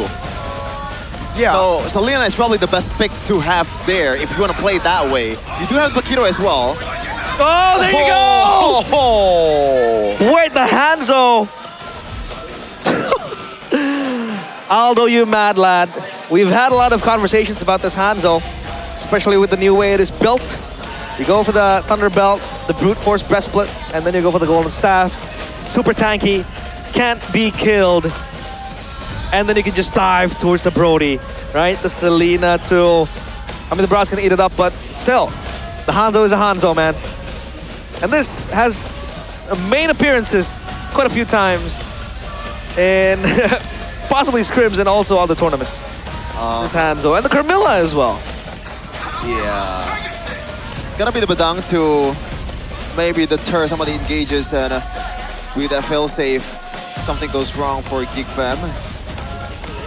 This is very good, by the way. We had a talk as well with some of the pros earlier backstage about the Hanzo tank. Incredible against Brodies and Clint, and they've picked it up against it. Now, the thing is, teams know how to play against it, but after maybe tilting a bit in game one, how ready are Geek Fam for this kind of bombastic pick? This kind of cheese from Aldo. Yo, Aldo War knows about this pick, and he's the one to pull it out here in MPL ID. This should be, by the way, the tank Hanzo that has been terrorizing ranked games. Yeah. Oh. Had my encounter with this. Whoa. It wasn't a good time. It's hard to kill. And in an assassin meta like this, the Hanzo makes a lot of sense. Because you can play aggressively, but obviously safe with the Pinnacle Ninja, right? Again, just bring your shadow with you. So yeah, it's now out there. Melanodon, let's see if the execution is right, if Aldo is cooking with this Hanzo. Will this be a 2-0 for Evos, or will Geek Fam be able to punch back and secure that 1-1? Here we go. Last game, perhaps, for Evos is what they're thinking with the Hanzo. They want to use this pick as a finisher. They want to pick this up and go game 3 because that will be very, very sussy. Erlan doing a good job though in lane against Kenziski. Not horrible in the trades, but Kenzie obviously still walking out with more of a win. Erlan, he's going to miss out on a bit of gold here. And poke down. Ooh, bad decision to walk up. Let's check the emblem though by Bayou. It's gonna be the support and also the Bargain Hunter for the Hanzo. This is the I guess like the custom or the default set for Hanzo tank. But now, boy, some engages towards Moisa, but I think he's fine, especially with the Rafaela as well. Other than that, a full-on tank emblemization here for the Carmilla, so he knows that he's gonna be have to taking up a storm in this game. Yeah, Erlan's not doing a good job pathing, or rather laning against the Brody here, taking those trades early on. That will definitely create a little bit more space. Moeza though, doesn't get into the wave in time to save it, but Erlan will still manage to soak it in. Oh, missed it. The last hit to the cart, but Albert, will TP back. So that's safe. At least for now, the Hanzo super tanky as well, like we saw with the emblems and the talents being brought upon. By the way, like Adelon's having a hard time against this Brody. As it should. Yeah. You know, that's good for Kenziski. That's the normal thing to happen. But the spells though for Randy, normally if you want to go for, if you're up against this kind of like CZ heavy comp, that you want to go for Purify. But this time around, I feel like Randy, he knows or he trusts the Rafaela to provide enough healing, and also he wants to bait out some of the resources for them to go into this box that Carmilla created from Moeza. Now the total battle, let's see. Yep, they go in onto Moeza, even a stomp down as Albert walks in, over on Auditizi. They go for the stomp, but it's only onto the Freya now, who's still able to sustain all the way. Pops in a Vengeance, goes in again. Oh, first blood to Geek Fam. Respawn already, but Moeza falls as well. Well, that's a big win for Geek Fam now, because they have to have the neutral objective as well. And rotation from Kenziski. Very much diligent in doing so. Even in the previous game as the Claude, he rotated minute 2, minute 3 to take this objective together, fight as 5. And this time around, it turns out wonderful for Geek Fam. Yeah, it is wonderful. And good news for our boy, though. All of these heroes from EVOS is pretty easy for you to land the arrows on. There's not a lot of like full-on really good mobility skills from EVOS' side, so the target is going to be very clear, like this. The arrow comes around, Moeza able to escape though with the help of the Holy Healing. Oh, boy. Getting cooked a bit now, but Albert jumps in onto Kenzie. Bang, bang. No resource spent. Audi TZ now with the rotation on Albert, gets a quick punch on him, but that's about it. As Erlan gets a bit more space to play in the gold lane. I'm not gonna lie, EVOS so far doesn't look like they know fully how, or like know fully how to play around this Hanzo, because it's a new hero, or not a new hero, but new strat. At least in the meta, it is a new strat, so you have to adapt to it just a little bit. Yeah. Surely they've played it a lot more times than the scrims, but Yeah. Setup. They are going for the full combo now with Revitalize as well. Mueza pops into Curse of Blood. Oh, this is the combo. Boom, straight into the kill. Nazara should be kind of chopped as well now, as that's going to be the chomp down over, but the Purify comes around. And Geek Fam lose out on that early lead as the Freya continues to pressure down below. I think that might be the entirety of the turret shield gone. And Randy is having a field day. He's very rich right now. That gets the plating as well. And potentially next to the turret, but Marcel will be there to answer. And with this cannon minion going so low, I don't think he can finish the job. But yeah, we did see a glimpse of the combo. Kenzie's key. Has to flicker away. And then Lan pops the go away. And that is the Thunderbelt. Hey, there you go. Albert. So in a way, he has a stack of his own. But yeah, that was the box that I'm talking about. Especially with the Carmilla, when you have the Revitalize, it kind of throws you off guard. Kind of makes you miscalculate just a little bit. Once you cast that Curse of Blood, it does not matter if you die. As long as you connect some of the members of Geek Fam in that circle, it should be good for EVOS to abuse, especially with the amount of skill that they have. Yep. Moeza. All the damage. Marcel is there with Nazara. They want his neutral objective. There goes the fist crack. Curse of Blood landing, but it's only onto one now as Albert walks up and tries to go for the red tree. He goes in, with the Freya as well. Now Tetanus Welcome coming around as Albert is able to pick up the kill, and there you go. Nazara taken now. They go in all the way, even through Marcel. This Hanzo tank is wreaking havoc. Kenziski, no way to run, pinned down by Erlan and the go away. And there you have it, a 1.3k gold lead, losing Turtle 1, but then coming back Turtle 2. Good recovery from EVOS. They want to go for more. Albert's chasing down a boy. Yep, stunned up now, chomped down. That's going to be another, oh god, a killing spree. Mueza falls in the end, but it's for a tier 1 in the mid lane.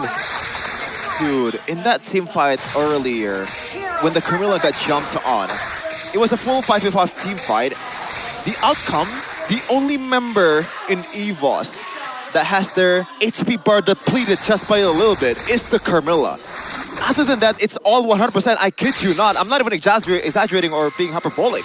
It's all at 100%. Yeah. It's crazy how much tank it is and also how much healing that EVOS has currently. And there is no way Geek Fam, unless they have the early game, I don't think they can actually do this. And the Hanzo damage, man. Even if it's a tanky Hanzo, it's hard to burst down.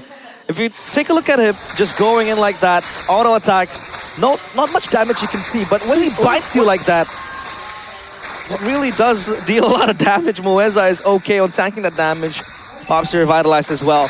And on the side, Erlan's just given space and time to farm freely. Yet to hit the golden staff or the DHS, your choice, but he has the Crucian side ready. Golden staff completed. Yeah. And there again, with the Melissa pick, this is why we've been spamming Melissa, saying Melissa all the way, and it's way more prio than the Paquito, and we thought that Geek Fam needed to take it with the Paquitos because now Albert just goes on to Kenzie. Again, something that we were talking about. They're gonna have to use a lot of those resources to constantly peel for Kenzie. Yeah, and Kenzie is going for the mounted gun rush and also the Sky Piercer, not even going for the burst in the Heptasy, so he knows that he doesn't have enough damage to burst on the front line. Look, Albert. Albert's gonna dive past, onto Nazara, knockout strike, onto Kenzie rather. Goes away, that's Netna's welcome now. The Curse of Blood lands on 3! Randy! Again, utilizing that Curse of Blood and stomping the ever-living heck out of Geek Fam. Man, oh man. Look at Albert go for more. Wow. He's gonna go for oddities. I don't think he can kill him, but that Curse of Blood into the Freya, just bish, bash, bosh. The combo is insane. Conceal play. The stun. Arrow, back. Arrow. You deserve that, Riza. Honestly, after the crimes you've committed. He has to somehow play around with the Carmilla, man. Carmilla has to tank up every single arrow that a boy is gonna throw at EVOS. And honestly, I would prefer that Mueza actually takes it. That way, they can bait out the entire team of Geek Fam. Oh, boom. Oh, God, this Hanzo. Again, Kenzie is going to really struggle against this Hanzo, and you're seeing it. The Brody can't do much against the tank Hanzo. Just gonna say, it's BS. I just hate this hero every time I see it in ranked. I always ban it, bro. Yeah, me too. Like, the only way to deal with it would be, I think, we've heard this as well, you know, Trinity Marksman, so they can actually like, just shred him down. But oh, Curse of Blood. Oh, dirty by Albert on the Hanzo. He goes for more onto Kenzie on their turret. Holy! And Kenzie just gotta take it. At this point, if I'm Albert, I'm building something like a... Hell, I don't even think I need the Guardian's helmet because Rafaela is there. What I mean to say is they can reset, recycle, just heal up to full HP again. It does not matter, man. You don't have to recall. It's insane. But we do have our MPL XP streamer. It's Mirko's best friend. Let's go. Dara, and he's rested now, by the way. Oh, Aldi caught by the Melissa now. Again, it's a boy. He gets, I mean, they get the chomp on Albert, but oh, what? I don't know. It's a taste test, you know? Just taste it just a little bit. You vomit it back out. Hey, you what? Okay. Oh, okay, so he has bad palate then. I think he's are tilting. This is not Master Chef, is it? I think Albert tastes bad. Dude, imagine, but like, you saw that combo. Curse of Blood with Albert walking up, and look at the AoE, and it's Freya. Albert gets the Lord too. I can't believe they got both Freya and Melissa. Like, again, this was something very avoidable. Geek Fam, if they just lower their Barat's thirstiness, and they picked up Melissa, like we said, maybe it would have been at least playable. Maybe. Man, Albert's itemizing towards the DHS, it seems like, for the last item. And rather, for the fourth item. And yeah, we did hear from the pros saying that the Trinity Marksman does better. You know, to counter the Hanzo, so to say, shred him down. But still then, can you shred him down quickly before he eats you alive, right? That's the question. This Hanzo can just go past through the frontliners, just chomp you down, and you're toast. You're dinner. So, like, you know, it's very hard to play against this Hanzo. We have to see what the exact answer to this Hanzo is, but the Lord down bottom will crash into the turret, and there is still a holy defense up in the mid lane. Albert comes in. Yup, onto Mueza. He has a Curse of Blood. Now the chain CC, and he's going to be dead. But Albert walks up, gets on Marcel. Now he's going to go down, but hold on. Albert jumps in deep into the back onto a boy, and now he's going to have to get back. Lord already there doing a lot, and if you think they got a pickoff, you're right. But Evos can just respawn him back. And now with the Flying Clouds, he's almost back to the base. That's probably as good of a start to a team fight that Geek Fam can have. They get someone off the board immediately with a chain CC towards a third aggro, but it does not matter whatsoever, man. Oh my god, it's 10k! Yep. 10k! Oh my god. Get this GoPay away. Oh, never mind. I love GoPay. Boom, bang, bada bing. Albert now with a dive under turret, gets stunned up, but he can always go back to his original body. Arrow lands on Mueza. Audi with the punch, but Mueza... I thought it was going to go Curse of Blood. And Marcel only has the Guardian helmet right now. He's struggling hard to keep score. With Rendy, yes, the Freya, 3 items with the winner crown as well. And then you would argue that, okay, back then Hanzo would just get bursted down by, you know, magic assassins in the jungle. But the matter of the fact is that in this meta, you would never want to pick the Hanzo first space. It's going to always be a surprise pick in the end.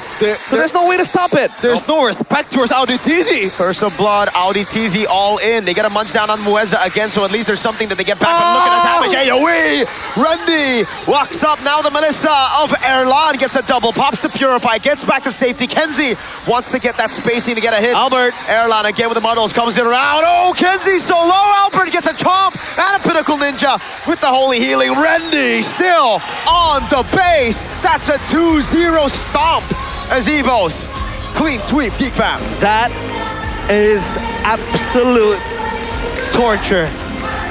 Playing against a ninja who creeps into you from the back. Coach though, cooking up something in the lab and paying dividends for him and his team. Evos 2-0, Geek Fam left speechless. Hello, Dewa, once again. I've come to talk to you again. They share like the same room down bottom, no? Downstairs? In the bottom of the standings. I don't even know who to vote for my MVP, man. Where they belong. That does not sound good, but that does not look good either from King Fam. So they deserve it. Oh, wow. Now, there is no chance. There is no chance. Once they get to the mid game and you don't secure that early game tempo for yourself as a Selena, Brody comp, then you're just waiting for the scaling. And in terms of the scaling, you know, the scale tips even, you know, harder for EVOS. Yeah. Oh, wow.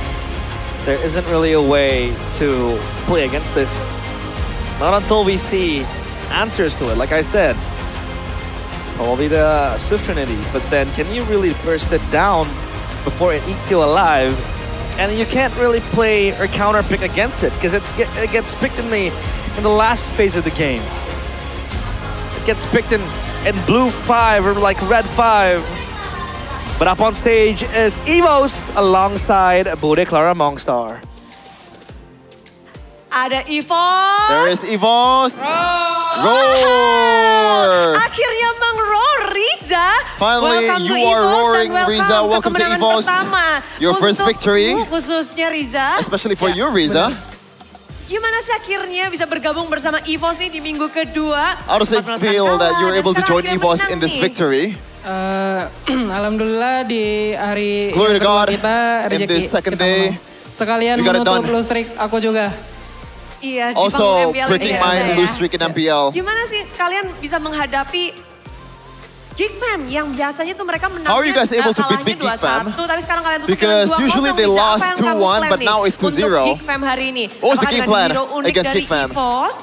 Is there new Enggak sih, kita unique lebih heroes from EVOS? disiplin aja, No, not really. We lebih just play teratur aja, disciplinely. lebih komit juga satu sama lain. We just Kita fokus stay ke committed diri to each sendiri aja other. sebenarnya. Fokus ke diri sendiri. Ya. Tapi pick-pickan kalian kok. But your picks. EVOS nih berani banget game kedua khususnya. Game number 2 Riza especially. pakai Rafaela. You're playing ada Rafaela. Si Hanzo itu. There's Hanzo. Kalian berani memunculkan Hanzo di MPL Indonesia duluan nih. You guys are brave enough soalnya to emang pick the Hanzo strategi juga. here. Strategi It's also juga. part of the strategy. Dan tadi juga emang sempat di spill juga sama Nino. Lalu There's also juga, some ini siapa ticket sih pick sebenarnya from bawa Nino as Hanzo well. duluan sebenarnya? Apparently, who Katanya is sih the dari first one who PH played ya, Hanzo? RWE. Scrim. Iya, Scrim. Akhirnya kita coba. It's from the PS enak. scrims, so Enak. we tried for ourselves. It's pretty good. Banget ya. Siapa yang paling dianakin Moiza? Happy kah dengan Are you happy with the gameplay result? Hanzo ini? With the Hanzo gameplay, Moiza. Glory to God, yeah. I'm happy. Tentang Hanzo ini dari mungkin What dari is bos so dari different tadi about Albert the gimana Hanzo? dan kamu gimana? Is it from Albert or is it from EVOS? Hero-nya emang lumayan The ngeselin hero is aja sih actually mungkin buat pretty musuh. annoying for the Ya, enemy. jadi ya kita maksimalin aja So di that's situ why mungkin we powernya. maximize it, Nyebelinnya kita maksimalin. that power, Nyebelinnya dimaksimalin. we just maximize its annoyance. Kemarin kalah 2-0 sebel nggak? But you guys were able to lose 2-0 yesterday. Sempet Were you annoyed? Yes, we were terjatuh dari annoyed. EVOS listrik 2 kali. Gimana Moeza? Lost streak 2 times. Pas kita kalah 2 kali ya kita lebih ke arah evaluasi diri aja sih After sama tim. 2-0 or Kayak, 2 lose streaks, kesalahan we just kita nih focus on apa, ourselves. terus apa yang harus di-solve gitu. Ya kita pelan-pelan Just, lah, step by step. we Soalnya think kita about baru what juga we kan. Aku need to termasuk solve. aku juga, terus sama si Riza juga baru kan di pos. Jadi kayak ya harus adaptasi juga lah. There has to be some kind of adaptation as well. Berarti Moeza. Dibilang besar banget. Kalau If you're talking about ngomongin besarnya big, nggak terlalu sih, karena not dari really. yang kayak Albertnya, Erlan, terus ada Because Randy, Albert, coaching staff, Erlan, yang ngerangkul kita juga lah. Kayak kita emang Randy, baru, tapi coaching kita staff, juga mau always cepet-cepet harus kayak nyatu gitu. keeps the morale up. Harus nyatu So we have to karena memang hanya 6 be tim together all saja boleh time. diingat yang akan melaju dan kamu adalah roamer teranyar juga untuk You are EVOS, also the menempati newest posisi roamer for roam, EVOS. menyatukan teman-teman. Seberapa Bringing sulit sih the people together, connect bringing your ini, players apalagi together. Trio Mid kan jadi sorotan banget Moeza. Especially with the way that Sulit. Trio Mid is Rizanya always ngeselin. been spotlighted. Riza is annoying. Dicubit aja kali ya. Iya. So maybe you need to pitch him. Tapi harus mengimbangi. Kamu So you have to lalu, match bersama Albert, lalu kemarin with Albert. Greenway, lalu sekarang Riza. Now with Riza. Dinamikanya gimana Moeza? How's dynamic? Ya lumayan apa ya, kayak lebih akunya lebih ngimbangin merekanya aja sih. I just try to match them. Ada 2 mid ya berarti kan Because there's 2 pasti mids. ada beda playstyle gitu kan. So nah it's jadi a kayak different kind of play style. tapi coba masuk aja lah ke mereka berdua. We just try to make it work. Wow, Mueza di sini. Between both of Di them. minggu kedua pun kita melihat banyak sekali perubahan yang terjadi. Namun lawanmu, Week 2, there's a lot of changes as well.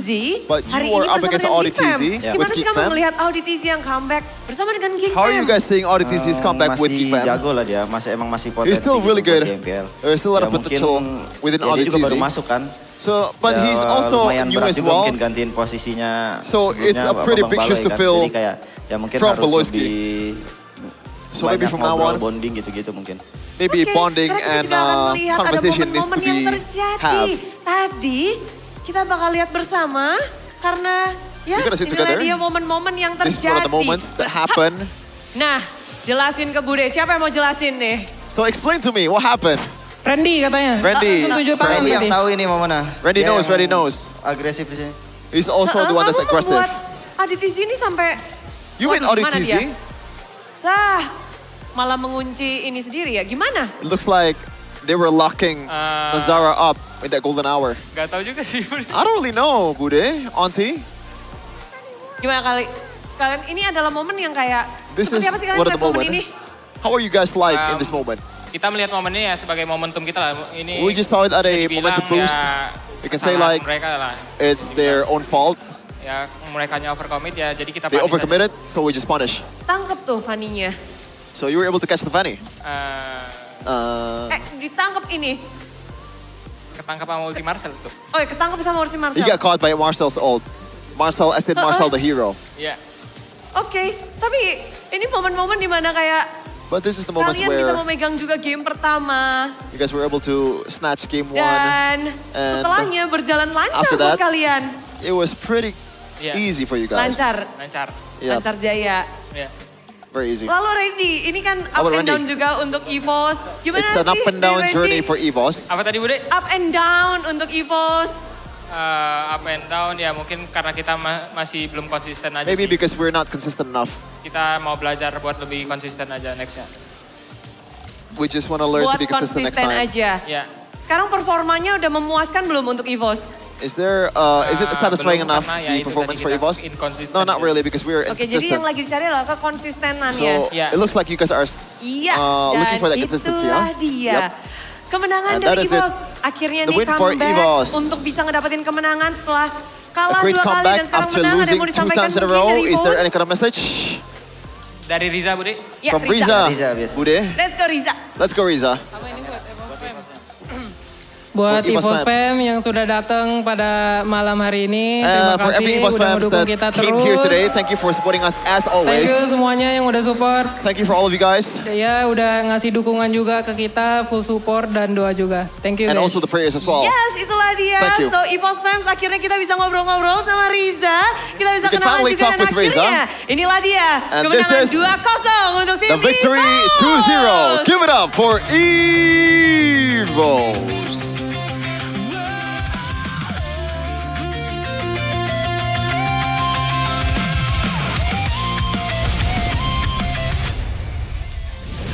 Thank you, Bude, and once again, I am blessed with the glorious tunes of that EVOS entrance. But with us is Albert. Sebelum itu gue mau nanya dulu, Albert. Halo. Menurut lu lagunya EVOS keren nggak? Kayak anime gitu nggak sih?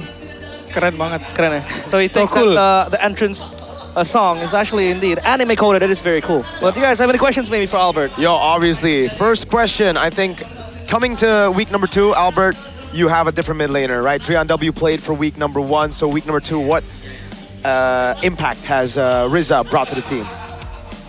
The impact was usually Riza is the real mid laner for Team EVOS, but before he have issue with the lock roster, yeah, that's why Drian Wei will play in the first week. He speaks well English. He speaks good English. We shouldn't Albert. translate. Albert, we got to test your skills. Yeah, we don't need to translate for you, yeah? Devlin. There's also another new thing here this season, which is a new coach. You've been under a lot of different coaches over your career, but what is special about Aldo? What's so different about Aldo compared to the previous coaches that you had? I think Aldo is more motivate out game coach, like motivate our player to play like properly lah. Oh. And I think the draft also more strategy. Okay. Well, you talk about the draft as well, but lately, you know, knowing Aldo, we had him in the desk last season. He's a guy who you would say would like to cook a lot of things, like picking up, you know, weird compositions. Is that something he is also doing right now in Evos? Especially with the Hanzo tank as well? Yeah, maybe. Yeah, like this Hanzo. Yeah. Like this Hanzo, I think it's from him also, and from in many scrim, many team using Hanzo also. Okay. Yeah, that's why we just try to pick it on the MPL. Exactly. I'm going to extend my question as well because this Hanzo tank, he did warn us about it. And we have faced the Hanzo tank on the ranked games as well. It's very annoying to deal with. It seems like it's unkillable. How do you deal with this Hanzo tank actually? I think Hanzo is more like play with the team. Okay. Yeah, he built semi tank, right? Yeah, he just need to play with the team. Just like stick and use his ultimate. Yeah. Okay. Because the cooldown is so small. Yeah, small. Small cooldown. Very short cooldown. Yeah, short cooldown. Well, now I want to transition over to our player of the match here for Infinite GT50 Pro. It's Rendy. So last season you played with Luke, now you play with Rendy. I think I want to ask what the main differences are with playing with Rendy and Luke. I think the difference is the hero pool. Like hero power, I mean. I see. So comfort heroes. Yeah, comfort heroes. Yeah. I think Luke is just like damage. You know, damage hero. He more power. Right. But Randy, I think he play more utility. Who's the better Barat? Luke or Rendy? Oh my God. The better Barat. The better Barat. Remember when he picked up the Barats with Bigatron in that playoff? I haven't played with Luke Barat. I don't know. I don't know. Okay. I want to ask you about some of the picks that Geek Fam made actually, because I am a Geek Fam fan, so it's tough to have you here actually. I expected Airpunk or someone else. But yeah, it's great to have you here. I want to ask about the Melissa and also Freya at the same time getting let go in the second game. Were you expecting that? Were you expecting the trade for Melissa and the Freya? What happened? For me, I think I didn't expect because I think the Geek Farm will pick the Melissa because we know also Melissa is the OP marksman, the gold lane. Very broken. Yeah, very broken. But we are happy we get the Melissa and the Freya at the same time. Handed to them on a silver platter. We were so surprised as well. We were like, Paquito, Melissa, 100%, Melissa. And then they picked Paquito Barats and I'm like, wait. They revealed their XP, so Freya can just go XP, no counter, and then the Melissa comes in to beat the Paquito too. So, hey, you ended up getting two very good broken picks, you know, and that worked out. I want to know when in the draft did you finally, you and Coach Aldo, or, you know, whoever decides on the draft, decided, okay, it's good for the Hanzo to show up? I think when we have the Melissa and Freya at the first, and we have Rafaela also, it suit with Hanzo. And then me also like Paquito, Barat, Brody is just walking hero. Right. No dash, it's more easy to play with Hanzo. Yeah. So now I want to ask you a follow-up to that. When it comes to the drafts, especially with Aldo here, you mentioned new strategies, more strategies. Who has the final say? Is it still Aldo or do players like you? I mean, the joke is you're dictator Albert, right? Like, no. General Mbappe Albert. Mbappe Albert. So do you control the drafts? Do you also have a say here and there? Not really. Not really. Depends on Aldo. Okay. The last call is still the coach. But players just give input. Yeah. Like, I think this is good, this is good. Give suggestion. I mean, you know, he can play a lot of things. So yeah, exactly. It won't be a problem. I think the most complete, one of the most complete, if not the most complete jungle right now. Oh, wow. So, in this meta, obviously, mostly are assassin meta, you know, assassin junglers. Which jungler do you like to play the most? Which jungler? I think right now Hirara and Paquito. Who do you think is the best Hirara in MPL ID? For me, Albert? Kevin. Kevin. Okay, the king. The King Kevin. King Kevin. We call it the Chode over here. I want to ask you a different question though, about the jungle as well, jungle priority. Now you have Hirara and Paquito as top 2, right? Consensus. Now I want to ask you about the Suyo. This is also used to be one of your favorite heroes to play. Do you think Suyo is still a much superior pick compared to, for example, like a Nolan or YSS, or is that just up to preference and also the way team plays? Yeah, I think it's just preference on how they team play. But for you individually? And the user also. Okay. I Oh. got, one final question. I think I want to go back all the way to game number 1, right? As a jungler, because you play Fanny as well, would you have picked Fanny against the Melissa? Because we saw the Melissa and even Onyx, BTR, all these Fanny users, they usually ban the Melissa to set up for the Fanny, but Nazara and Geek Fam still picked up Fanny against Melissa. What about you? What do you think? I think I want pick Fanny if that is Melissa because I think the ultimate is so annoying for Fanny, right? He cannot go to the Melissa. I think it's not very good. Right. And whose call was it to go double down? Melissa and then Ruby after seeing the Fanny. I think we all the team I think we just say Ruby is very good there. Oh, okay. Yeah, good stuff. The whole team just together in a consensus. But before we wrap up quickly, anything you want to say to the EVOS fans? I think for the EVOS fans, thank you for supporting us. Thank you. And keep supporting us week by week. Week by week, because it's, game by game, right? Yes. Brick by brick. It's until we go to marathon. Surabaya. But thank you so much, Albert, Thank for you. being with us. We'll go with a quick mic check on that win. EVOS against GeekFan.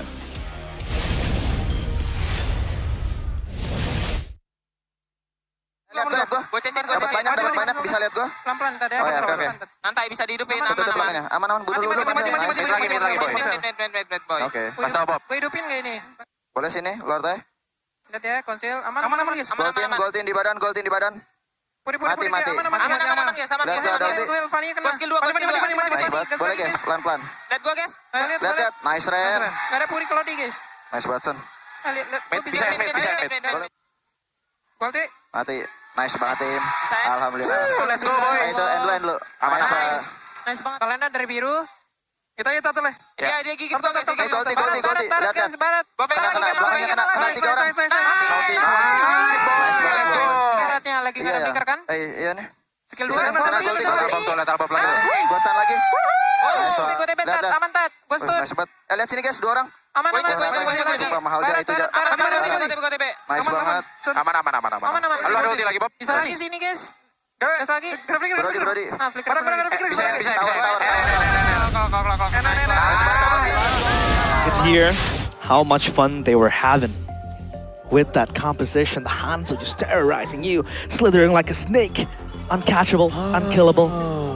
And on the opposing end is GeekFan. So we found the snake that we were talking about. It's the Hanzo tank, and honestly, it's Albert. Yeah, Slytherin, all over the map. What do you have to say? Even Fanny says, player man says, I won't pick the Fanny. Pick the Fanny. That's why I want a Geek Fam to win, just so that I could ask, just so that we can investigate who pulled that war crime. Like, who the hell made that decision, because they have to be investigated. There's something wrong with them, for sure, brother. Is that worse than the crimes that the war crime general has committed? I think the war crime general will be disgusted at the sight of that. No, because it's one thing. It's one thing picking up the Fanny in ranked games against Melissa, because you're up against really bad Melissa. This is Erlan, bro. This is one of the genuinely. I know there's a lot of Erlan hate and slander, but he's very good on Melissa. Especially with the Nobara Kugisaki. And then all of them apparently said, "Yo, this is Ruby. This is free Ruby." Oh yeah, Ruby. What even about Ankit Go? What do you have to say, Geek Fan man? I don't know, man. At this point, yeah, my hopes are quite low.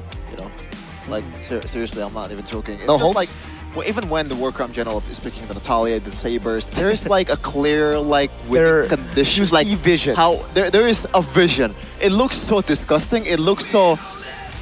Why are you making it hard for yourself? Well, not really. It's like there's a clear winning condition, but it's hard to achieve. But this time around, it feels like the condition is not clear, and it's pretty hard to achieve.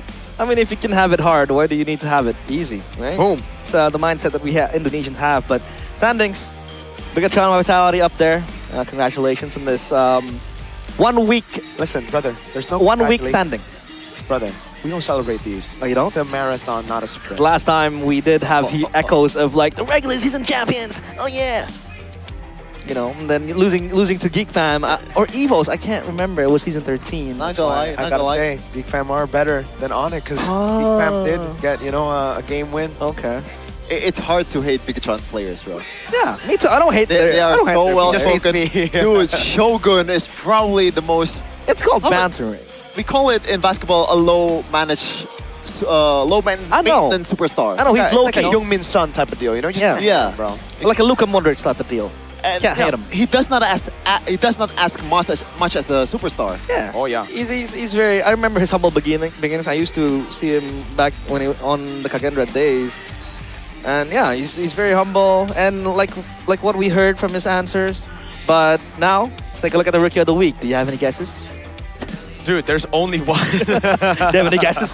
Shevin? I'm not sure, man. So are we expected, like, okay, before that, Rookie of the Week, especially, this is the only one, like, seriously, it's literally the only one. I did not expect them to use my quote. I have two quotes.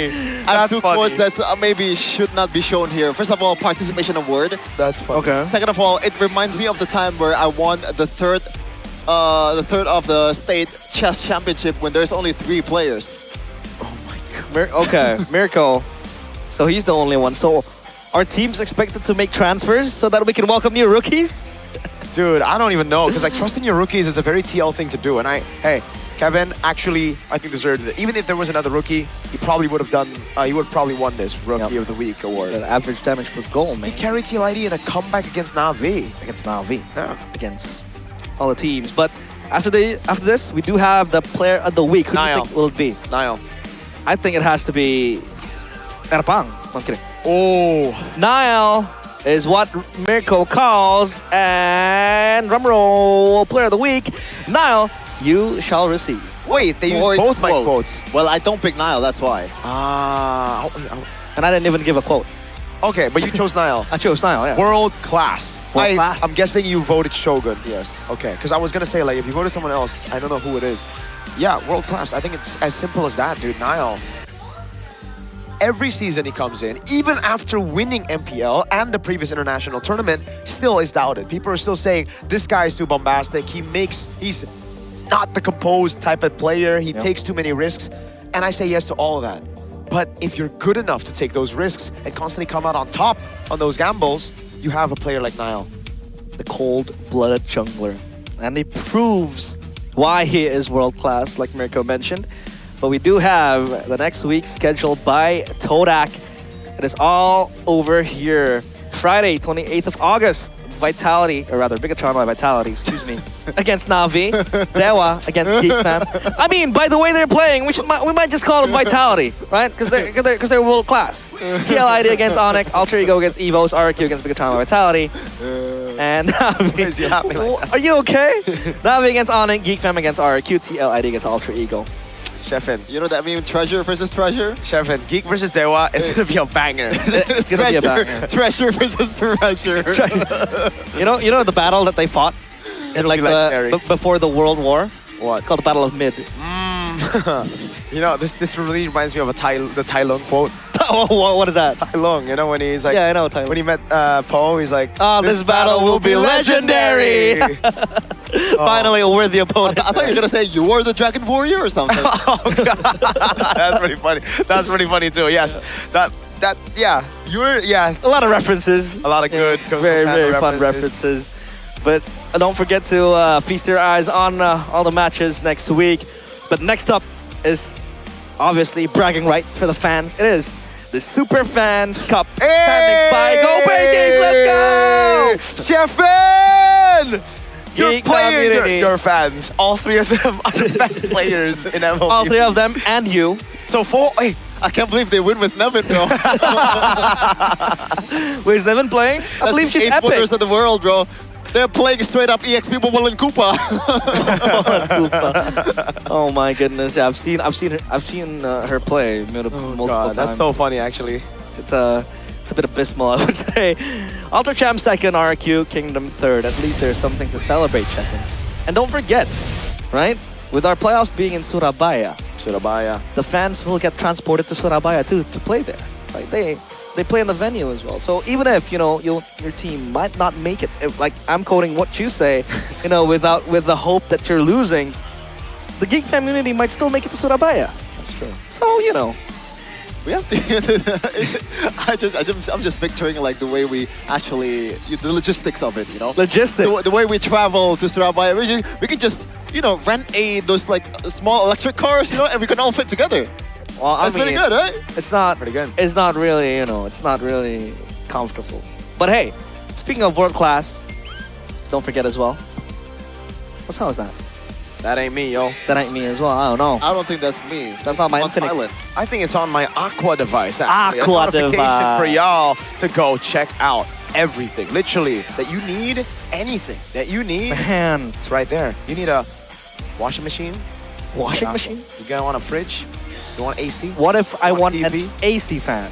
You want an AC fan? You want anything? Actually, Mirko, the fridge, the refrigerator, whatever you want to call it, it's actually very unique because it has like an LED screen where you can watch things. I can watch MPL ID through that. No, Can I play Mobile Legends on that? I think you can. I don't think it can. It's a mobile device, so no. But you can watch MPL on it, right? And there's a 100-inch screen TV that you guys can get. Aqua. We actually have Aqua TVs as well everywhere here in the building. It's fantastic, amazing. We actually are using LED Aqua screens right now. Boom, bang, bada bing. They're over there, and because they got the mini LED display actually has Dolby Vision. Every visual looks incredibly clear. It's my favorite brand of TV, so go get yourself Aqua Electronics. Man, Japan, #1 quality. Psycho no quality. Nihon din janai. Demo, Aqua, そうですね。一番大切なもの。ありがとうございます。はい。素晴らしいです。 Well, next, if you have your fridges ready. 僕は Aqua 大好き。僕は Aqua 大好き。No, no. But 僕は Todak 大好きです。Oh, I love Todak, especially the Todak throne, and as well as the merches. You can check it out. And this QR code you can scan. Cultured by Todak is everyone here in MPL ID. Don't forget to visit their website as well at www.todak.id to check out the full catalog and ongoing promotions. Don't forget as well to check out their podcast, the Todak podcast. That podcast. I forgot the name of the podcast. MPL Talk, brother. MPL Talk. Thank you very much. MPL Talk. Scan the QR code, check it out. Thank you. I can't wait to actually Tap me up. watch MPL Talk because I would love to know what KB, Age, and Nafari thinks about yours truly, D-Fam. You know, Shout out the one other guy, bro. Oh. Abang Lord? Abang Lord. Is Abang, because like sometimes he's on and sometimes he's not. Oh, don't forget to shout out Nevin as well. Like he wasn't there last week, I believe. Is Nevin still there? No, I don't think she is. I don't know. Yeah, that's why. See, I don't know who the host is. Yeah. Who the host be though. We'll But see later. We'll have a good time. We're having a good time today, aren't we? We're having it. I mean, you're the one having a good time because like Onyx lost, Geek Fam lost, but everyone can have a good time with Good Time. Because if you're watching MPL, this is the perfect snack to accompany, and everyone can get their hands on millions of diamond only with 2,000 rupiah. Mabar bisa good time. If you're playing together, you can have a good time. Scan the QR on the packaging for a shot at MLBB Diamonds. Check it out. Do you love good time? I love good time. Are you having a good time? Literally and metaphorically. I want to say, Chefin. Okay. What? Just want to say. That's what happens. What happens when you don't celebrate in season 17 beating Bigatron. Oh, that's like 6 months ago, bro. I hold. Wait, was it 6 months ago? No, it's not 6 months ago. It's like 3 months ago. No, but time flies fast. Time actually is flying really fast. I don't like it. Because we're having good times here at MPL ID with our so good sausage Japan. What does that mean? Sausage Japan? Japanese sausage? Yes, sir. Nihongo sausage. Is that really? Sausage. So yeah, they sell sausage, but yeah, eat it up. Beautiful. Actually, I ate mine and Chefin ate his as well, so we don't have the products on our hands. We stopped it earlier. We ate each other's sausage. Well, yeah, we did. I ate your sausage. You know, you gave the packaging to me, right? Tastes pretty good. I could go for seconds, man. Yeah, I like my sausage spicy as well. Don't like the cheese one.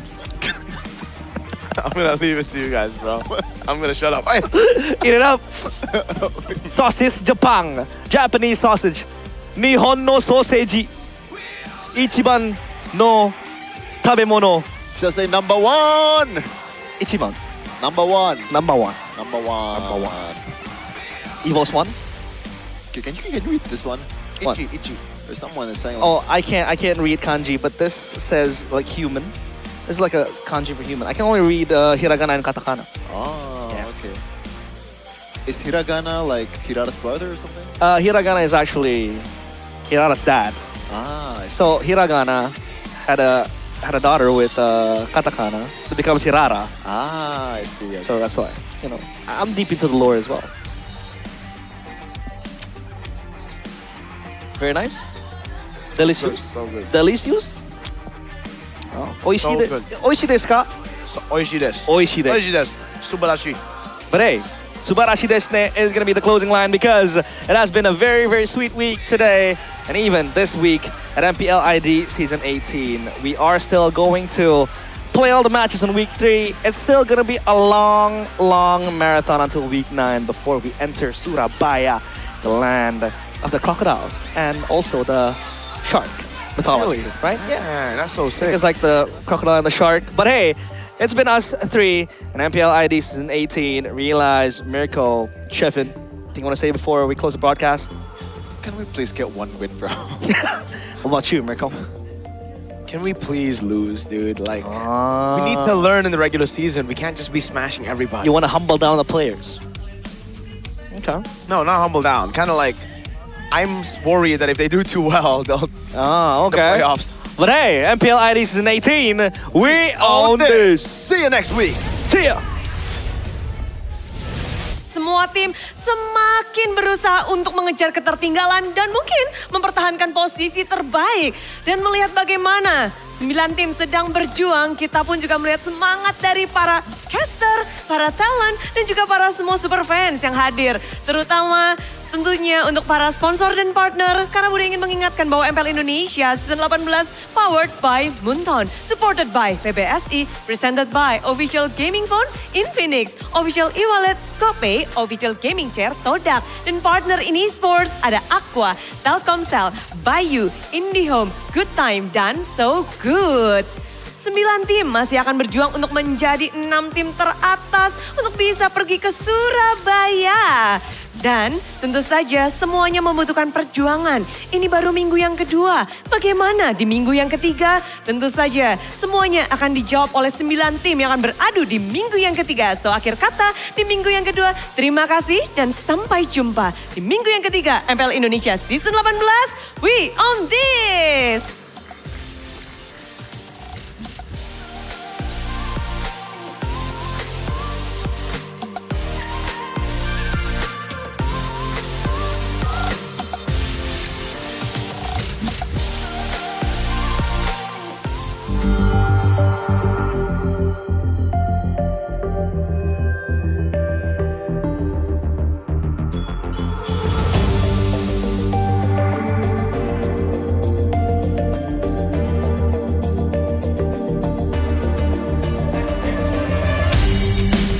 Kan berdiri dan terus berlari, terus ke arah puncak tertinggi.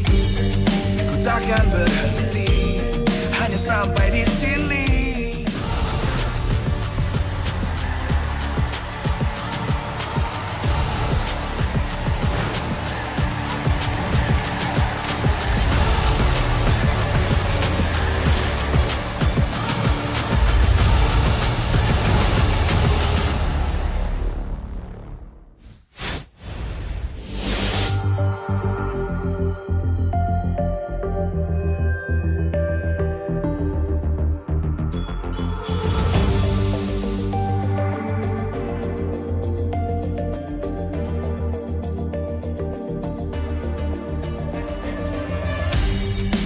Kan berdiri dan terus berlari, terus ke arah puncak tertinggi.